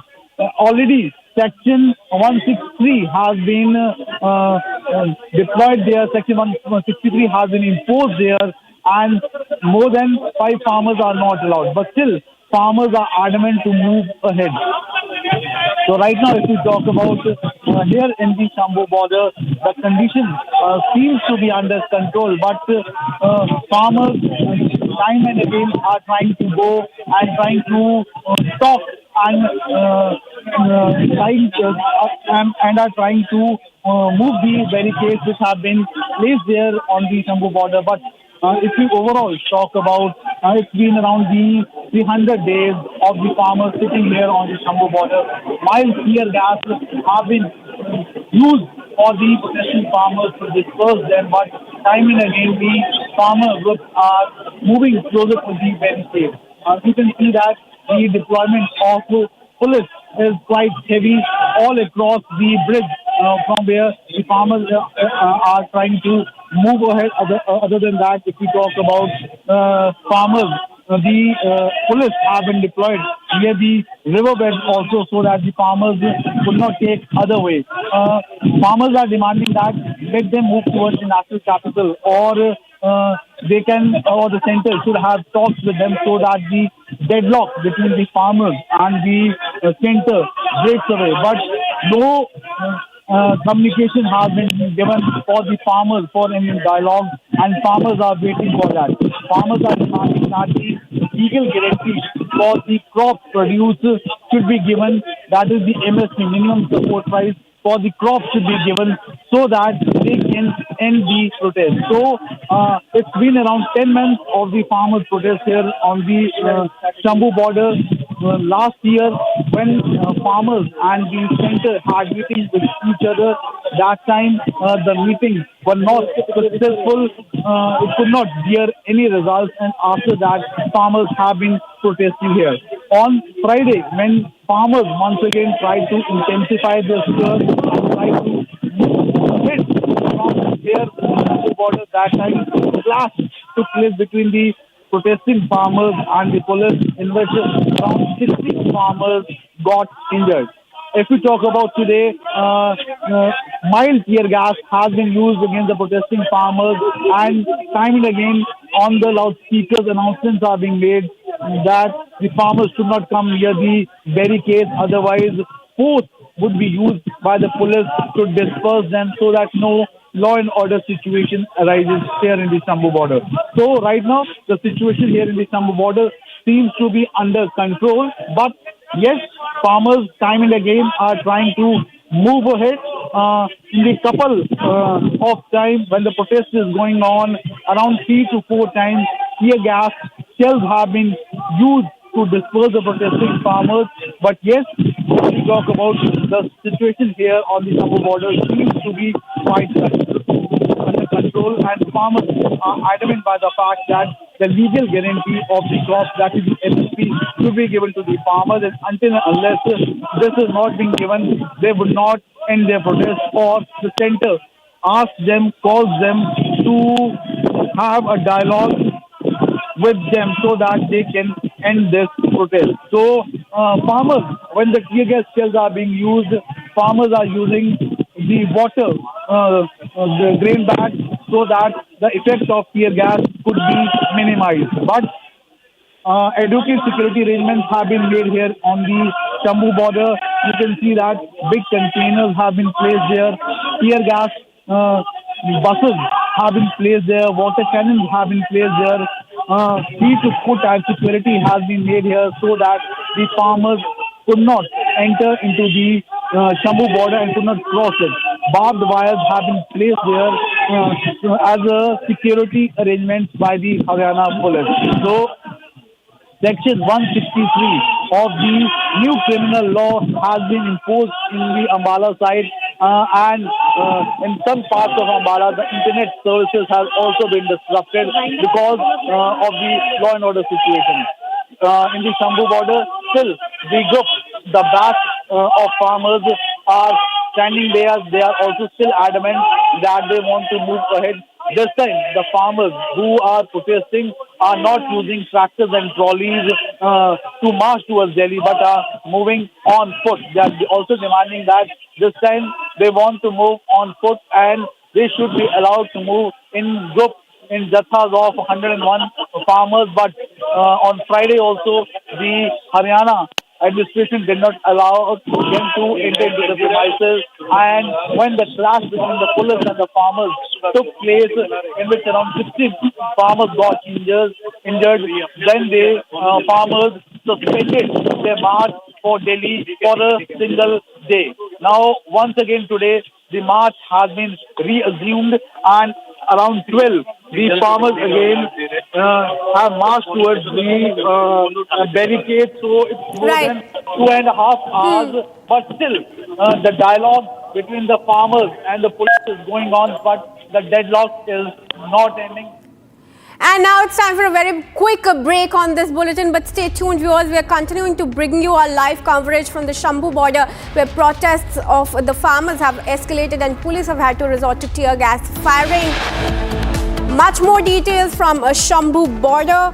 Police halts the Luchalo March. Borders turn now into fortresses.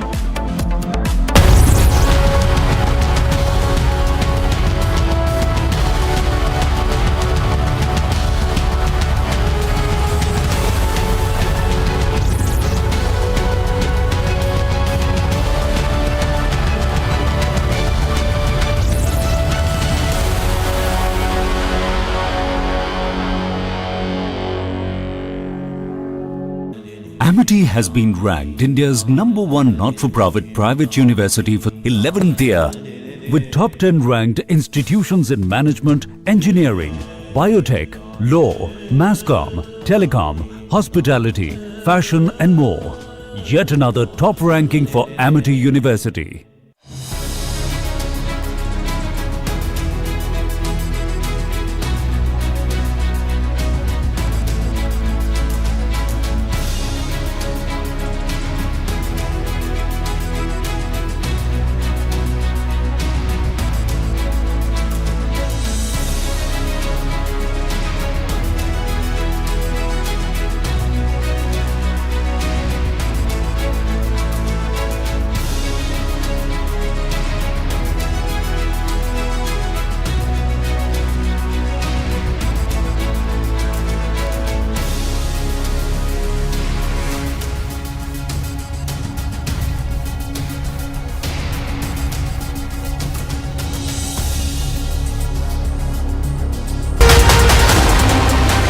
दिशा सालियान से लेकर सुशांत सिंह राजपूत से लेकर पालघर साधुओं के लेकर, क्या आप आने वाले दिनों में ये कुछ पुराने केसेस जो जनता के लिए इम्पोर्टेंट है इसको रिविजिट करेंगे? रिविजिट करने का तो सवाल नहीं होता है, क्योंकि इन्वेस्टिगेशन जब चलता है तो उसमें एज ए मिनिस्टर हमारा कोई रोल नहीं होता। जरूर हम लोग सीबीआई को ये निवेदन करेंगे कि उनके पास जो केसेस है उन केसेस को ज़्यादा तेजी के साथ उसका इन्वेस्टिगेशन वो करें।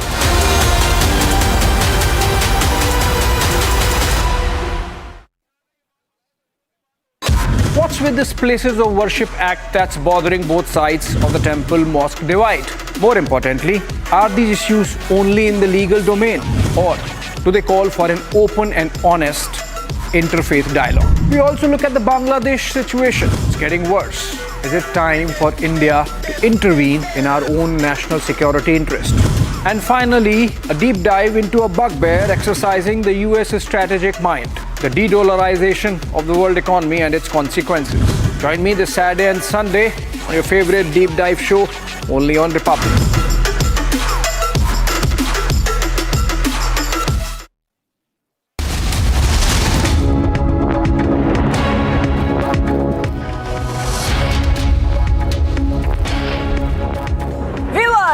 Very good afternoon. We're live and breaking. I'm Shivangi Shukla, getting you the latest coming in this Sunday, and we're tracking all the developments coming in from the farmers' protest, which has now started from Sambhal border to the national capital. And what we're seeing are a lot of chaos.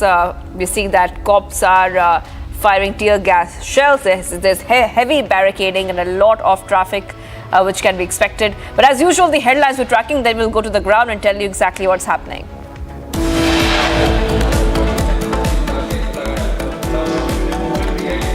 Damascus, Homs, Aleppo, captured. Syrian rebels topple the iron fist regime of Assad.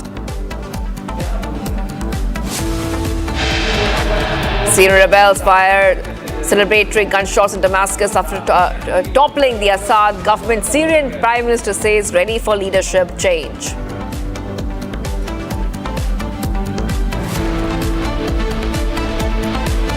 As rebels capture Damascus, local reports claim that President al-Assad has now fled to the nation, undisclosed location now. Hindus in Berlin hit the streets with peaceful protests against Yunus regime over atrocities against minorities in Dhaka.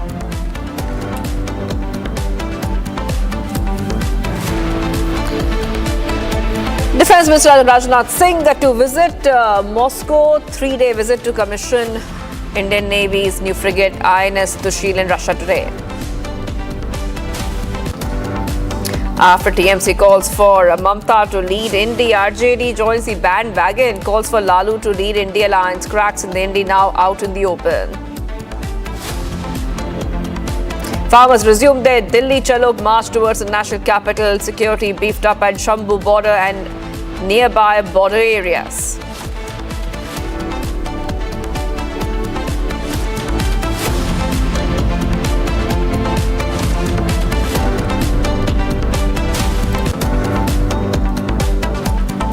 All right, viewers, getting you some big breaking updates coming in. The political showdown over EVMs escalates once more. Maharashtra Deputy CM Eknath Shinde has hit out at MVA, saying that the opposition only targets EVMs when they are losing. He further said that NDA never blames EVMs when they get less seats.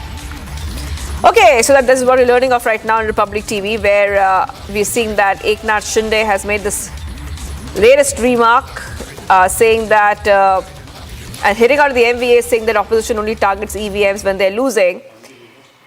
And this comment is coming in after we see that the Mahayuti Alliance is back in power in Maharashtra after a resounding victory.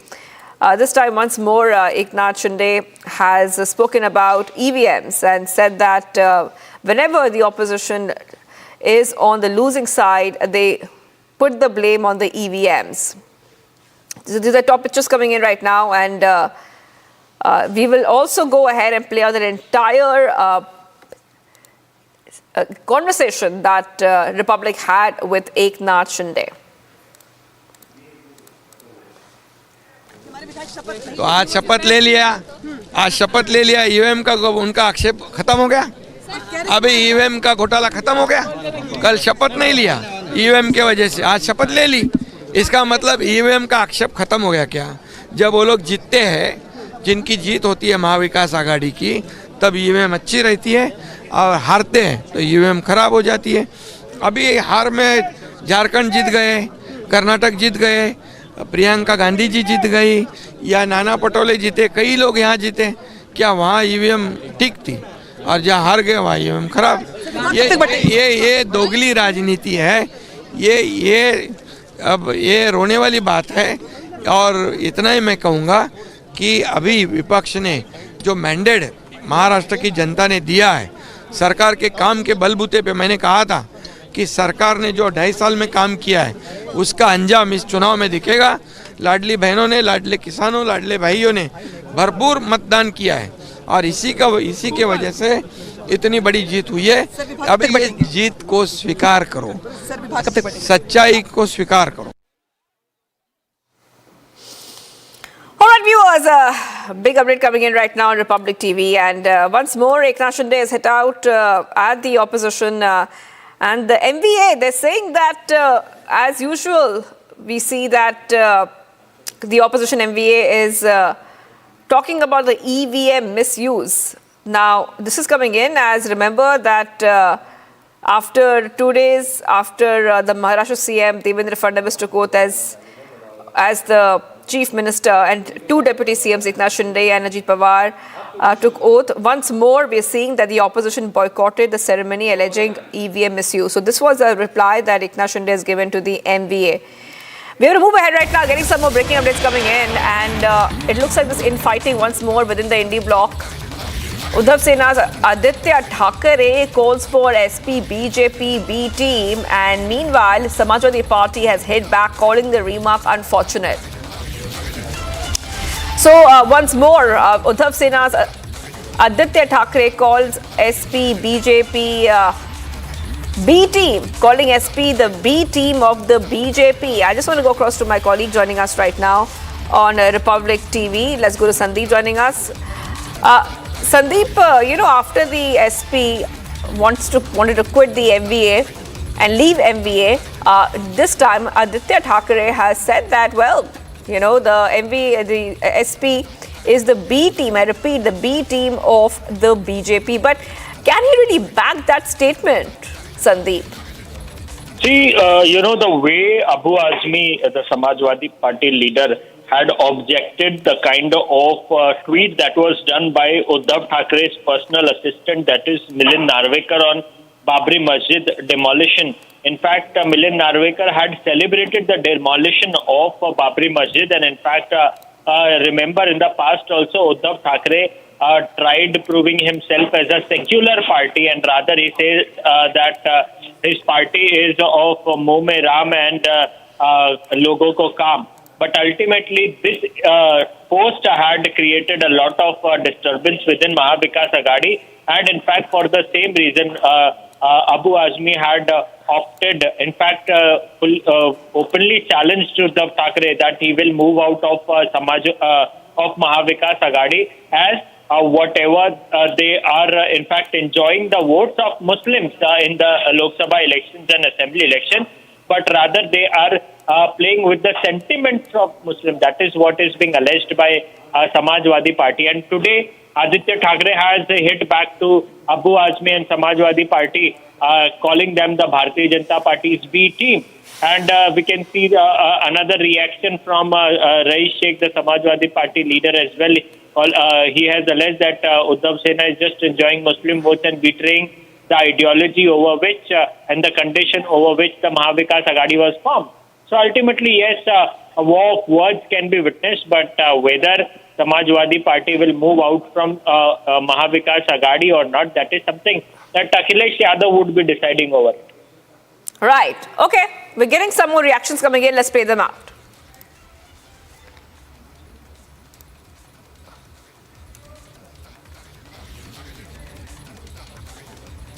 See, first of all, we had raised two important questions. One is the tweet by Milind Narvekar ji reflects Kattar Hindutwadi ideology means hardened Hindutwati ideology.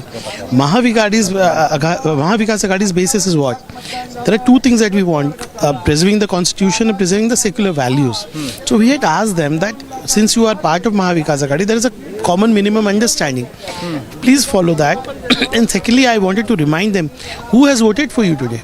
मुसलमानों ने मतदान किया? नहीं, सिर्फ मुसलमान नहीं कह रहा हूँ, जितने भी सेक्युलर आइडियोलॉजी के लोग हैं उन्होंने शिवसेना उद्धव बाला साहब ठाकरे साहब की पार्टी को वोट दिया है. तो इस परिस्थिति में in these circumstances you should abide by a common minimum understanding. Instead of replying to that, Aditya ji has chosen to speak something else. It is unacceptable to us, and I'm sure our senior leadership will sit and talk with Congress and NCP and even Shiv Sena Uddhav बाला साहब Thackeray leaders. लेकिन वो कह रहे हैं कि महाराष्ट्र की जो Samajwadi party है वही बीजेपी की बी टीम की तरह काम कर रही है, सेंट्रल समाजवादी पार्टी से उनको प्रॉब्लम नहीं है. तो ये क्या स्वार्थ वाली राजनीति है क्या? देखिए, आदित्य जी ने जो कहा है, I think it is not correct. ये बिल्कुल करेक्ट नहीं है, ये बिल्कुल गलत है. आप कह रहे हैं कि वहाँ की समाजवादी अलग, यहाँ की समाजवादी अलग. आपको ये अधिकार नहीं कि वहाँ की समाजवादी यहाँ की समाजवादी को अलग करना. समाजवादी पार्टी एक होकर अपना पक्ष रखती है.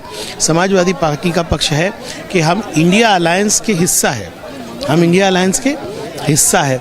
यही वो रईस शेख है जिसने अरविंद सावंत के लिए दौड़ लगाई.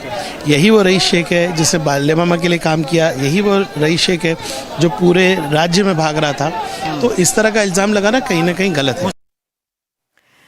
Jammu and Kashmir PDP leader and Mehbooba Mufti's daughter Iltija Mufti has now made a controversial remark disrespecting Hindutva. Iltija said that the Hindutva is a disease. That's right, sparking a massive row. BJP leader and former Jammu and Kashmir Deputy CM Kavindra Gupta has hit out at Iltija and questioned the double standards of the opposition parties. And we have to go ahead and play out exactly what those reactions are and what the BJP leader Kavindra Gupta had to say. तो इल्तिजा मुफ्ती ने आज tweet किया है, बड़ा गलत है. भगवान राम को लेकर के इस प्रकार की भाषा, अभद्र भाषा का जो प्रयोग किया है वो ठीक नहीं है. अब कई बार हम अपने विपरीत धर्म की बात करें तो उसमें जिस प्रकार से घटनाएं होती हैं, गोलियां मार दी जाती है, आतंक, देश विरोधी सब चीजें चलती है, उस पर तो इनके मुंह बंद हो जाते हैं. ह्यूमन राइट्स के दायरे में जो चीज आती है उसके खिलाफ ये चलते हैं. लेकिन इस प्रकार की भाषा बोलना किसी भी धर्म को अच्छा नहीं लगेगा, इसलिए अपनी जबान पर इनको कंट्रोल रखना चाहिए. इससे ज्यादा मैं यही सलाह दूंगा, क्योंकि धर्म के प्रति जो आस्था रहती है वो सभी की टूटती है. वो ना टूटे तो अच्छी बात है. इल्तिजा मुफ्ती ने एक बयान दिया ट्वीट के माध्यम से. उन्होंने कहा कि भगवान राम को जो है सिर झुक जाना चाहिए शर्म में, और जो हिंदुज़म है वो कहीं ना कहीं एक बीमारी है. वो एक इंसिडेंट को कोट कर रही थी जहां पे हुआ है जबरन जय श्री राम बुलवाने का. बहुत ही दुर्भाग्यपूर्ण तरीके से एक विवादास्पद ट्वीट पीडीपी की नेता ने किया है. ये बहुत दुखद है. जो शब्द उन्होंने उस ट्वीट के अंदर लिखे हैं वो बहुत ही निंदनीय शब्द हैं, बहुत ही डेरोगेटरी रिमार्क्स हैं, एब्यूजिव लैंग्वेज है. इस प्रकार की भाषा का प्रयोग नहीं होना चाहिए. अगर आपको कहीं किसी चीज़ पर कोई आपत्ति है, कोई आपको किसी चीज़ पर, किसी बयान पर, किसी एक्शन को लेकर आपको ऑब्जेक्शन है, तो एक सिविलाइज्ड मैनर में आप उस चीज़ को लेकर बात कर सकते हैं. परंतु जिस तरीके के साथ, जिस अंदाज में इल्तिजा मुफ्ती ने ट्वीट किया है, ये बहुत ही गलत है. जो पब्लिक डोमेन में काम करने वाले नेता होते हैं उन्हें सबकी इज्जत करनी चाहिए, मान मर्यादाओं का ख्याल रखना चाहिए. समाज को तोड़कर, समाज में जहर घोलकर मजहबी उन्माद पैदा नहीं किया जाना चाहिए. ये बहुत ही गलत है. जिस वीडियो को उन्होंने ट्वीट किया है उसकी ऑथेंटिसिटी क्या है, उसकी क्या ऑथेंटिसिटी है? ऐसा लगता है कि आर्टिफिशियल इंटेलिजेंस के माध्यम से एक वीडियो कहीं सोशल मीडिया में तैयार किया गया और उसको लेकर अगर कोई राजनेता इस प्रकार का ट्वीट करेगा और इस प्रकार की भाषा का इस्तेमाल करेगा, वो ठीक नहीं. देखिए, सनातन को गाली देना सेक्युलरिज्म है. और सनातन की बात करना कम्युनलिज्म है। सवाल इल्तिजा मुफ्ती का नहीं है, सवाल ये है कि इस देश ने आपको क्या क्या नहीं दिया, सब कुछ दिया। आप इस देश को अपना नहीं समझ रहे, क्योंकि जो राम को अपना नहीं समझ रहा है, जो राम का सम्मान नहीं कर रहा है, जो भगवान श्री राम का नाम अदब से नहीं ले रहा है, वो इस देश को भी नहीं समझ सकता है। भगवान श्री राम का अपमान करना भारत का अपमान करना है। इल्तिजा मुफ्ती अभी राजनीति में नई हैं, उन्हें बहुत आगे जाना है।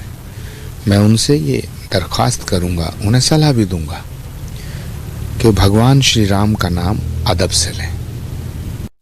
More than 100 farmers in Maharashtra's Latur district have claimed that Waqf board has sought to take their land. Yes, that is right. And that they have been cultivating for generations. This land, they say, they have been cultivating for generations. The claim has been filed in the Maharashtra State Waqf Tribunal in Chhatrapati Sambhaji Nagar, and notices have been issued to 103 farmers having total land measuring 300 acres.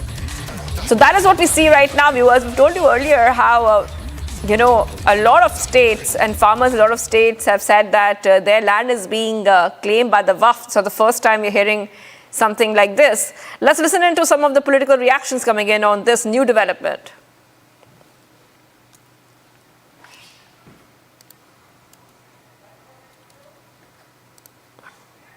More than 103 farmers, their land is being claimed by Waqf board. I'm not aware of it, but if there is any injustice, and it must be injustice, all of a sudden 103 farmers are asked to vacate the farm.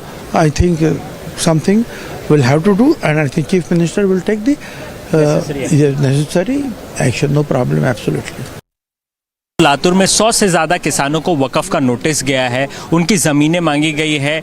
कैसे देखते हैं, एक तरफ तो वक़फ़ को लेकर के amendment bill JPC की बैठक लगातार, और इस तरीके का जो लगातार वक़फ़ के द्वारा क्लेम्स किया जाता है, उसको लेकर के आपकी क्या? वो डिटेल्स मेरे पास नहीं है, और इसलिए उसके डिटेल्स नहीं होने की वजह से कुछ वहाँ प्रतिक्रिया देना गलत होगा। लेकिन जो किसान है उनको अपनी ज़मीन छोड़ देनी नहीं, मुझे पता नहीं ना, एक्चुअली फैक्ट क्या है मुझे पता नहीं, तो उस पर मैं चर्चा कर। अगर किसान के नाम 7/12 है, मालिक वो है, तो ऐसा वक़्फ़ उनको नोटिस नहीं दे सकता है, यही मेरा कहना है। लेकिन क्या स्थिति है मुझे पता नहीं। All right, getting us some more updates coming in next segment, Bharat in 2 minutes. The Border Security Force marched in parade to commemorate the 60th Foundation Day of the force in Jodhpur. The paramilitary event is being attended by Union Home Minister Amit Shah.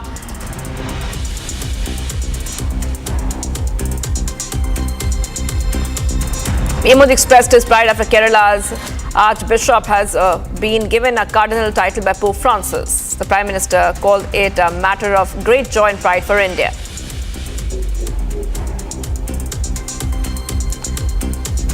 Reports of suspicious activity. After that, security forces have launched a search operation in Hiranagar town of Kathua district. Forces were tipped off about the suspicious movement of at least 3 to 4 people in the area. The Army Special Operation Group and the CRPF are part of the ongoing operation. Along with this, aerial surveillance is also being carried out. रात को हमारे पास कुछ लोगों ने खबर दी थी कि कुछ सस्पेक्टेड मूवमेंट है, तो हम लोगों ने इमीडिएटली उसमें विद इन 1 आवर रिस्पॉन्ड किया। कल रात से लेके अभी तक हम लोगों ने आर्मी और एसओजी और सबको मिला के, सीआरपीएफ को मिला के पूरा एरिया सर्च किया है, अपनी नफरी वगैरह भी सब जगह लगा दिया। तो अभी वही सर्च चल रहा है, एरियल सर्वेलेंस वगैरह सब कुछ चल रहा है, तो देखते हैं आगे क्या होगा।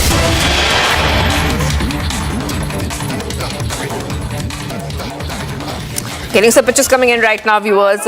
We keep our focus on the farmers' protest, which is happening, and these pictures are coming in.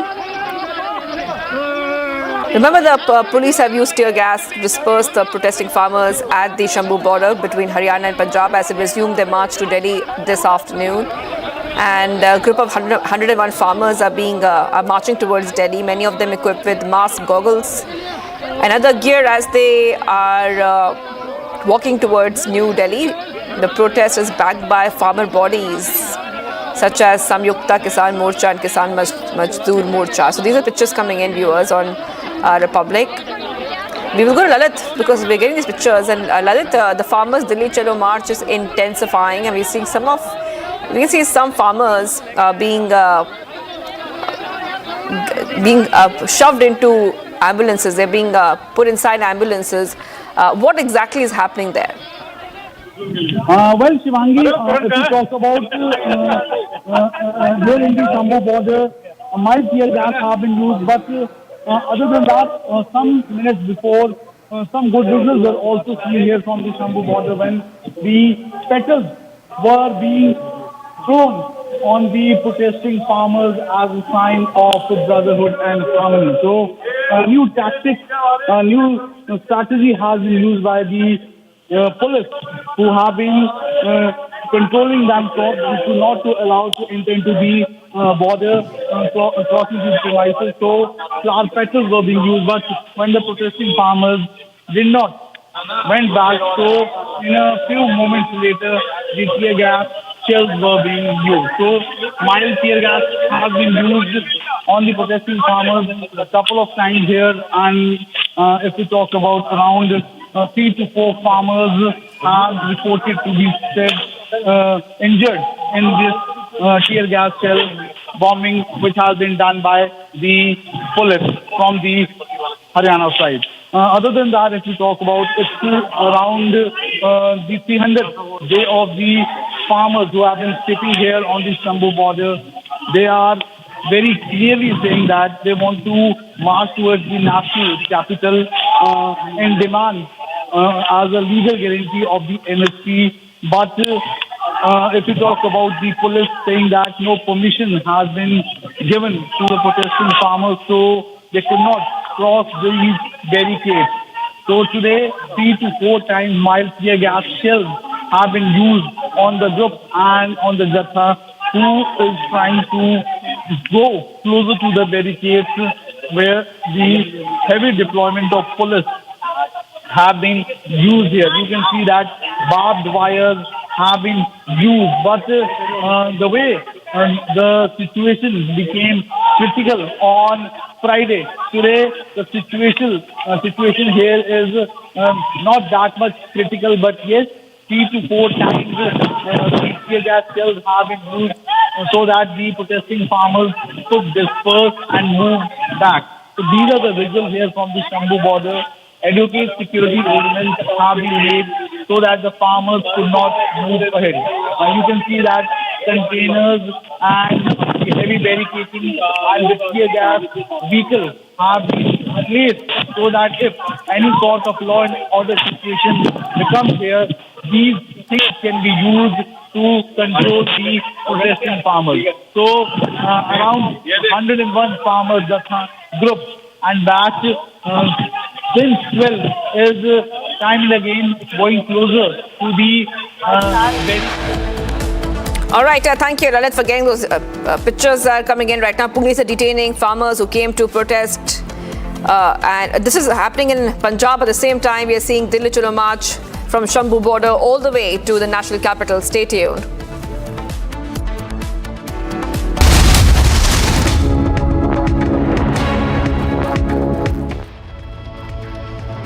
Ice बोला था लाने को, लद्दाख चला गया। पूछा फोन पे इतना बिजी क्यों है, तो क्या बोला तू? हाँ, mountains are calling.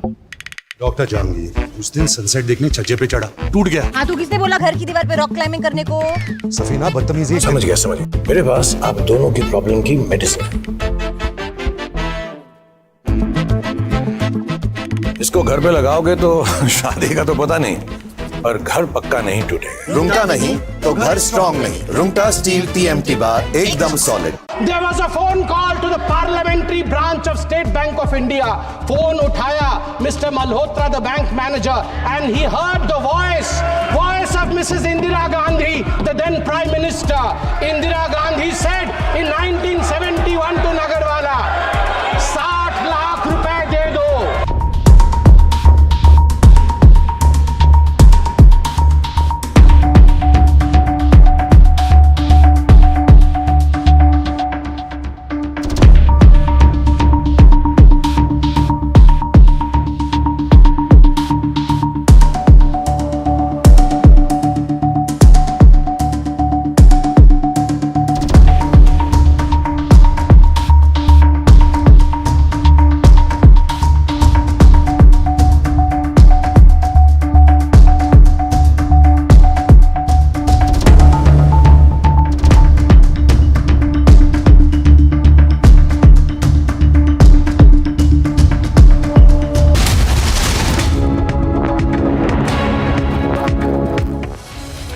viewers, after 5 decades of iron-fisted rule, the Assad regime has now fallen. Syria is witnessing an unprecedented upheaval, with rebels claiming control over major cities, including the capital, Damascus, as President Bashar al-Assad reportedly flees the country. Jubilant celebrations and chaos grips the streets. Here's the latest from a nation on the brink of a new chapter as rebels now reshape Syria's future.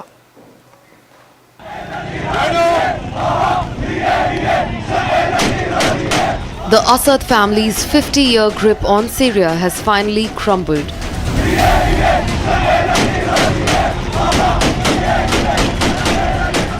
Jubilant celebrations erupted across the nation.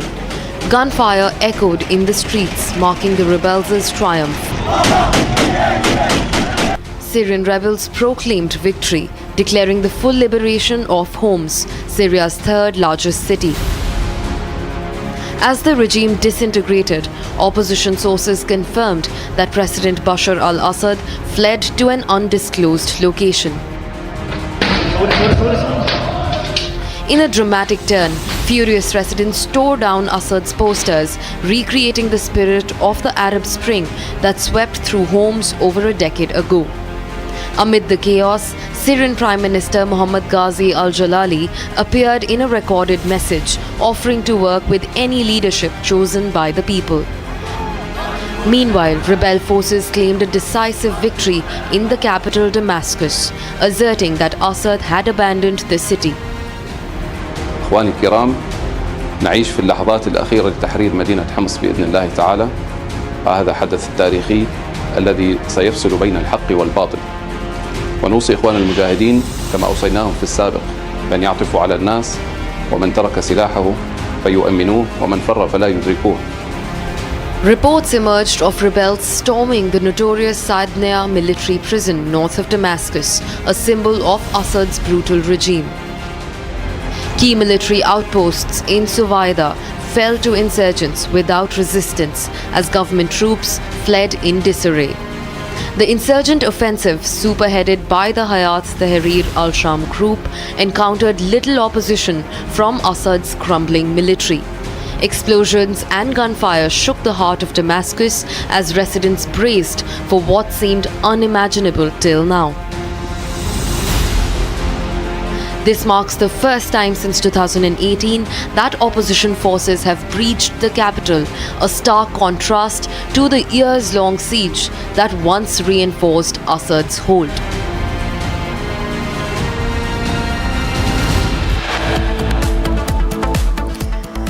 So coming up, viewers, on the other side, we will talk about the latest coming in as this rift in India over who will lead the India Alliance. Stay tuned.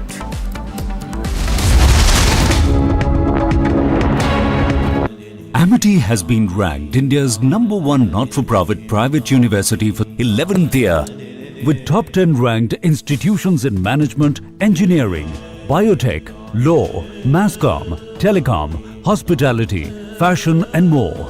Yet another top ranking for Amity University.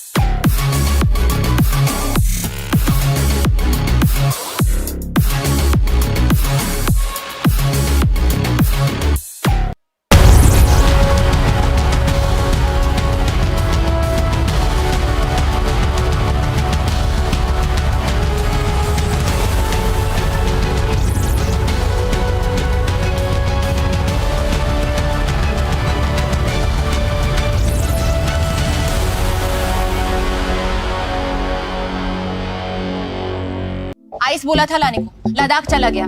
पूछा phone पे इतना busy busy क्यों है, तो क्या बोला तू? हाँ, mountains are calling. Doctor Janvi उस दिन सनसेट देखने छज्जे पे चढ़ा, टूट गया। हाँ, तो किसने बोला घर की दीवार पे रॉक क्लाइंबिंग करने को? सफीना बदतमीजी। समझ गया। मेरे पास आप दोनों की प्रॉब्लम की मेडिसिन है। इसको घर पे लगाओगे तो शादी का तो पता नहीं, पर घर पक्का नहीं टूटेगा। रूंगटा नहीं तो घर स्ट्रॉन्ग नहीं। रूंगटा स्टील TMT बार एकदम solid.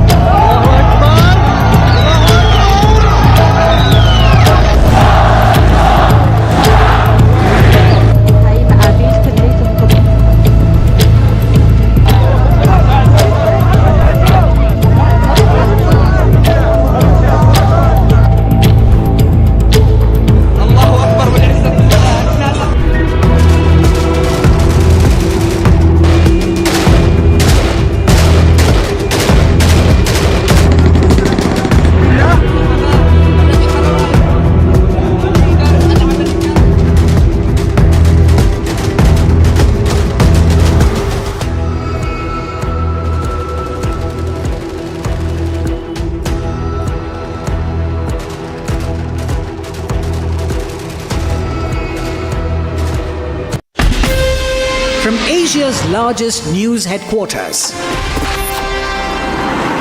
setting the agenda for Bharat.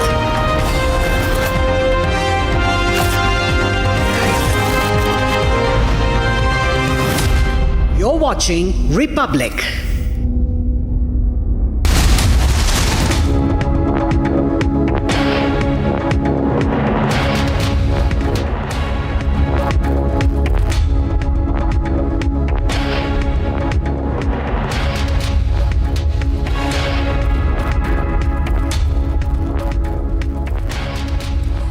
Very good afternoon, viewers. You're watching live and breaking on Republic TV at 3 p.m. with me, Kriti Mehta. Now, our top focus remains on Syria, where the Bashar al-Assad government has fallen and Damascus has been captured by the rebels. Bringing you more details on that front. Also, a lot of news packed in this bulletin from India as well. Stay tuned for a quick check of the headlines first.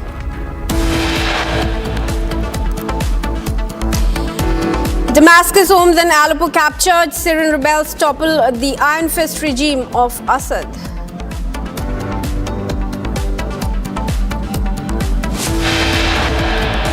Syrian rebels fire celebratory gunshots in Damascus after toppling Assad government. Syrian Prime Minister says ready for leadership change. As rebels capture Damascus, local reports claim that President al-Assad has fled the nation to an undisclosed location.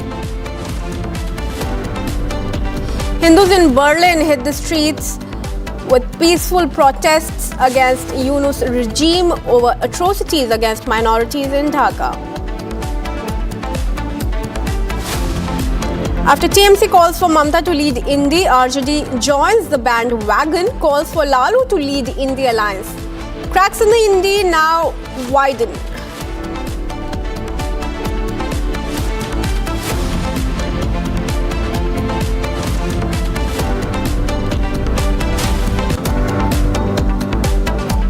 Maharashtra Deputy Chief Minister takes on MVA, saying that opposition only targets EVMs when they are losing.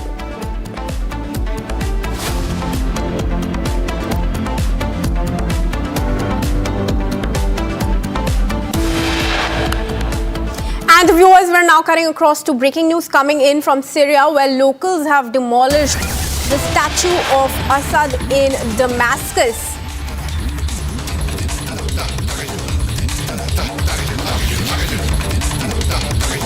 We're going to cut across to those visuals for you, but all right, very dramatic visuals on your screens, viewers. The head of Assad has been severed from its bust. Rebels have demolished Assad's statue. Syrians celebrate Bashar Assad's fall as his whereabouts remain unknown. Rebels reached Syria as the city's defense forces collapsed. multiple residents reporting intense gunfire. This, of course, follows the rebels' capture of homes in Aleppo, further threatening Bashar's rule. Now, rebels have in fact declared Syria is free in Damascus.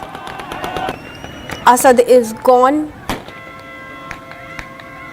In fact, Donald Trump has also waded in on the matter. He says Assad is gone, Putin not interested in protecting him. Assad is gone, he has fled the country. His protector, Russia, led by Vladimir Putin, was not interested in protecting him any longer. Those are the words that are coming in from Donald Trump. He took to social media to make that post. In fact, he also goes on to say there was no reason for Russia to be there in the first place. They all lost interest in Syria. This, remember, viewers, is coming in after the US has steered clear of offering any help to Syria because of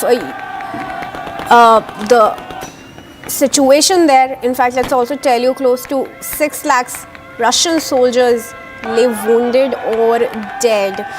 That is the update that's coming in as of now. And the dramatic visuals on your screens, viewers, we're seeing how effigies are being burnt, statue of Assad being demolished, visuals there of how rebels are carrying the head severed from the bust of Assad's statue.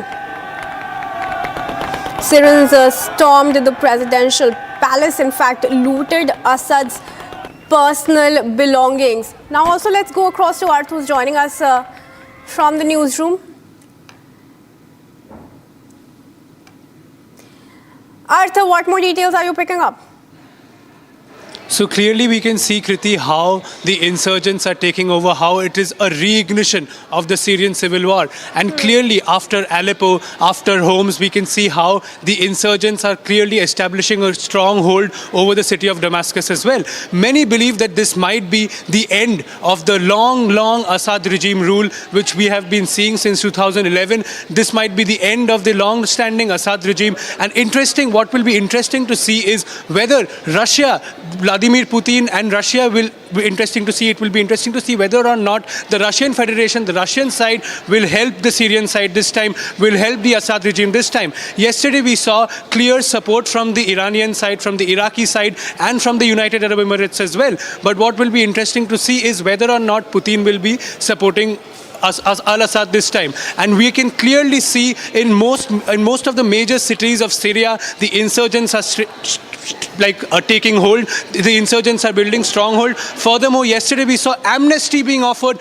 to members of the Syrian army. So clearly we can see the widespread scale of this particular movement taken out by the insurgents. And clearly this is a new phase of the Syrian civil war, and Assad faces a massive threat ahead of him. Back to the studio, Kriti.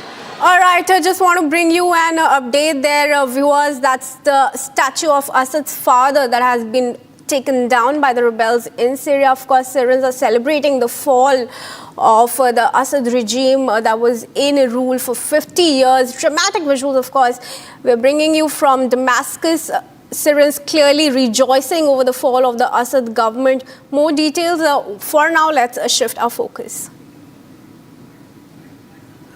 In the war, you lose areas, but you recapture another area. So it's difficult to tell whether you are losing or gaining, or it was a standstill. No one had this answer. But definitely after the Russian intervention in supporting the Syrian army, legally of course, we felt much better.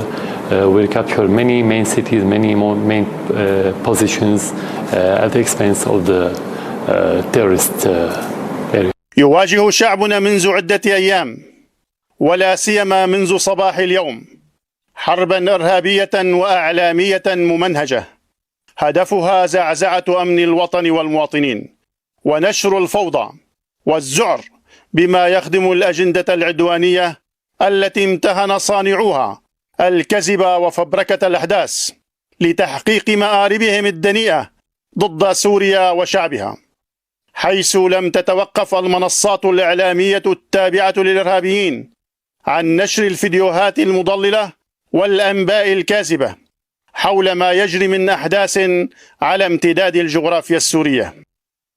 I have called for urgent political talks in Geneva to implement Security Council Resolution 2254. I'm pleased to say that the ministers and all I'm talking to are backing this call. And my hope is that they will be able to announce a date for this very soon. הדגשים המרכזיים זה לראות גם את היציאה האיראנית, את האינטרס האיראני, שזה מבחינתנו צורך ראשון. והדבר השני, לראות את הגורמים המקומיים כאן שתופסים את השטח, מה הם עושים, איך הם מתנהגים, איך הם מורתעים, ולא מתבלבלים בפנייה לכיוון שלנו. אם יש בלבול כזה, יש מענה התקפי, ומאחוריו מענה הגנתי מאוד מאוד חזק. I remain very concerned by the potential for further large-scale attacks by the regime or by Russia.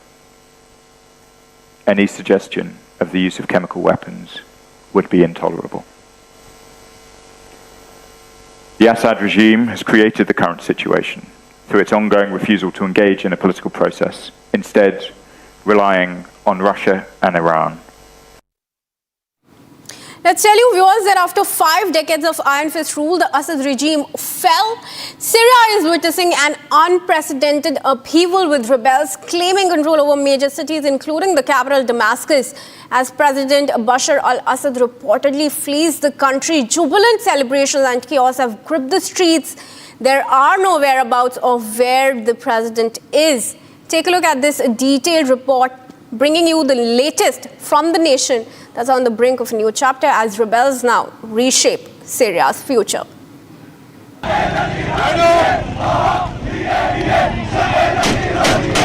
The Assad family's 50-year grip on Syria has finally crumbled.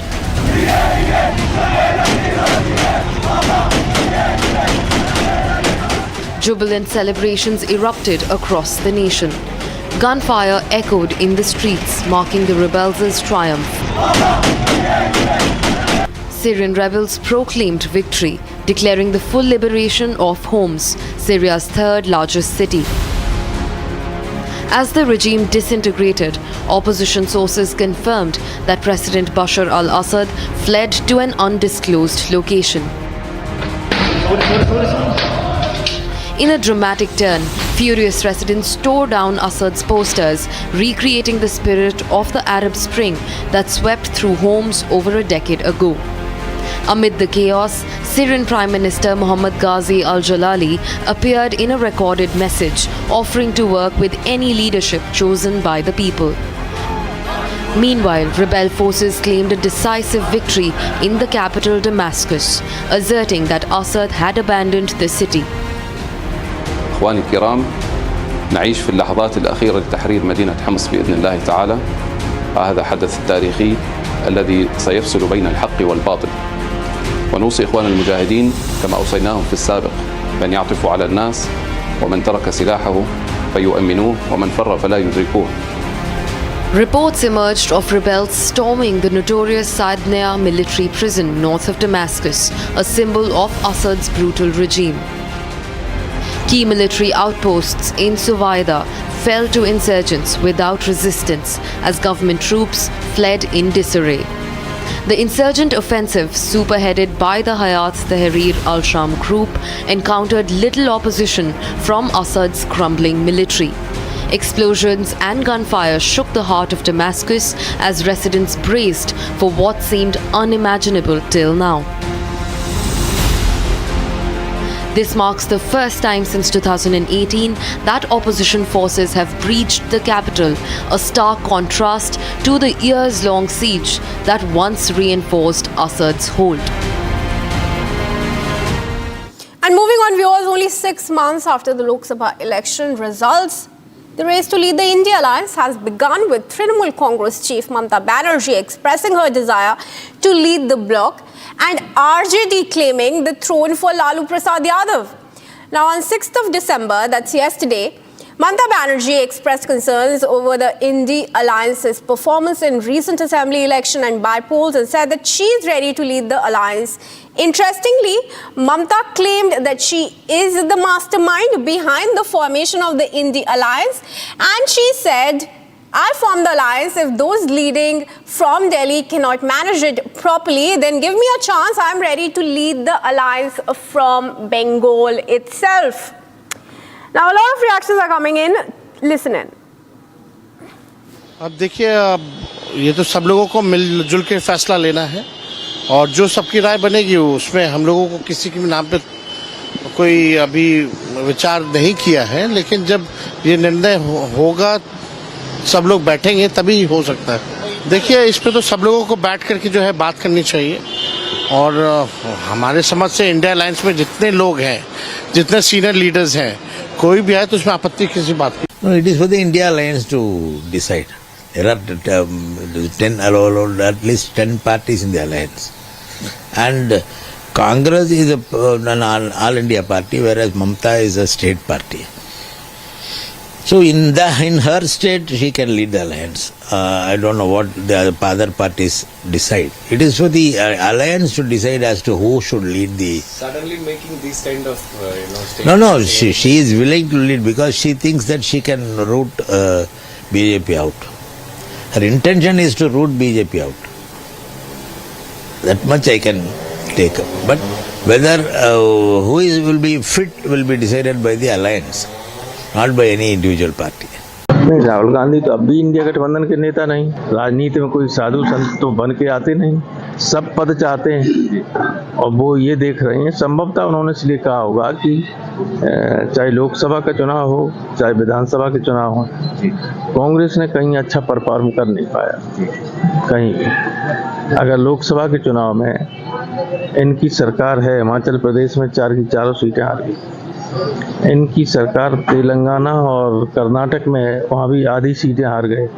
अगर वहाँ भी ठीक performance हो जाता और मध्य प्रदेश में, छत्तीसगढ़ में 1 seat नहीं जीते तो आज मोदी प्रधानमंत्री होते ही नहीं। तो संभवतः ये लोगों में चर्चा रहती है कि हो सकता है कि नेतृत्व में परिवर्तन किया जाए, लेकिन मैं इसमें पचड़े में पड़ता नहीं हूँ। इंडिया गठबंधन है, ठीक है और रहना चाहिए। बिना गठबंधन के इन तिकड़मी लोगों को हराया नहीं। कांग्रेस इंडिया गठबंधन जिस तरीके से कांग्रेस ने चलाया है और हमारे नेता आदरणीय मल्लिकार्जुन खड़गे जी, राहुल जी, प्रियंका जी, इन लोगों ने जिस तरीके से सबका समायोजन करके किया है, दूसरा कोई नहीं कर सकता। और निश्चित तौर से कांग्रेस एक बड़े भाई की भूमिका में और सबको साथ ले चलने की भूमिका में हमेशा काम किया है और कांग्रेस ही आगे लेकर चलेगी। And the BJP has, of course, slammed the India Alliance for the power struggle within the bloc. My colleague Akhil has spoken to BJP's Manjinder Singh Sirsa. Listen in. There is no as such kind of alliance. This is just a East India company. The purpose to form this alliance was to loot this country, and people have rejected this. Whosoever want to lead this alliance doesn't matter, but one thing is clear, that this alliance has no leader. One day in the morning, Mamata says I'll lead, another day Rahul Gandhi says I'll gonna lead, and another day Akhilesh Yadav say I will be the leading this alliance. So this alliance is nothing.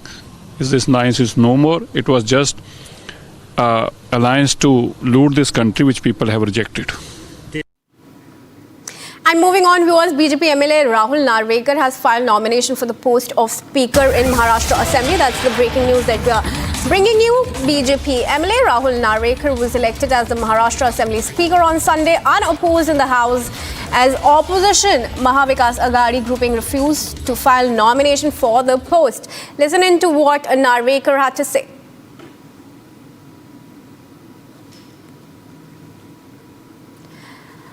Rahul Narvekar, the Kolaba MLA of the BJP, of course, re-elected from that constituency, is now filing a nomination for the post of the Speaker. Once again, he was already the Speaker in the previous Mahayuti government, refiling his nomination. Live visuals coming in of Rahul Narvekar filing his nomination for the post of the Maharashtra Assembly Speaker. He is, of course, accompanied by Chief Minister Devendra Fadnavis and Deputy Chief Minister Eknath Shinde, and in fact Deputy Chief Minister Ajit Pawar is also there accompanying Rahul Narvekar. In fact, let's tell you that Narvekar is elected unopposed to the position of the speaker, as the opposition Mahavikas Aghadi did not file a candidate for the position of the speaker. My colleague Anamika also spoke to Rahul Narvekar. Listen in. पहले तो बधाई आपको advance में बोलिए तो मैं कह दूं आपको या फिर चुनाव के बाद दूं? नहीं, मैं आपके माध्यम से सर्वप्रथम भारतीय जनता पार्टी के वरिष्ठ नेता, सर्वोच्च नेता आदरणीय मोदी जी, आदरणीय अमित शाह जी, आदरणीय नड्डा जी, हमारे लोकप्रिय मुख्यमंत्री देवेंद्र फडणवीस साहब को मन से धन्यवाद कहना चाहूँगा कि उन्होंने मुझे मेरे ऊपर विश्वास दर्शाते हुए फिर एक बार इस विधानसभा का अध्यक्ष के रूप में महाराष्ट्र की सेवा करने की जिम्मेदारी सौंपी है। आदित्य ठाकरे जो है जैसे बयान दे रहे हैं, इस इंडी गठबंधन में फूट पड़ गई है। उन्होंने कहा है कि समाजवादी पार्टी को लेकर उन्होंने कहा है बीजेपी की बी टीम। कोई राजकीय वक्तव्य करने की ज़रूरत नहीं समझता हूँ मैं। जो समझना है, जो जवाब देना है, वो जनता ने अपने मतों द्वारा दिया है। सर, लातूर में वक्फ बोर्ड की ज़मीन जो है वहाँ पे दावा किया जा रहा है वक्फ की ओर से। 100 से ज़्यादा किसान हैं वहाँ पे जिनकी ज़मीनों पर वक्फ ने दावा कर दिया है, लेकिन ये विवाद बढ़ता ही जा रहा है। इसको लेकर आप लोग कुछ संज्ञान लेंगे? नहीं, इस विषय में केंद्र शासन ने योग्य कायदे और कानून बनाए हैं और उसके आधार पर जो तकलीफ़ें हैं या किसी को जो कंप्लेंट्स है वो सुलझाई जाएंगी। आखिरी सवाल, मंत्रिमंडल को लेकर के विस्तार और बाकी मंत्रियों की शपथ और जो विभागों के बंटवारा उसको लेकर क्या स्ट्रेटजी है? समय पर सब कुछ हो जाएगा। कब तक? समय पर होगा। आज, कल, परसों, सोमवार, मंगलवार? अपेक्षित है कि कुछ दिनों में होना चाहिए। मैं समझता हूँ इस विषय में सभी नेता एक साथ मिलकर निर्णय लेंगे और जब निर्णय लेंगे तो सभागृह को भी अवगत किया जाएगा, तभी मुझे पता चलेगा।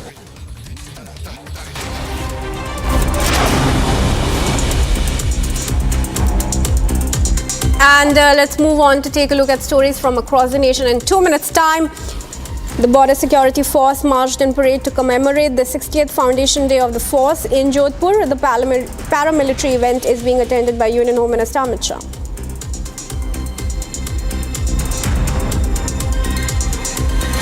Prime Minister Modi expressed his pride after Kerala's Archbishop George Kuvakar was given a cardinal title by Pope Francis. The Prime Minister called it a matter of great joy and pride for India. The ceremony was held at St. Peter's Basilica in Rome. Following reports of suspicion, security forces have launched a search operation in Hiranagar town of Kathua district. The forces were tipped off about the suspicious movement of at least 3 to 4 people in the area.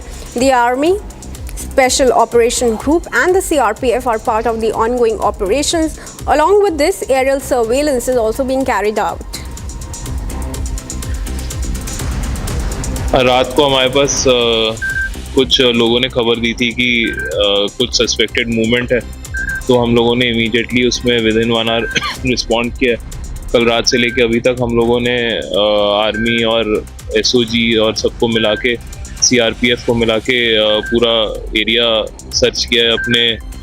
अपनी नफरी वगैरह भी सब जगह लगा दिया, तो अभी वही सर्च चल रहा है, एरियल सर्वेलेंस वगैरह सब कुछ चल रहा है, तो देखते हैं आगे क्या होता है।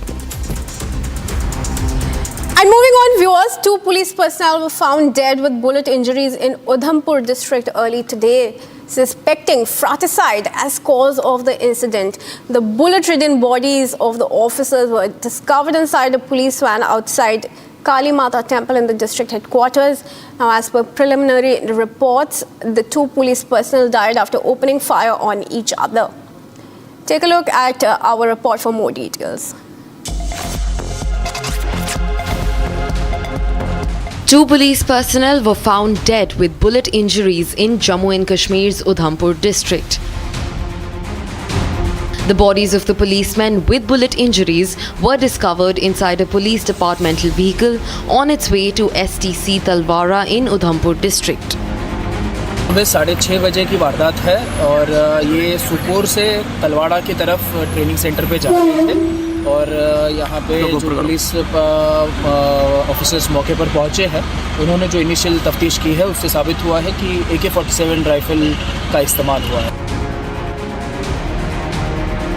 Two cops of Jammu and Kashmir police from the Sopore, they were found dead in a police vehicle in the Kali Mata Mandir area of the Udhampur early today morning. Both the bodies were found bullet-ridden, after which the Rambal police swung into the action. It came into being that this was a fratricide incident that came after the argument took place between both the cops identified as Malik and Manjeet Singh.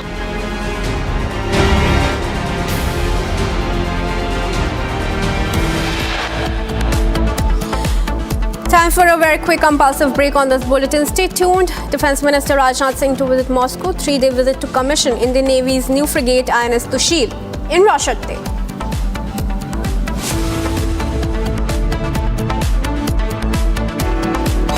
What's with this Places of Worship Act that's bothering both sides of the temple-mosque divide? More importantly, are these issues only in the legal domain, or do they call for an open and honest interfaith dialogue? We also look at the Bangladesh situation. It's getting worse. Is it time for India to intervene in our own national security interest? And finally, a deep dive into a bugbear exercising the US's strategic mind, the de-dollarization of the world economy and its consequences. Join me this Saturday and Sunday on your favorite deep dive show, only on Republic.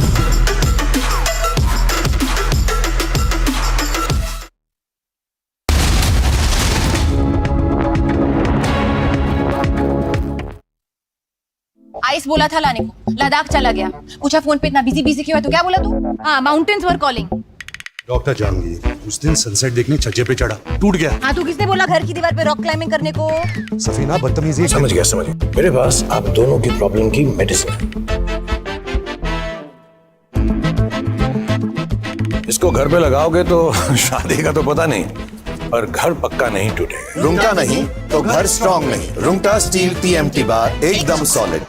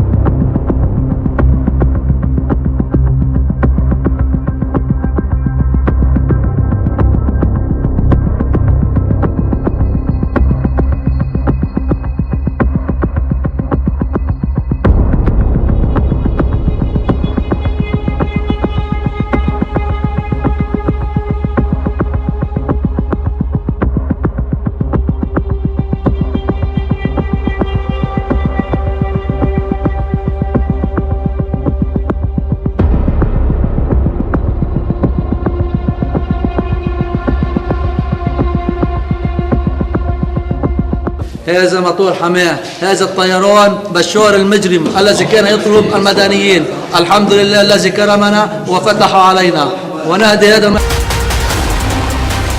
Vote जिहाद और धर्म युद्ध में आप क्या अंतर देखते हैं? देखिए, जिहाद और धर्म युद्ध में अंतर ये है, जिहाद का अर्थ है कि जो विरोधी है उसको समाप्त करो। धर्म युद्ध का अर्थ है जो धर्म के खिलाफ है। धर्म यानी यहाँ सत्य, यतो धर्म ततो जया, ये धर्म युद्ध है। जो सत्य के खिलाफ है उसका सफाया करो। तो हम सत्य के खिलाफ जो थे उसका सफाया करो।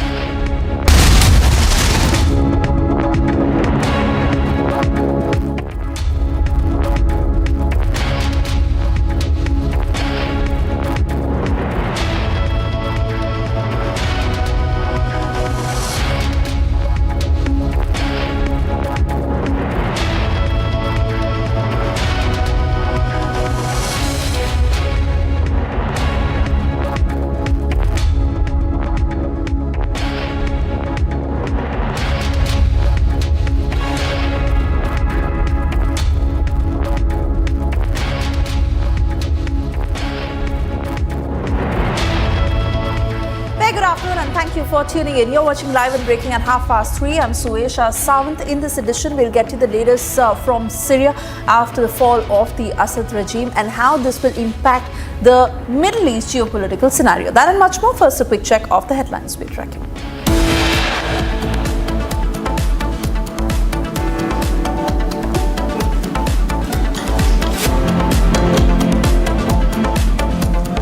Damascus, Homs, Aleppo captured. Syrian rebels topple the iron fist regime of Assad.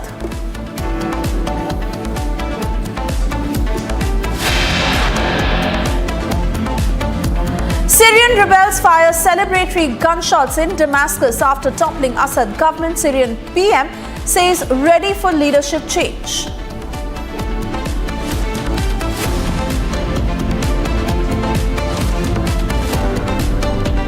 As rebels captured Damascus, local reports claim that President al-Assad has fled the nation to an undisclosed location.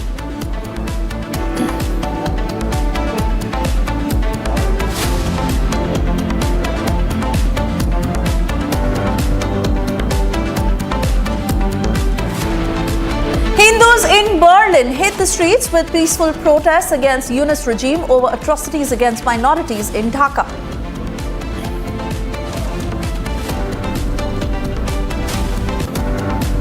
After TMC calls for Mamta to lead Indi, RJD joins the bandwagon. Calls for Lalu to lead Indi. Alliance cracks in the Indi, now out in the open.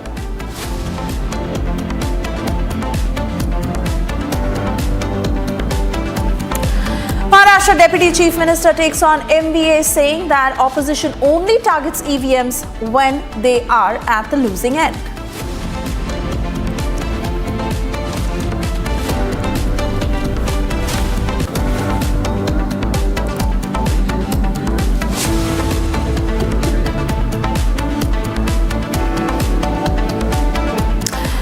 And first up, we get you the detailed statement by Maharashtra Deputy Chief Minister Eknath Shinde, who's taken on the Indi. He's gone on to say that they only remember the EVM tampering charge when they are at the losing end. This after the victorious performance by the the Mahayuti Alliance. It is Eknath Shinde who's taking on the MBA, saying that the opposition only targets EVMs when they lose. Listen into that statement. तो आज शपथ ले लिया EVM का उनका आक्षेप खत्म हो गया। अभी ईवीएम का घोटाला खत्म हो गया। कल शपथ नहीं लिया ईवीएम के वजह से, आज शपथ ले ली। इसका मतलब ईवीएम का आक्षेप खत्म हो गया क्या? जब वो लोग जीतते हैं, जिनकी जीत होती है महाविकास आघाड़ी की, तब ईवीएम अच्छी रहती है, और हारते हैं तो ईवीएम खराब हो जाती है। अभी हार में झारखंड जीत गए, कर्नाटक जीत गए, प्रियंका गांधी जी जीत गई, या नाना पटोले जीते, कई लोग यहाँ जीते। क्या वहाँ ईवीएम ठीक थी? और जहाँ हार गए वहाँ ईवीएम खराब। ये दोगली राजनीति है। ये अब ये रोने वाली बात है। और इतना ही मैं कहूँगा कि अभी विपक्ष ने जो मैंडेट महाराष्ट्र की जनता ने दिया है, सरकार के काम के बलबूते पे, मैंने कहा था कि सरकार ने जो 2.5 साल में काम किया है उसका अंजाम इस चुनाव में दिखेगा। लाडली बहनों ने, लाडले किसानों, लाडले भाइयों ने भरपूर मतदान किया है, और इसी के वजह से इतनी बड़ी जीत हुई है। अब इस जीत को स्वीकार करो, सच्चाई को स्वीकार करो। And yet another controversy that is making headlines from Maharashtra. This is over the Waqf Rao, where more than 100 farmers in Latur say that the land that they have been tilling for generations now is now being claimed by the Maharashtra Waqf Board. This is the statement coming in from farmers there, as this claim has been filed in the Maharashtra State Waqf Tribunal in Chhatrapati Sambhaji Nagar. Notices have been issued to 103 farmers that have been cultivating that land, which measures over 300 acres. More than 100 farmers who've received that notice from the Waqf Board in Maharashtra. After Karnataka, it is Maharashtra that has now come to the forefront, where farmers are complaining that the Waqf Board out of nowhere is claiming ownership to the land that they have been cultivating for generations, for several decades. 103 farmers, their land is being claimed by Waqf Board. I'm not aware of it, but if there is any injustice, and it must be injustice, all of a sudden 103 farmers are asked to vacate the farm. I think something will have to do, and I think Chief Minister will take the necessary action. No problem, absolutely. Latur में 100 से ज़्यादा किसानों को वक़फ़ का notice गया है, उनकी ज़मीनें मांगी गई है। कैसे देखते हैं, एक तरफ तो वक़फ़ को लेकर के अमेंडमेंट बिल जेपीसी की बैठक लगातार और इस तरीके का जो लगातार वक़फ़ के द्वारा क्लेम्स किया जाता है, उसको लेकर के आपकी क्या? वो डिटेल्स मेरे पास नहीं है और इसलिए उसके डिटेल्स नहीं होने की वजह से कुछ वहाँ प्रतिक्रिया देना गलत होगा। लेकिन जो किसान है उनको अपनी ज़मीन छोड़ देनी नहीं, मुझे पता नहीं ना, एक्चुअली फैक्ट क्या है मुझे पता नहीं, तो उस पर मैं चर्चा कर। या अगर किसान के नाम 7/12 है, मालिक वो है, तो ऐसा वक़्फ़ को उनको नोटिस नहीं दे सकता है, यही मेरा कहना है। लेकिन क्या स्थिति है मुझे पता नहीं। नहीं, वो ज़मीन किसकी है पहले ये सिद्ध होना चाहिए। आज अगर कोई वहाँ पे खेती कर रहा है तो आज वो खेती कर रहा है, वो जगह अगर उनके पास मालिकाना हक है, पेपर हैं, तो वक्फ बोर्ड को ये अधिकार नहीं है कि उनको नोटिस देवे। और अगर वक्फ बोर्ड की जगह है, चाहे वो आज खेती कर रहे हों या उनके बाप दादा लोग पहले से खेती कर रहे हों, तो जाहिर बात है कि वक्फ की जगह है, वक्फ बोर्ड उनको नोटिस दे सकता है और अपनी जगह वापस मांग सकता है। नहीं, ये मुसलमानों पर या वक्फ बोर्ड पर सिर्फ इल्ज़ाम है। एक मुद्दा भी ऐसा सरकार साबित नहीं कर सकती कि वक्फ बोर्ड ने किसी की ज़मीन ज़बरदस्ती छीनी हो। वक्फ बोर्ड का मतलब यह है कि मुसलमान जो जगह वक्फ करता है तो वो उसकी अपनी मिल्कियत की जगह होती है, तो वो वक्फ करता है। और जाहिर बात है अगर किसी ने उस जगह को वक्फ नहीं किया है तो उसके पेपर नहीं होंगे।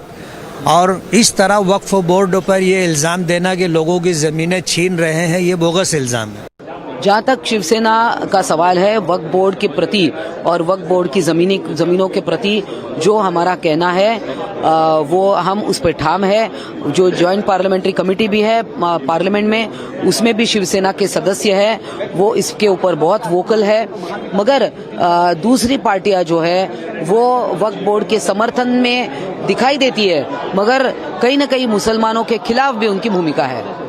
ये कांग्रेस सरकार का पाप है। वक्फ बोर्ड के बारे में माननीय प्रधानमंत्री जी और हमारे केंद्रीय गृह मंत्री जी तुरंत ही कानून देश के लोकसभा में लाने वाले हैं। ये जो कांग्रेस ने पाप किया है, वक्फ बोर्ड को एडिशनल पावर देकर के उसकी सत्ता का दायरा बढ़ा करके, उसका परिणाम देश भोग रहा है। वक्फ बोर्ड ने बहुत बदमाशी की है।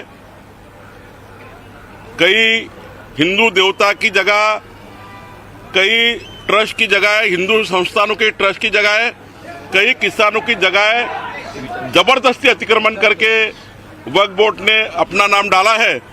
पूरा इसका दोबारा डिजिटलाइजेशन होना चाहिए, सारा रिकॉर्ड क्लीन होना चाहिए। और इसके लिए जो जो सरकार ने करना है, केंद्र सरकार, राज्य सरकार ने, भारतीय जनता पार्टी ने बार बार केंद्र को भी और राज्य को भी हमने लिखा है कि इसके लिए जो वक्फ बोर्ड ने बदमाशी की है, वहां पर हमारी सारी जमीन हड़प ली है। सारी जमीन जो जो नियम के बाहर हड़पी है, सारी जमीन किसानों को और हिंदू देव देवता के ट्रस्ट को, और जिसको भी जिस समाज की जमीन ली है, चाहे मुस्लिम हो, चाहे हिंदू हो, चाहे दलित हो, वक्फ बोर्ड ने सभी प्रकार की जमीन अपने कब्जे में ली है, वो सारी छोड़नी चाहिए। और उसके लिए सरकार कड़ी कार्रवाई करेगी। आप जांच करेगी महाराष्ट्र सरकार? बिल्कुल करना चाहिए। महाराष्ट्र सरकार और केंद्र सरकार को मैं विनती करूंगा, हमारी पार्टी से मैं विनती करूंगा, कड़ी जांच होनी चाहिए और सारी जमीन जिनकी मालकियत है उनको वापस मिलनी चाहिए। Moving on, as Jammu and Kashmir PDP leader and Mehbooba Mufti's daughter Iltija Mufti has made a controversial remark disrespecting Hindutva. Iltija said that Hindutva is a disease, quote unquote, sparking a massive row. BJP leader and former J&K Deputy CM Kavinder Gupta has hit out at Iltija and questioned the double standards of opposition parties. Listen in.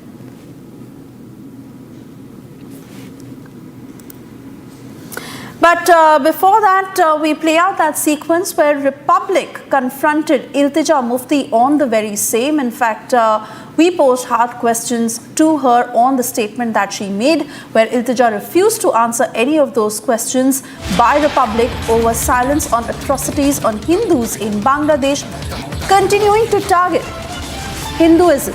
Listen in.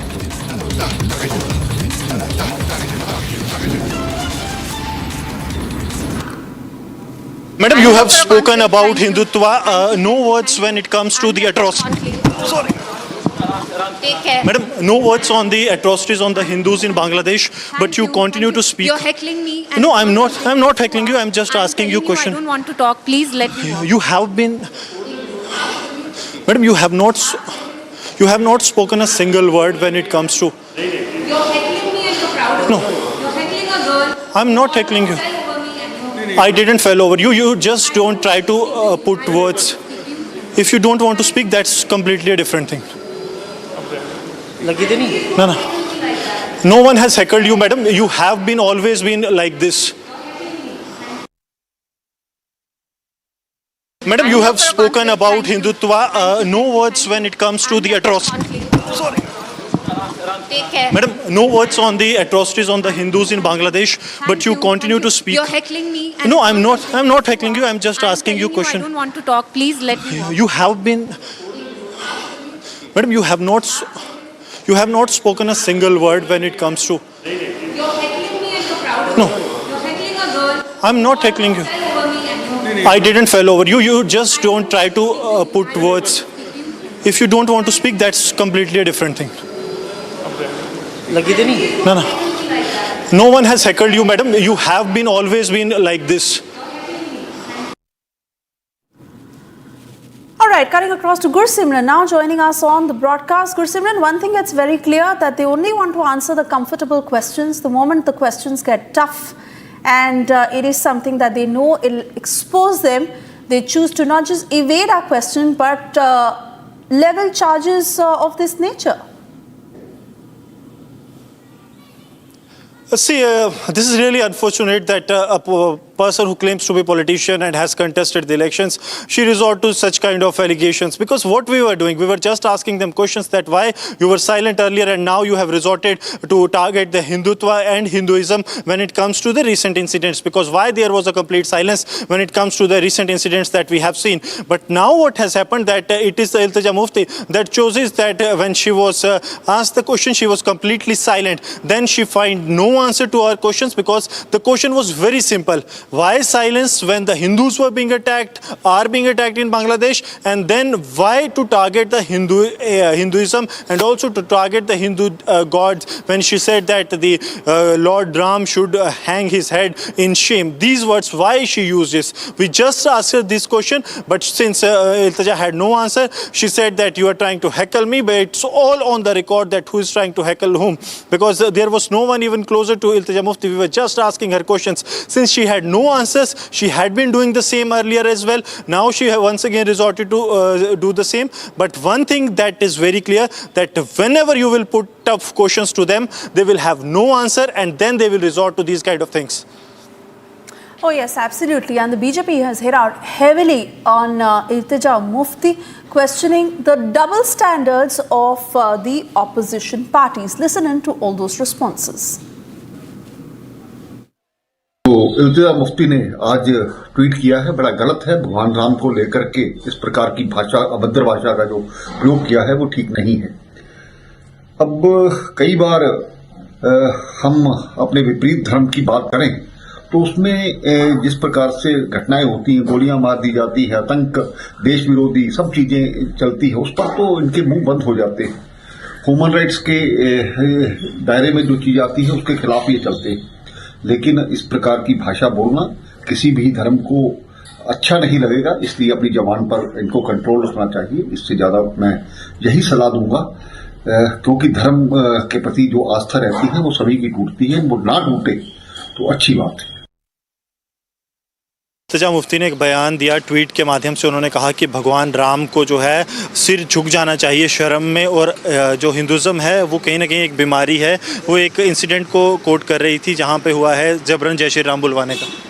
बहुत ही दुर्भाग्यपूर्ण तरीके से एक विवादास्पद tweet PDP की नेता ने किया है। ये बहुत दुखद है। जो शब्द उन्होंने उस ट्वीट के अंदर लिखे हैं वो बहुत ही निंदनीय शब्द हैं, बहुत ही डेरोगेटरी रिमार्क्स हैं, एब्यूजिव लैंग्वेज है। इस प्रकार की भाषा का प्रयोग नहीं होना चाहिए। अगर आपको कहीं किसी चीज़ पर कोई आपत्ति है, कोई आपको किसी चीज़ पर, किसी बयान पर, किसी एक्शन को लेकर आपको ऑब्जेक्शन है, तो एक सिविलाइज्ड मैनर में आप उस चीज़ को लेकर बात कर सकते हैं।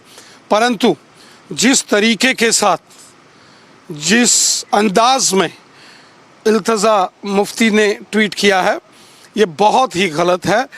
जो पब्लिक डोमेन में काम करने वाले नेता होते हैं उन्हें सबकी इज्जत करनी चाहिए, मान मर्यादाओं का ख्याल रखना चाहिए।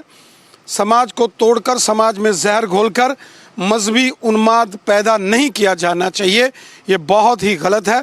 जिस वीडियो को उन्होंने ट्वीट किया है उसकी ऑथेंटिसिटी क्या है, उसकी क्या ऑथेंटिसिटी है? ऐसा लगता है कि आर्टिफिशियल इंटेलिजेंस के माध्यम से एक वीडियो कहीं सोशल मीडिया में तैयार किया गया और उसको लेकर अगर कोई राजनेता इस प्रकार का ट्वीट करेगा और इस प्रकार की भाषा का इस्तेमाल करेगा, वो ठीक नहीं। देखिए, सनातन को गाली देना सेकुलरिज्म है और सनातन की बात करना कम्युनलिज्म है। सवाल इल्तिजा मुफ्ती का नहीं है। सवाल ये है कि इस देश ने आपको क्या क्या नहीं दिया, सब कुछ दिया। आप इस देश को अपना नहीं समझ रहे हैं, क्योंकि जो राम को अपना नहीं समझ रहा है, जो राम का सम्मान नहीं कर रहा है, जो भगवान श्री राम का नाम अदब से नहीं ले रहा है, वो इस देश को भी नहीं समझ सकता है। भगवान श्री राम का अपमान करना भारत का अपमान करना है। इल्तिजा मुफ्ती अभी राजनीति में नई हैं, उन्हें बहुत आगे जाना है। मैं उनसे ये दरख्वास्त करूंगा, उन्हें सलाह भी दूंगा कि भगवान श्री राम का नाम अदब से लें। And well, the Indy alliance that seems to be struggling to even remain in the alliance anymore. Rift among the parties that is widening, where on one hand TMC has called for Mamata Banerjee to take over the Indy alliance's leadership. The RJD on the other hand is batting for Lalu Prasad Yadav to head the Indy bloc. Getting you this report on how the opposition bloc's political rigmarole is only on the rise. Listen. The Indy Alliance is trying its hands at refurbishing its image, and the change in leadership seems to be the maiden step. The rifts in the opposition alliance are widening, and the call for who will lead the alliance next is hanging in balance. The Trinamool Congress has moved chorus over Bengal Chief Minister Mamata Banerjee to take over the Indy Alliance's throne. Meanwhile, Mamata Banerjee, in a reported statement, has claimed that she was the brain behind the formation of the Indy Alliance. And this did not stop here. The Bengal Chief Minister also took a hit at the alliance leaders. She said that if they cannot take responsibility of the alliance, then she will do it happily, all by herself, from Bengal. Meanwhile, RJD hopped onto the bandwagon, pitching Lalu Prasad Yadav as the next frontal face of the alliance. However, the RJD said that the decision over the next face will be taken by the alliance as a whole. इस पे तो सब लोगों को बैठ करके जो है बात करनी चाहिए, और हमारे समझ से इंडिया अलायंस में जितने लोग हैं, जितने सीनियर लीडर्स हैं, कोई भी आए तो उसमें आपत्ति किसी बात की नहीं। In fact, Rashtriya Lok Dal has called out Rahul Gandhi's leadership. अब तो इन्होंने एलओपी को भी रिजेक्ट कर दिया है और बिल्कुल एकदम टूट क्या बिल्कुल साफ ही हो गए हैं। असलियत में कांग्रेस में लीडरशिप पार्टी के लिए भी नहीं, इसलिए 3 साल इनका अध्यक्ष नहीं बना, और सो कॉल्ड इंडिया गठबंधन के लिए भी लीडरशिप में जो दूसरों को सम्मान देना चाहिए था वो सम्मान नहीं दे पा रहे। हटाओ अखिलेश पखलेश को, ये अपने साथियों को कुछ सीट वीट नहीं देते हैं कहीं भी, तो ये तो होना ही था इनके साथ। This scuffle comes as response to the alliance's dismal performance in both the assembly and the by-polls. और अब ममता बनर्जी को अचानक ये सपना आ रहा है कि इंडिया अलायंस को ये डूबती नैया है, डूबती नैया का वो अगर कैप्टन बनना चाहती है तो हम उनको शुभकामनाएं देते हैं। इसका मतलब ऐसा है कि पवार साहब कहना चाहते हैं कि राहुल गांधी का नेतृत्व सक्षम नहीं है, कांग्रेस अभी नेतृत्व कर पा नहीं सकता है। तो मुझे लगता है पवार साहब का दिशा एक तरफ रहता है और बोलना एक तरफ रहता है, उनके मन में क्या है वो आने वाले समय में दिखाई पड़ेगा। While the Cold War for leadership continues to brew, it remains to be seen who will take over the opposition's bloc and if at all it will continue to exist.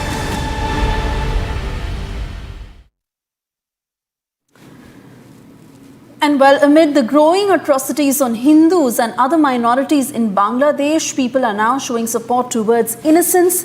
Hindus in Berlin organized a peaceful march at Berlin's Brandenburg Gate to express solidarity with those who've been persecuted in Bangladesh. Here's that report. Amid growing atrocities on Hindus and other minorities in Bangladesh, Hindus in Berlin united to express solidarity towards the innocents. They organized a peaceful protest march at Berlin's Brandenburg Gate. Monks of Radha Govinda temple voiced concern over the abuse and aggression being faced by Hindus in Dhaka. This comes after sedition charges were filed against ISKCON-backed seer Chinmay Krishnadas. His arrest on November 25th sparked protests culminating in violent clashes which resulted in the death of a lawyer. The situation for Hindus continues to worsen in Bangladesh under Yunus administration. Recently, a Kali Mata temple was also attacked and vandalized. With such incidents continuing unabated, the Yunus administration has been cornered by protests that have erupted across the world. For a short commercial break, on the other side we get you details. Damascus, Homs, Aleppo captured. Syrian rebels topple the iron fist regime of Assad.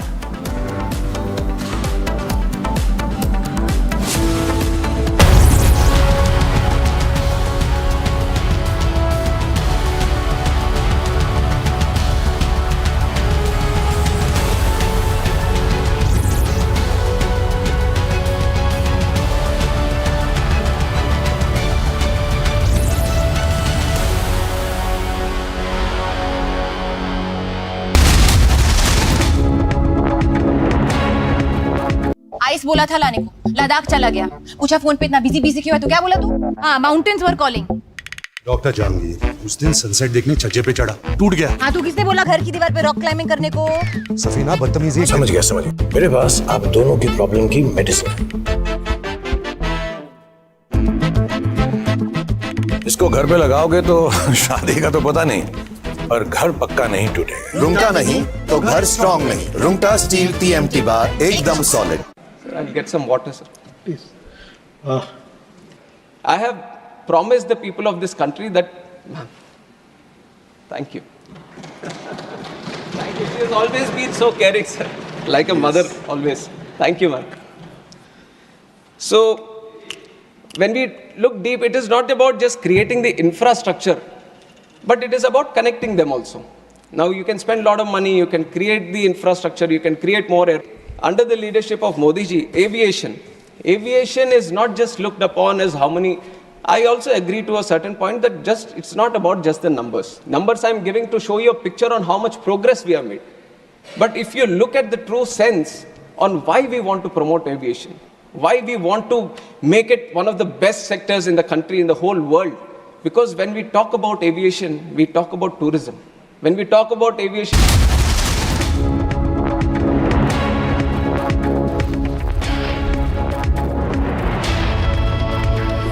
Thank you for staying with Republic. And another shocking incident that has come to light, this time from Udaipur, where two police personnel were found dead. Preliminary reports that suggest that they had opened fire at each other after which they died. Getting you all the details in this report.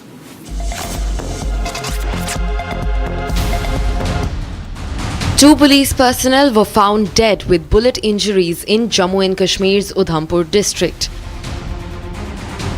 The bodies of the policemen with bullet injuries were discovered inside a police departmental vehicle on its way to STC Talwara in Udhampur district. सुबह 6:30 बजे की वारदात है और ये सुपोर से तलवाड़ा की तरफ ट्रेनिंग सेंटर पे जा रहे थे और यहाँ पे जो पुलिस ऑफिसर्स मौके पर पहुँचे हैं उन्होंने जो इनिशियल तफ्तीश की है उससे साबित हुआ है कि AK-47 राइफल का इस्तेमाल हुआ है. Two cops of Jammu and Kashmir police from the Sopore, they were found dead in a police vehicle in the Kali Mata Mandir area of the Udhampur early today morning. Both the bodies were found bullet-ridden, after which the Rambal police swung into the action. It came into being that this was a fratricide incident that came after the argument took place between both the cops identified as Malik and Manjeet Singh.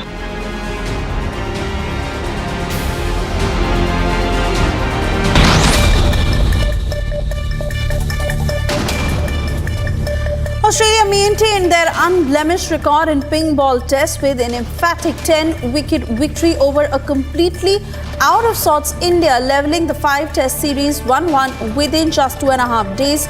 This was the shortest ever test between India and Australia in terms of balls bowled. Starting the day at 128 for 5, Nitish Kumar Reddy's 42 cavalier approach prevented a second successive innings defeat under lights at Adelaide as India were bowled out for 175. Facing severe criticism for his verbal send-off, Indian pacer Mohammad Siraj has refuted Travis Head's claim of saying well bowled during the ping ball test, alleging him of gross misrepresentation of what transpired after the Southpaw's dismissal. Siraj's fiery celebration after dismissing Head, who scored a counter-attacking 140, sparked heated exchanges, adding drama to the second day of the ping ball test. Australia still undefeated in the all ping ball test matches that they have played at the Adelaide Oval, riding high on the back of Travis Head and Mitchell Starc's match-winning performances. Australia defeated India by 10 wickets and have levelled the series 1-1. England has jumped to the 5th spot on the ICC World Test Championship points table after humbling New Zealand in the second test of the ongoing 3-match series by 323 runs. New Zealand has dropped down to the 6th position and has only one match left in the ongoing WTC 2023-25 cycle. The legendary Sunil Chhetri etched his name in the Indian Super League record books, becoming the oldest player to score a hat-trick in the league's history as he powered Bengaluru FC to a commanding 4-2 victory over Kerala Blasters at 40 and 126 days. Chetri became the oldest hat-trick scorer in the ISL history, surpassing Bartholomew Ogbeche, who did it for Hyderabad FC against FC Goa at 38 years and 96 days old in January 2023. What's with this Places of Worship Act that's bothering both sides of the temple-mosque divide? More importantly, are these issues only in the legal domain, or do they call for an open and honest interfaith dialogue? We also look at the Bangladesh situation. It's getting worse. Is it time for India to intervene in our own national security interest? And finally, a deep dive into a bugbear exercising the US's strategic mind: the de-dollarization of the world economy and its consequences. Join me this Saturday and Sunday on your favorite deep dive show, only on Republic.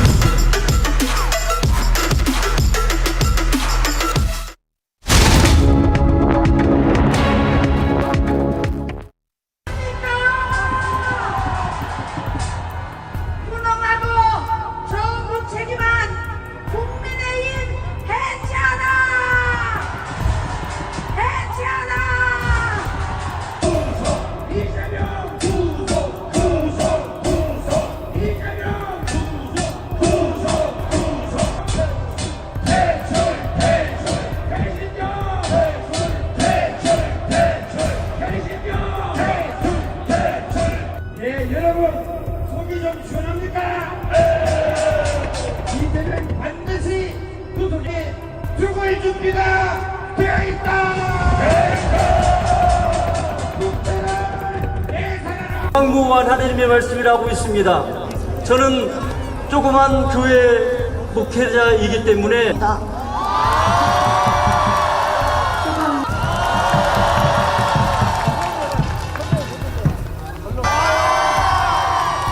저는 같은 대학생 여러분들 그리고 모든 위해서 이 자리에 나왔습니다. 배운 만큼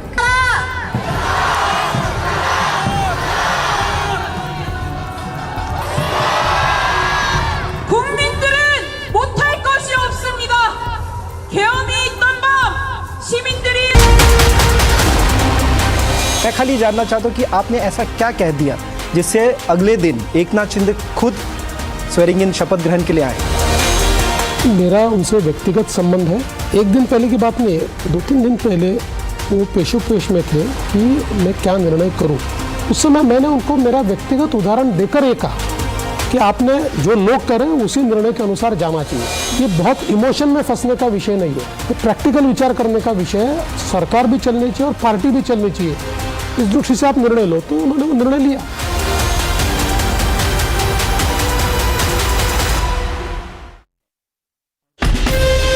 From Asia's largest news headquarters, setting the agenda for Bharat.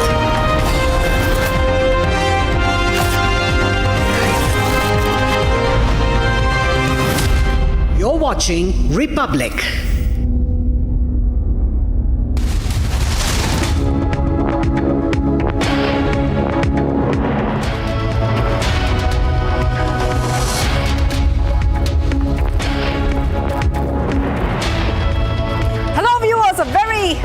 Good afternoon.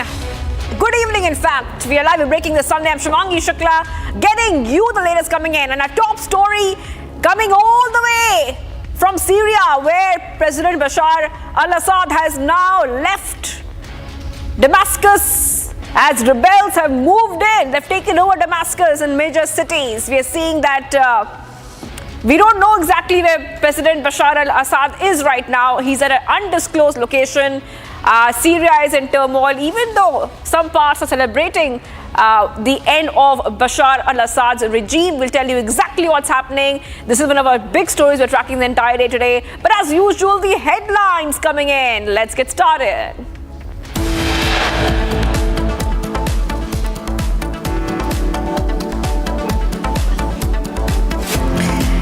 Damascus, Homs and Aleppo captured. Syrian rebels topple the iron fist regime of Assad.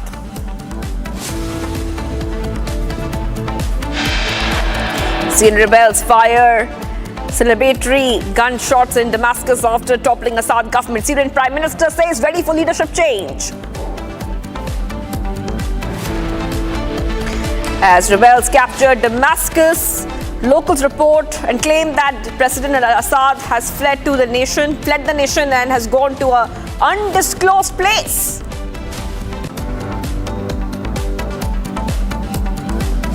Hindus in Berlin hit the streets with peaceful protests against Yunus regime over atrocities against minorities in Dhaka.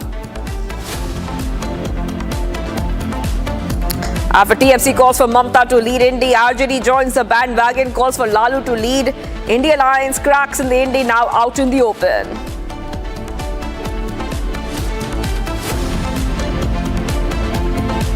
Maharashtra Deputy CM takes on MVA, says that opposition only targeting EVMs when they are losing.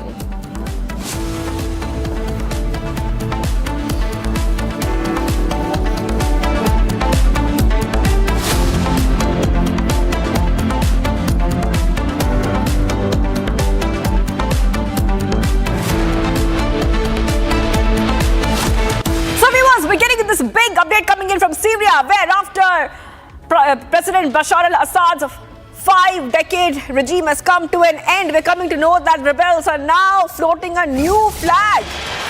Let's go to the breaking news coming in after the end of the 50-year rule of the Assad family after lightning rebel offensive. Now the rebels float a new Syria flag, and you can see those pictures also coming in. Syrian flag has been replaced.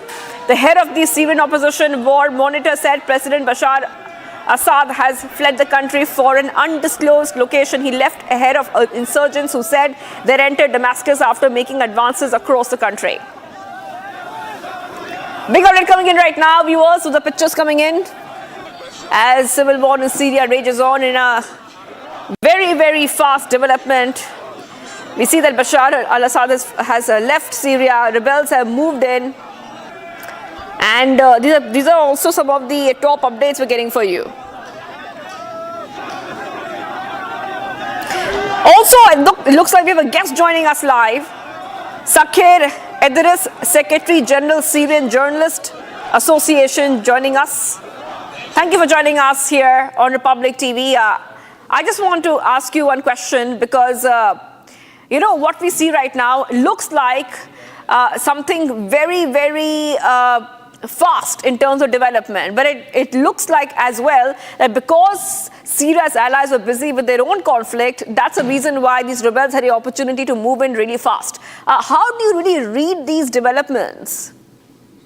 Well, okay. First of all, I would like to thank you for hosting me, and I want to bring to your kind attention something. It's good for the Syrian people to not be called civil war. It's a revolution because they still consist, and they to call it's a revolution. Because legally they are emotionally linked to this thing. The development, what happened in Syria, it was really surprised everyone, because for example, in a few weeks or 2 weeks back, no Syrian in the world, around the world, he could just like imagine that it's going to happen, especially the displaced Syrian around the world. I guess there is the international community, they agreed now that Assad, he always disappointed the international community because they called him the Lord of Captagon, you know, Captagon, the drugs around the world. He distribute this fatal killing drugs, especially in the region. A lot of shipment were caught, whether in Europe, in Italy specifically, in Germany, in Saudi Arabia, GCC countries as well. It was fabricated and manufactured in Syria under the Assad regime control area. So in addition to that, even a lot of promises that displaced people who are deported, afraid because of their opinion, their freedom of expression, freedom of opinion, they got a promises that whenever you come to Syria, that you will be forgiven, that no one will touch you. All of a sudden, he found himself that he's under torture, and actually a lot of them, they died under torture. That also caused kind of headache, a burden to the European countries, to the international community, because they cannot accept more immigrants and refugees. That caused a lot of burden to the international community. In addition to that, the expansion of Iran in Syria, which is some countries, especially in the region, they sense that this is a danger.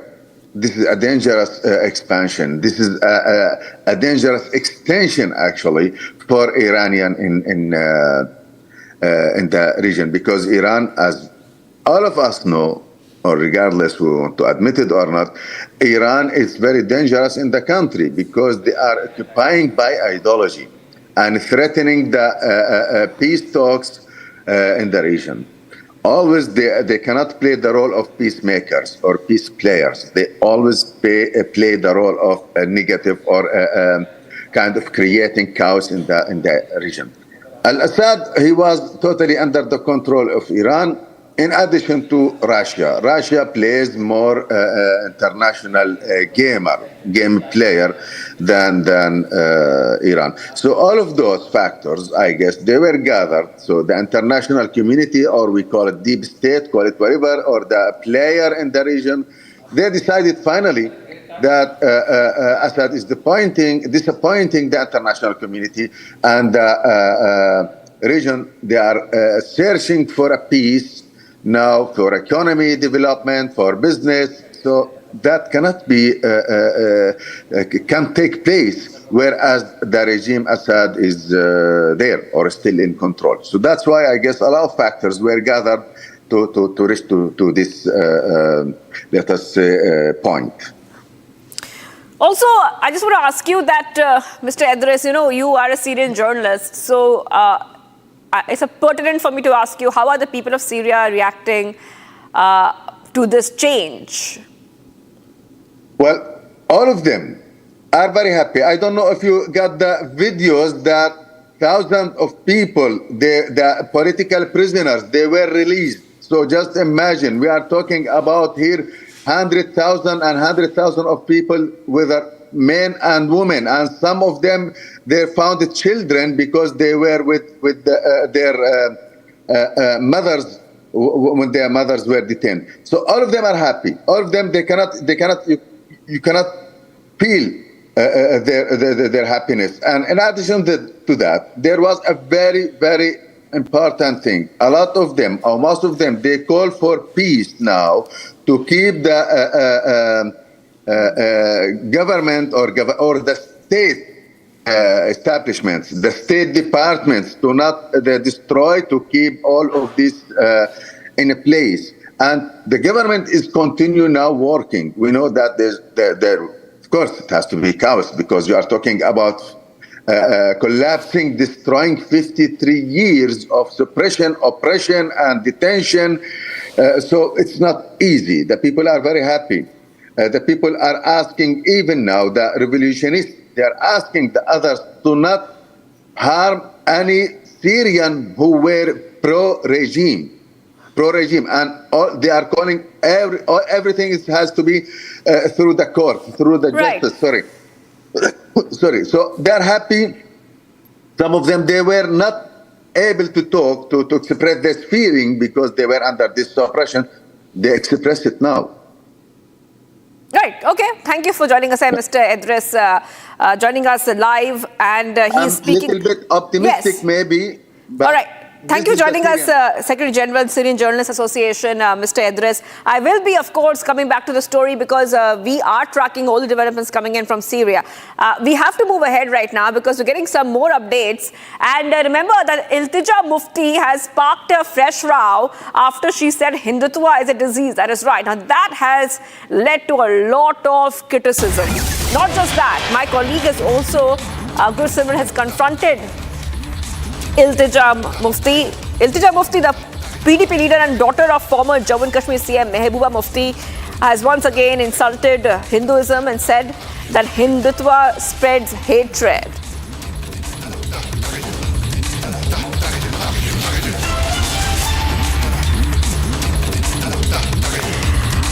Okay, so big rows has been sparked after Iltija Mufti, who is a former Jammu and Kashmir CM Mehbooba Mufti's daughter, has called Hindutva a disease. Several activists and BJP leaders criticized her.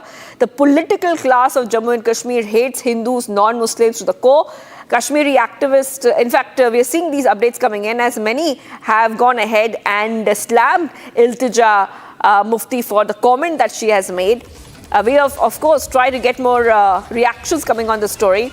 But this is the big update we're getting for you right now on Republic TV. So, Iltija Mufti has said Hindutva is a disease. And we have that reaction. Let's go ahead and play it out.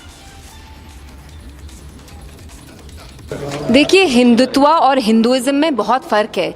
Hindutva वो नफ़रत वाली philosophy है जो सरवारकर यहाँ India में फैलाते थे in the 40s। वे ही यूज्ड टू से कि हम यहाँ एक हेजेमनी इस्टेब्लिश करेंगे हिंदूज़ की, और वो फ़िलॉसफ़ी ये कहती है कि India is only of the Hindus and for the Hindus. तो हिंदुत्व और हिंदुइज्म में बहुत अंतर है। Hinduism, like Islam, is a religion that promotes secularism, that promotes love and compassion. So let's not deliberately distort it. और जो मैंने बोला, मैं डंके की चोट पे कहती हूँ कि आजकल जय श्री राम, जिस आप राम राज्य की बात करते थे, वो राम राज्य का नहीं है। जय Shri Ram is a slogan that's bin associated with lynchings. जब आपको किसी मुसलमान बच्चे की पिटाई करनी है, आप ये स्लोगन यूज करके उसकी पिटाई कर रहे हैं। सो इट्स वेरी शेमफुल कि हिंदुइज्म जो रिलीजन है, आप उसको डिस्टॉर्ट कर रहे हैं। और मैंने हिंदुत्व को क्रिटिसाइज किया, और मैं डंके की चोट पे कहती हूँ कि हिंदुत्व एक बीमारी है और इस बीमारी का इलाज हमें करना पड़ेगा। बीजेपी में कितनी नफरत है, वो जहाँ के भी मुस्लिम्स हो, इंडियन मुस्लिम्स हो, रोहिंग्याज हो, उनको पनिश करना चाहते हैं, उनको परसिक्यूट करना चाहते हैं। इंडिया इज़ फॉर एवरीबडी, वो मुसलमान हो, हिंदू हो। अब आपको अपनी पॉलिटिक्स खेलनी है तो आप रोहिंग्यास को, लेकिन मैं आपको बताना चाहती हूँ, कल मैं जगती कॉलोनी गई जहाँ कश्मीरी पंडित्स रहते हैं, उनकी भी हालत रोहिंग्यास से कोई बेहतर नहीं है। वहाँ भी दीवारें टूटी हुई हैं, पानी का कनेक्शन नहीं है, आप देखिए वो कितनी खस्ता हालत में रह रहे हैं। तो वो कश्मीरी पंडित हो या रोहिंग्या हो, बीजेपी ने सबका हाल बेहाल कर दिया है। All right, viewers. So Republic has confronted Iltija. My colleague Gursimran has confronted Iltija Mufti and asked her some questions. And we see that Iltija refused to answer the questions by Republic over silence on atrocities on Hindus in Bangladesh, but has targeted Hinduism. So let's go ahead and play out that entire confrontation. Madam, you have spoken about Hindutva. No words on the atrocities on the Hindus in Bangladesh, but you continue to speak. You're heckling me. No, I'm not. I'm not heckling you. I'm just asking you question. I don't want to talk. Please let me know. You have been, Madam. You have not spoken a single word when it comes to. You're heckling me and you're proud of No. it. You're heckling a girl. I'm not heckling you. I didn't fell over you. You just don't try to put words. If you don't want to speak, that's completely a different thing. No. No one has heckled you, madam. You have been always been like this.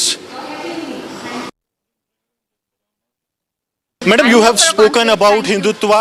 No words on the atrocities on the Hindus in Bangladesh, but you continue to speak. You're heckling me. No, I'm not. I'm not heckling you. I'm just asking you question. I don't want to talk. Please let me know. You have been, madam. You have not spoken a single word when it comes to. You're heckling me and you're proud of No. it.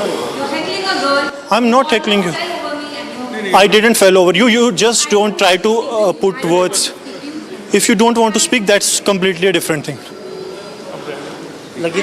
No. No one has heckled you, madam. You have been always been like this. Right, we move ahead right now because more than 100 farmers in Maharashtra's Latur district have claimed that the WAF is trying to claim their farming land that they've had for generations. Now, the claim has been filed in the Maharashtra State WAF Tribunal in Chhatrapati Sambhaji Nagar, and notices have been issued to 103 farmers having total land measuring 300 acres. That is right. As usual, we have been telling you, viewers, that in other states too, WAF has claimed the land of many farmers, and this time, one more story coming in from Maharashtra. We will go ahead and play out these reactions for you. More than 103 farmers, their land is being claimed by Waqf board. I'm not aware of it, but if there is any injustice, and it must be injustice, all of a sudden 103 farmers are asked to vacate the farm.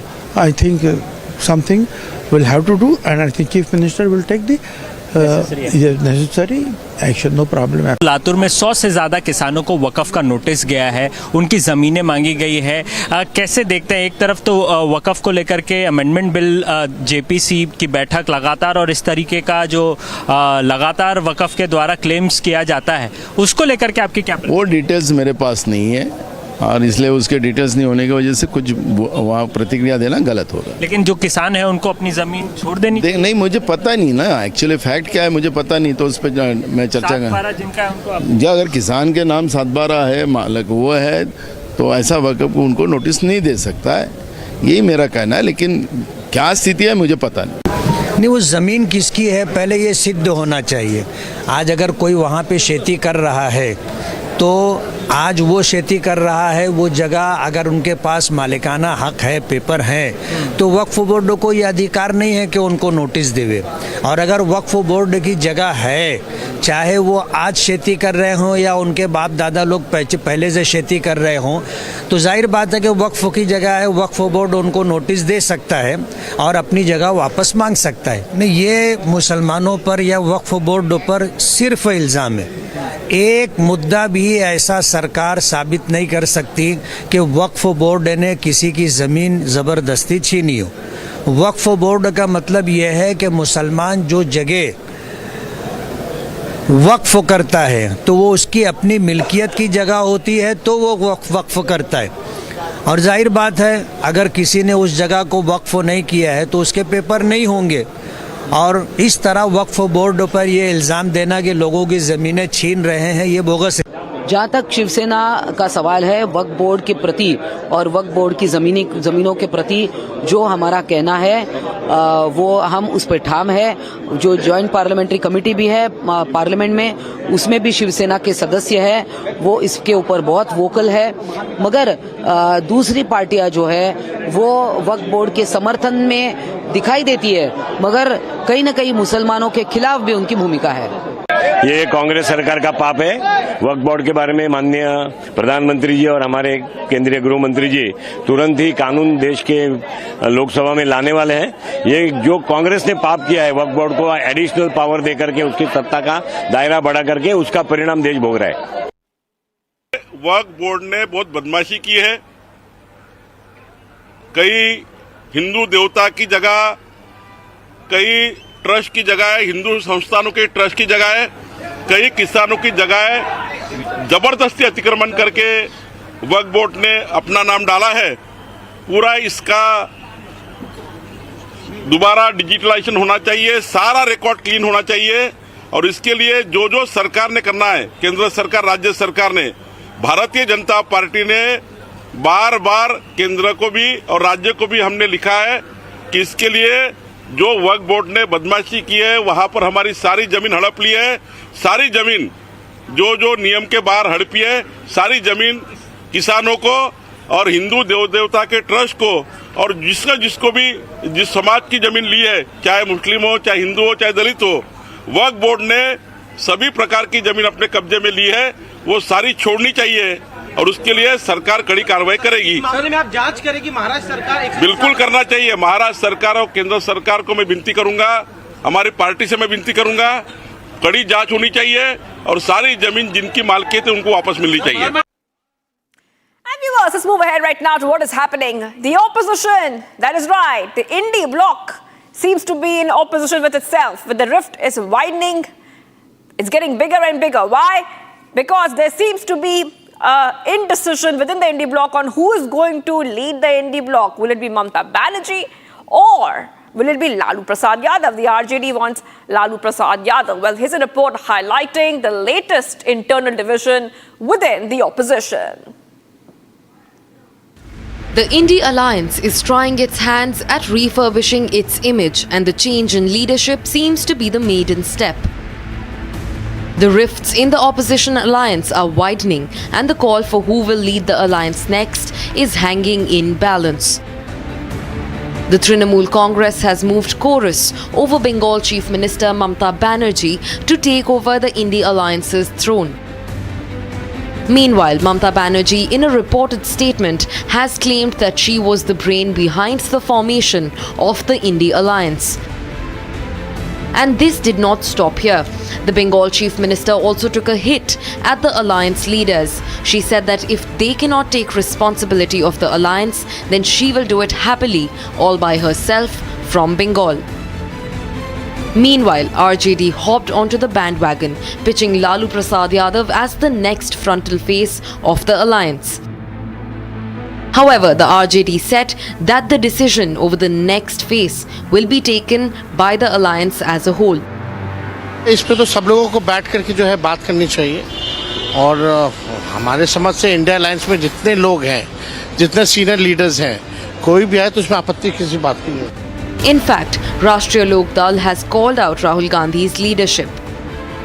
अब तो इन्होंने LOP को भी reject कर दिया है और बिल्कुल एकदम टूट क्या बिल्कुल साफ ही हो गए हैं। असलियत में कांग्रेस में लीडरशिप पार्टी के लिए भी नहीं, इसलिए 3 साल इनका अध्यक्ष नहीं बना, और सो कॉल्ड इंडिया गठबंधन के लिए भी लीडरशिप में जो दूसरों को सम्मान देना चाहिए था वो सम्मान नहीं दे पा रहे। हटाओ अखिलेश पखलेश को, ये अपने साथियों को कुछ सीट वीट नहीं देते हैं कहीं भी, तो ये तो होना ही था इनके साथ। This scuffle comes as response to the alliance's dismal performance in both the assembly and the by-polls.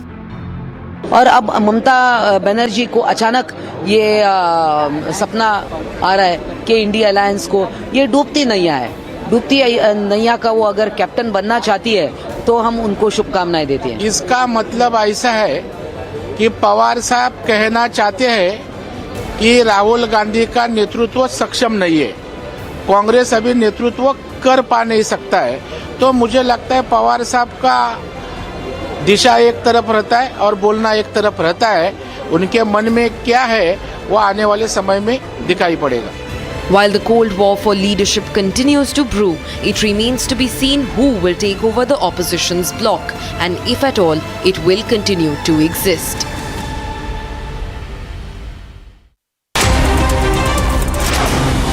Getting some more updates coming in next segment, Bharat in 2 minutes. External Affairs Minister S. Jaishankar will participate in the Manama dialogue in Bahrain. Upon his arrival, he was received by the Foreign Minister of Bahrain. The visit is part of the second leg of the tour.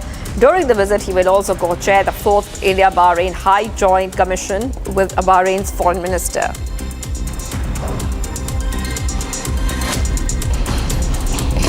Defence Minister Rajnath Singh is scheduled to visit the Russian Federation starting today. During the visit, Rajnath Singh and Russian Defence Minister Andrei Belousov will co-chair the 21st meeting of the India-Russia Intergovernmental Commission on Military and Military Technical Cooperation in Moscow.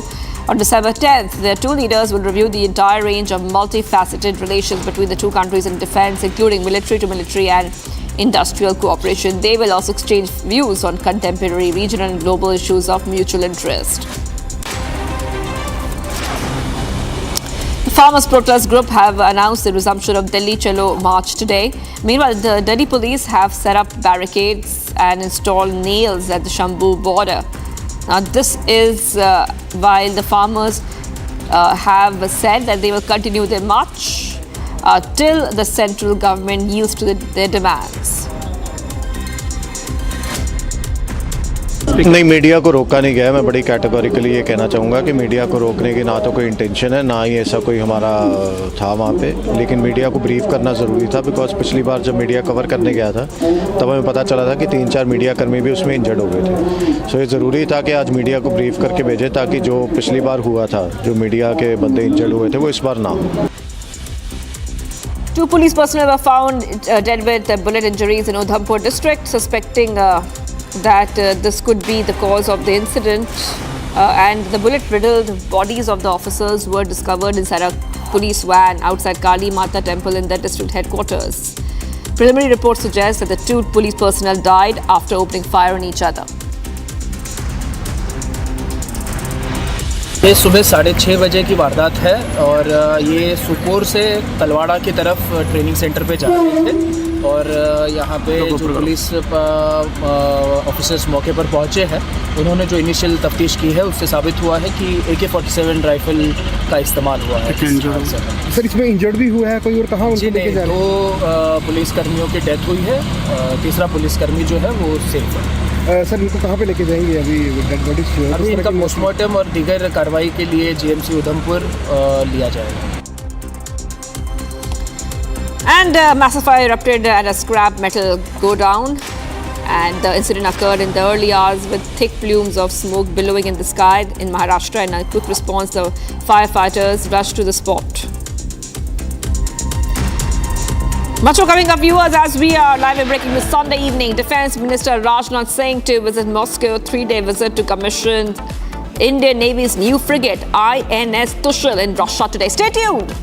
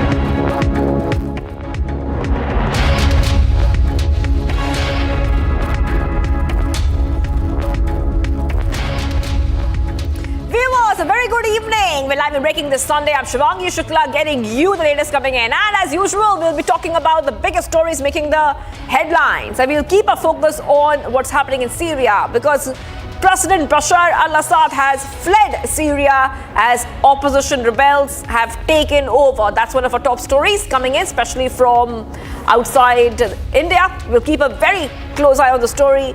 But as usual, let's have a look at the headlines coming in.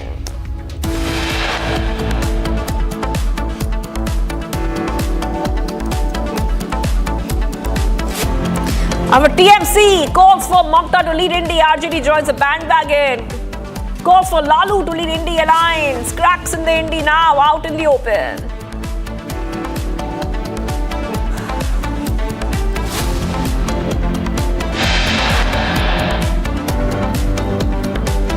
Iltija Mufti insults Hindutva, says Hindutva is a disease. Republic confronts Mehbooba Mufti's daughter.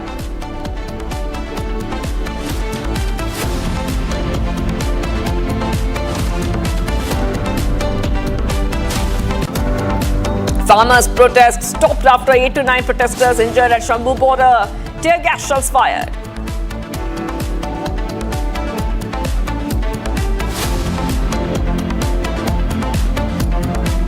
Maharashtra Deputy CM takes on MVA, saying that opposition only targets EVMs when they are losing.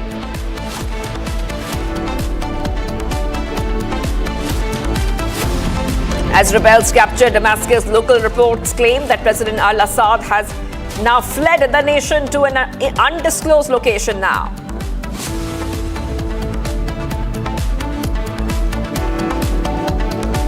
Hindus in Berlin hit the streets with peaceful protest against Yunus regime over atrocities against minorities in Dhaka.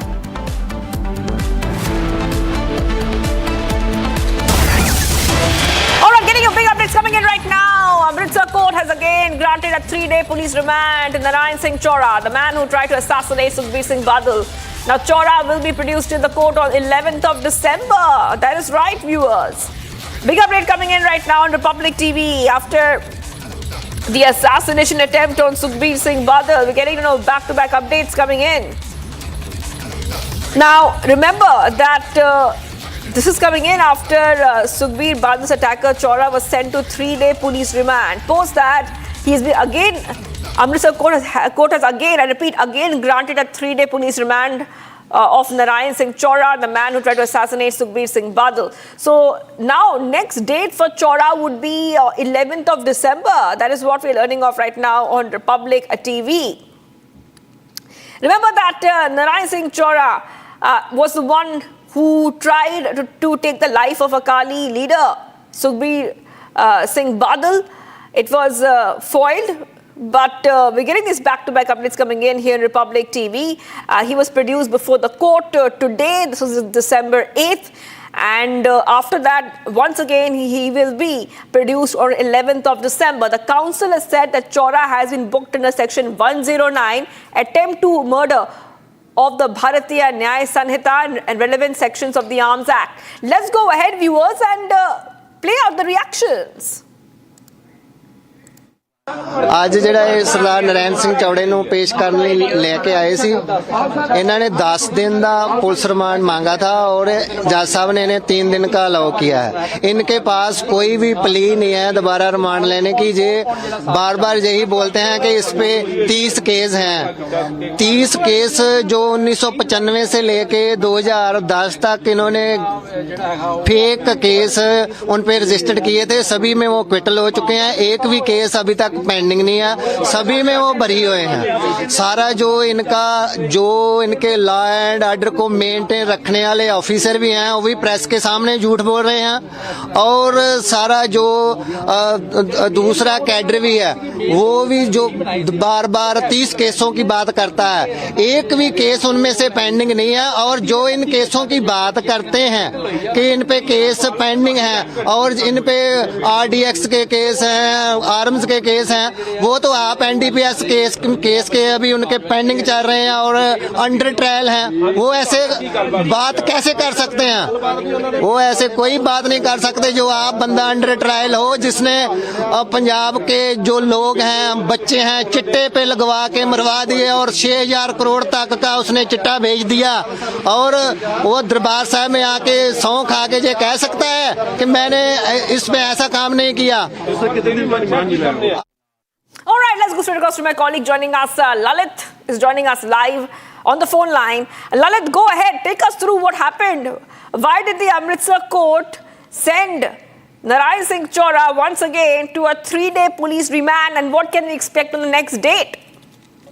If we talk about Narayan Singh Chora, the person who has been arrested for an attempt to assassinate Sukhbir Singh Badal, the supremo of Shiromani Akali Dal and the former deputy chief minister of Punjab. Today he was produced in the district court of Amritsar, and from where first the 10-day police remand was being asked, but the court granted a 3-day police remand for Narayan Singh Chora. Now, the next hearing would be on 11th December. So, a very important update regarding this whole incident in which the Narayan Singh Chora, the person who has been arrested, who was overpowered when he tried to attempt and assassinate Sukhbir Singh Badal. So right now, police is investigating the whole matter, and number of allegations and accusations have been leveled against Narayan Singh Chora and the police officers on the video clippings as being shown by the senior Akali leaders, in which Narayan Singh Chora could be seen trying to do a recce that day. So now the next hearing would be on 11th of December. Back to the studio. All right, thank you for joining us there, Lalit. We will be coming back to you. Especially, we'll keep an eye on the story as once again Narayan Chora will be produced on December 11th. Okay, let's go ahead right now to Maharashtra. After the Maha Yuti got great numbers, the political showdown now continues over EVMs.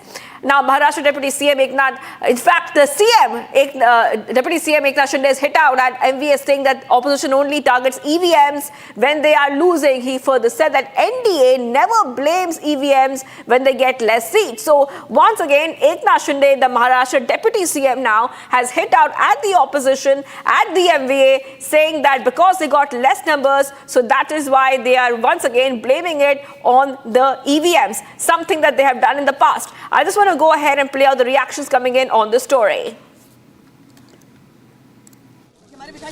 तो आज शपथ ले लिया EVM का उनका आक्षेप खत्म हो गया। अभी ईवीएम का घोटाला खत्म हो गया। कल शपथ नहीं लिया ईवीएम के वजह से, आज शपथ ले ली। इसका मतलब ईवीएम का आक्षेप खत्म हो गया क्या? जब वो लोग जीतते हैं, जिनकी जीत होती है महाविकास आघाड़ी की, तब ईवीएम अच्छी रहती है, और हारते हैं तो ईवीएम खराब हो जाती है।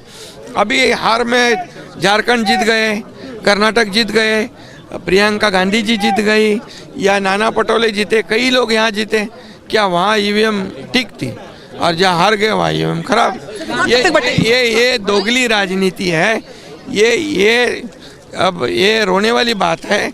और इतना ही मैं कहूँगा कि अभी विपक्ष ने जो मैंडेट महाराष्ट्र की जनता ने दिया है, सरकार के काम के बलबूते पे, मैंने कहा था कि सरकार ने जो 2.5 साल में काम किया है उसका अंजाम इस चुनाव में दिखेगा।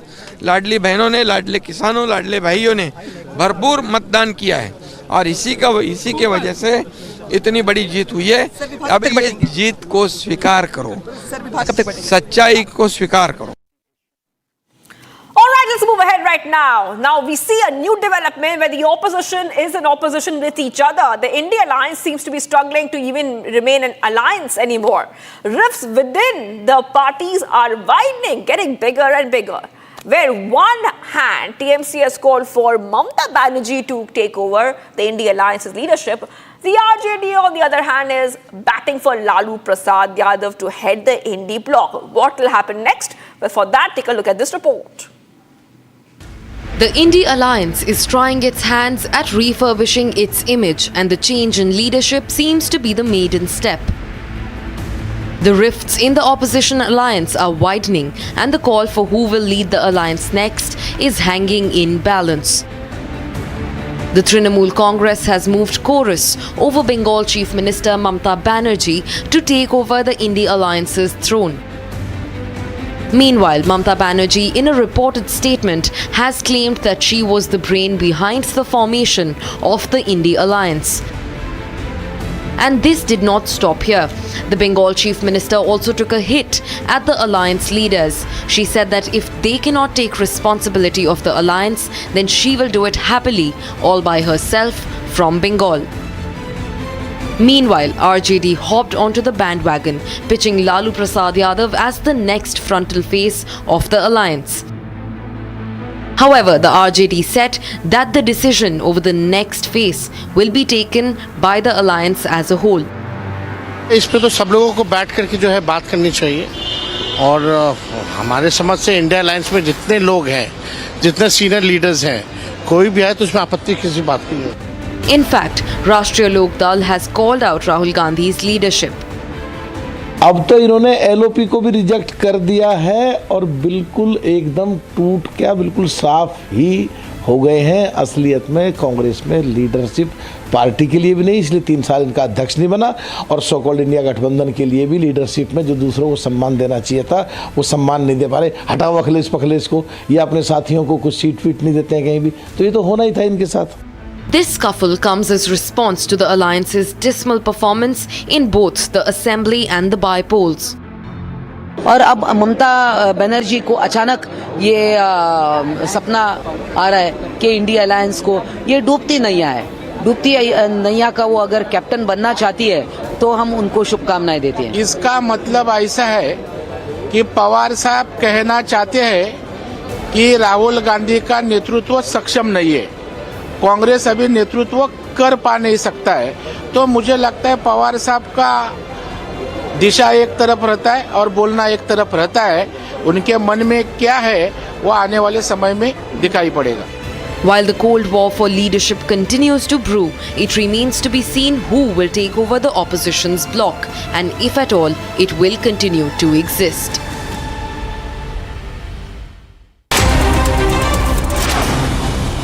You know, Home Minister Amit Shah, while attending 60th Raising Day parade event of Border Security Force, mentioned that BSF, which remain unclear for several years, and added that significant progress is being made in the Modi government, including boosting border security infrastructure with modern facilities.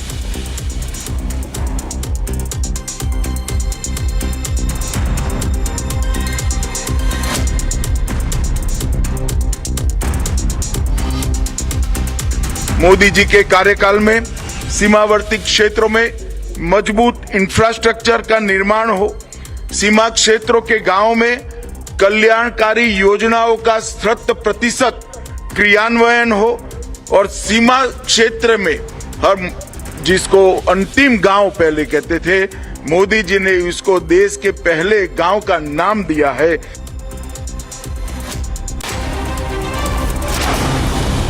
Investigation report on the survey of Sambhal's Jama Masjid will not be presented in the court tomorrow after Court Commissioner Ramesh Raghav cited health-related issues, expressed his inability to submit the report to the court on 9 December. The court had earlier ordered the report must be submitted on 29 November. The delay in presenting the report has raised concerns as this marks the third consecutive postponement of the scheduled submission.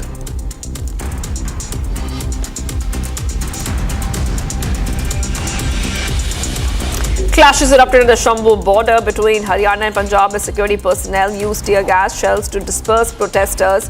The farmers who have gathered near multi-layered barricades were marching towards Delhi as part of their ongoing Delhi Chalo March, demanding legal guarantee on MSP for the crops. Meanwhile, police also detained the protesters outside the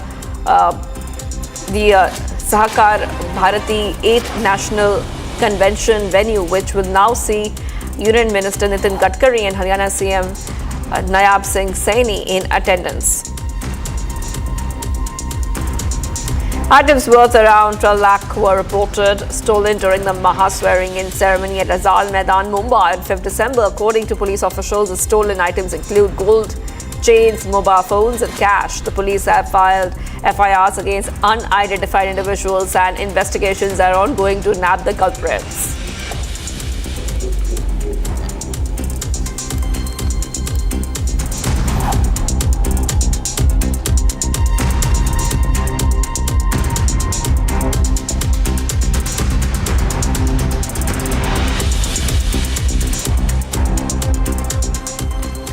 The big international stories. After 5 decades of iron-fisted rule, the Assad regime has fallen. Syria is witnessing an unprecedented upheaval, with rebels claiming control over major cities, including the capital, Damascus, as President Bashar al-Assad reportedly flees the country. Jubilant celebrations and chaos grip the streets at the same time. Here's the latest from a nation on the brink of a new chapter as rebels now reshape Syria's future.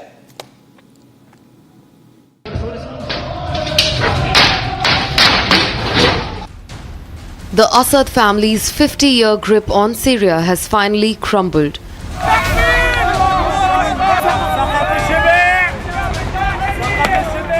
Jubilant celebrations erupted across the nation.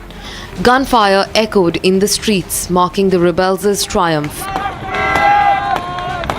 Syrian rebels proclaimed victory, declaring the full liberation of Homs, Syria's third largest city.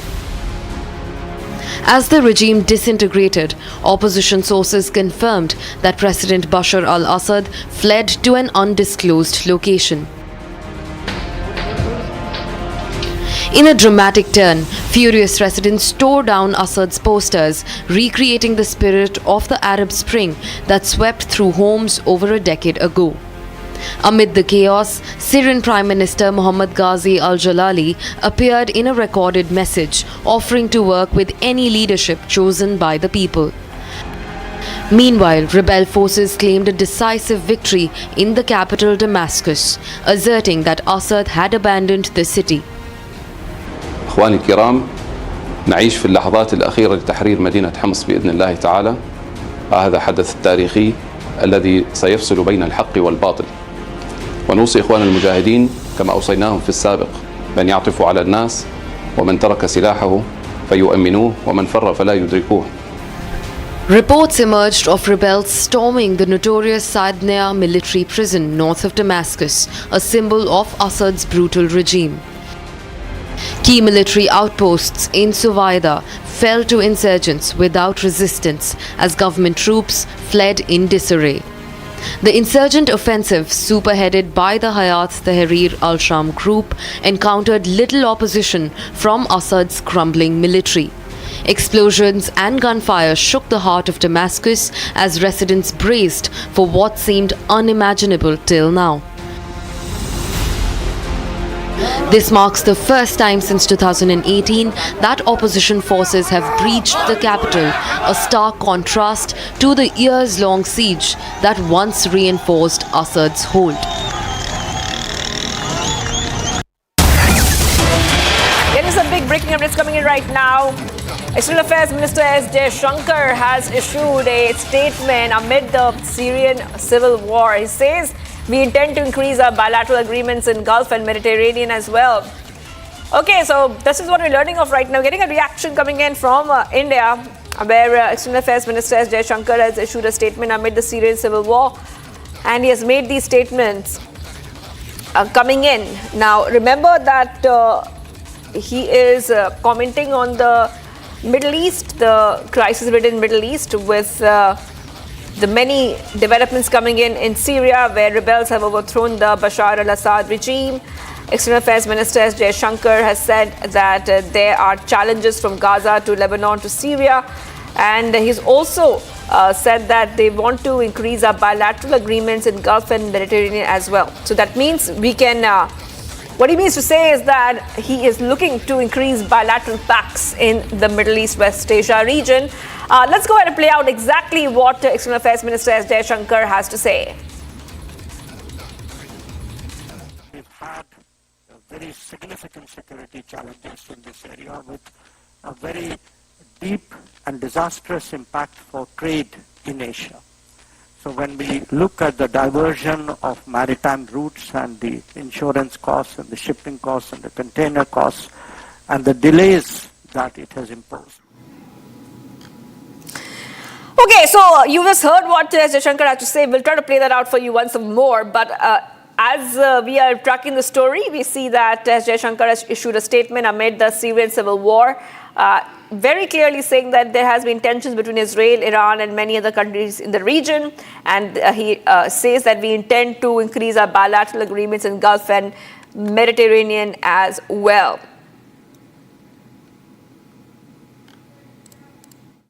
We've had very significant security challenges in this area with a very deep and disastrous impact for trade in Asia.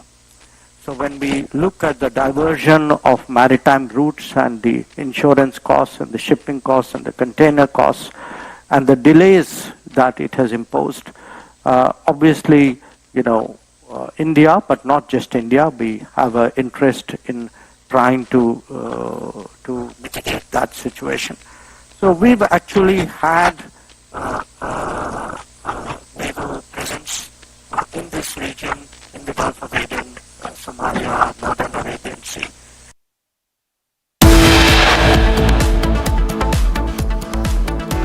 Getting you some more updates coming in right now. On the other side, we'll talk about Iltija Mufti's insult to Hindutva, says Hindutva is a disease. Republic confronts Mehbooba Mufti's daughter Iltija. Stay tuned.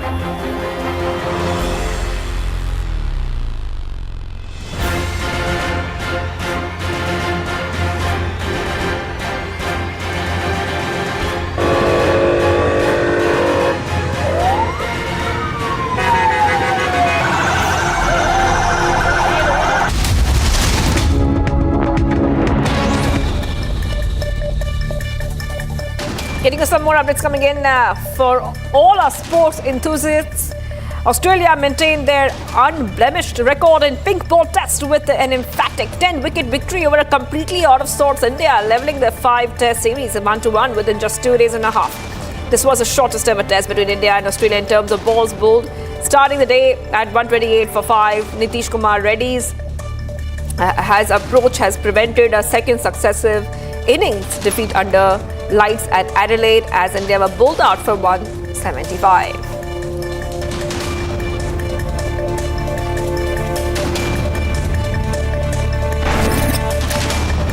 Facing severe criticism for his verbal send-off, Indian pacer Mohammad Siraj has now refuted Travis Head's claim of saying well bowled during the pink ball test, alleging him of gross misrepresentation of what transpired after the southpaw's dismissal. The fiery celebration after dismissing Head, who scored a counter-attacking 148, sparked heated exchanges, adding drama to the second day of the pink ball test. Australia are still undefeated in the all-pink ball test match that they have played at the Adelaide Oval, riding high on the backs of Travis Head and Michelle Stark's match-winning performance. Australia defeated India by 10 wickets and have levelled the series 1-1. England have jumped to the 5th spot on the ICC World Test Championship point table after humbling New Zealand in the second test. On the ongoing 3-match series by 323 runs, New Zealand have dropped down to the 6th position and have only one match left in the ongoing cycle.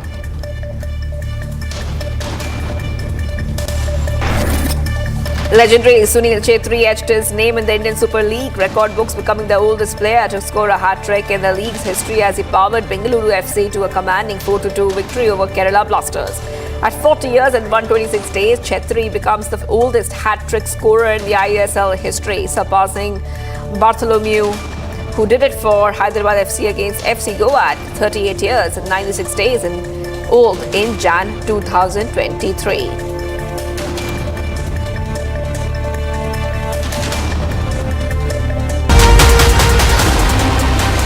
Vote जिहाद और धर्म युद्ध में आप क्या अंतर देखते हैं? देखिए, जिहाद और धर्म युद्ध में अंतर ये है, जिहाद का अर्थ है कि जो विरोधी है उसको समाप्त करें। धर्म युद्ध का अर्थ है जो धर्म के खिलाफ है। धर्म यानी यहाँ सत्य, यतो धर्म ततो जया, ये धर्म युद्ध है। जो सत्य के खिलाफ है उसका सफाया करें। तो हम सत्य के खिलाफ जो थे उसका सफाया करें।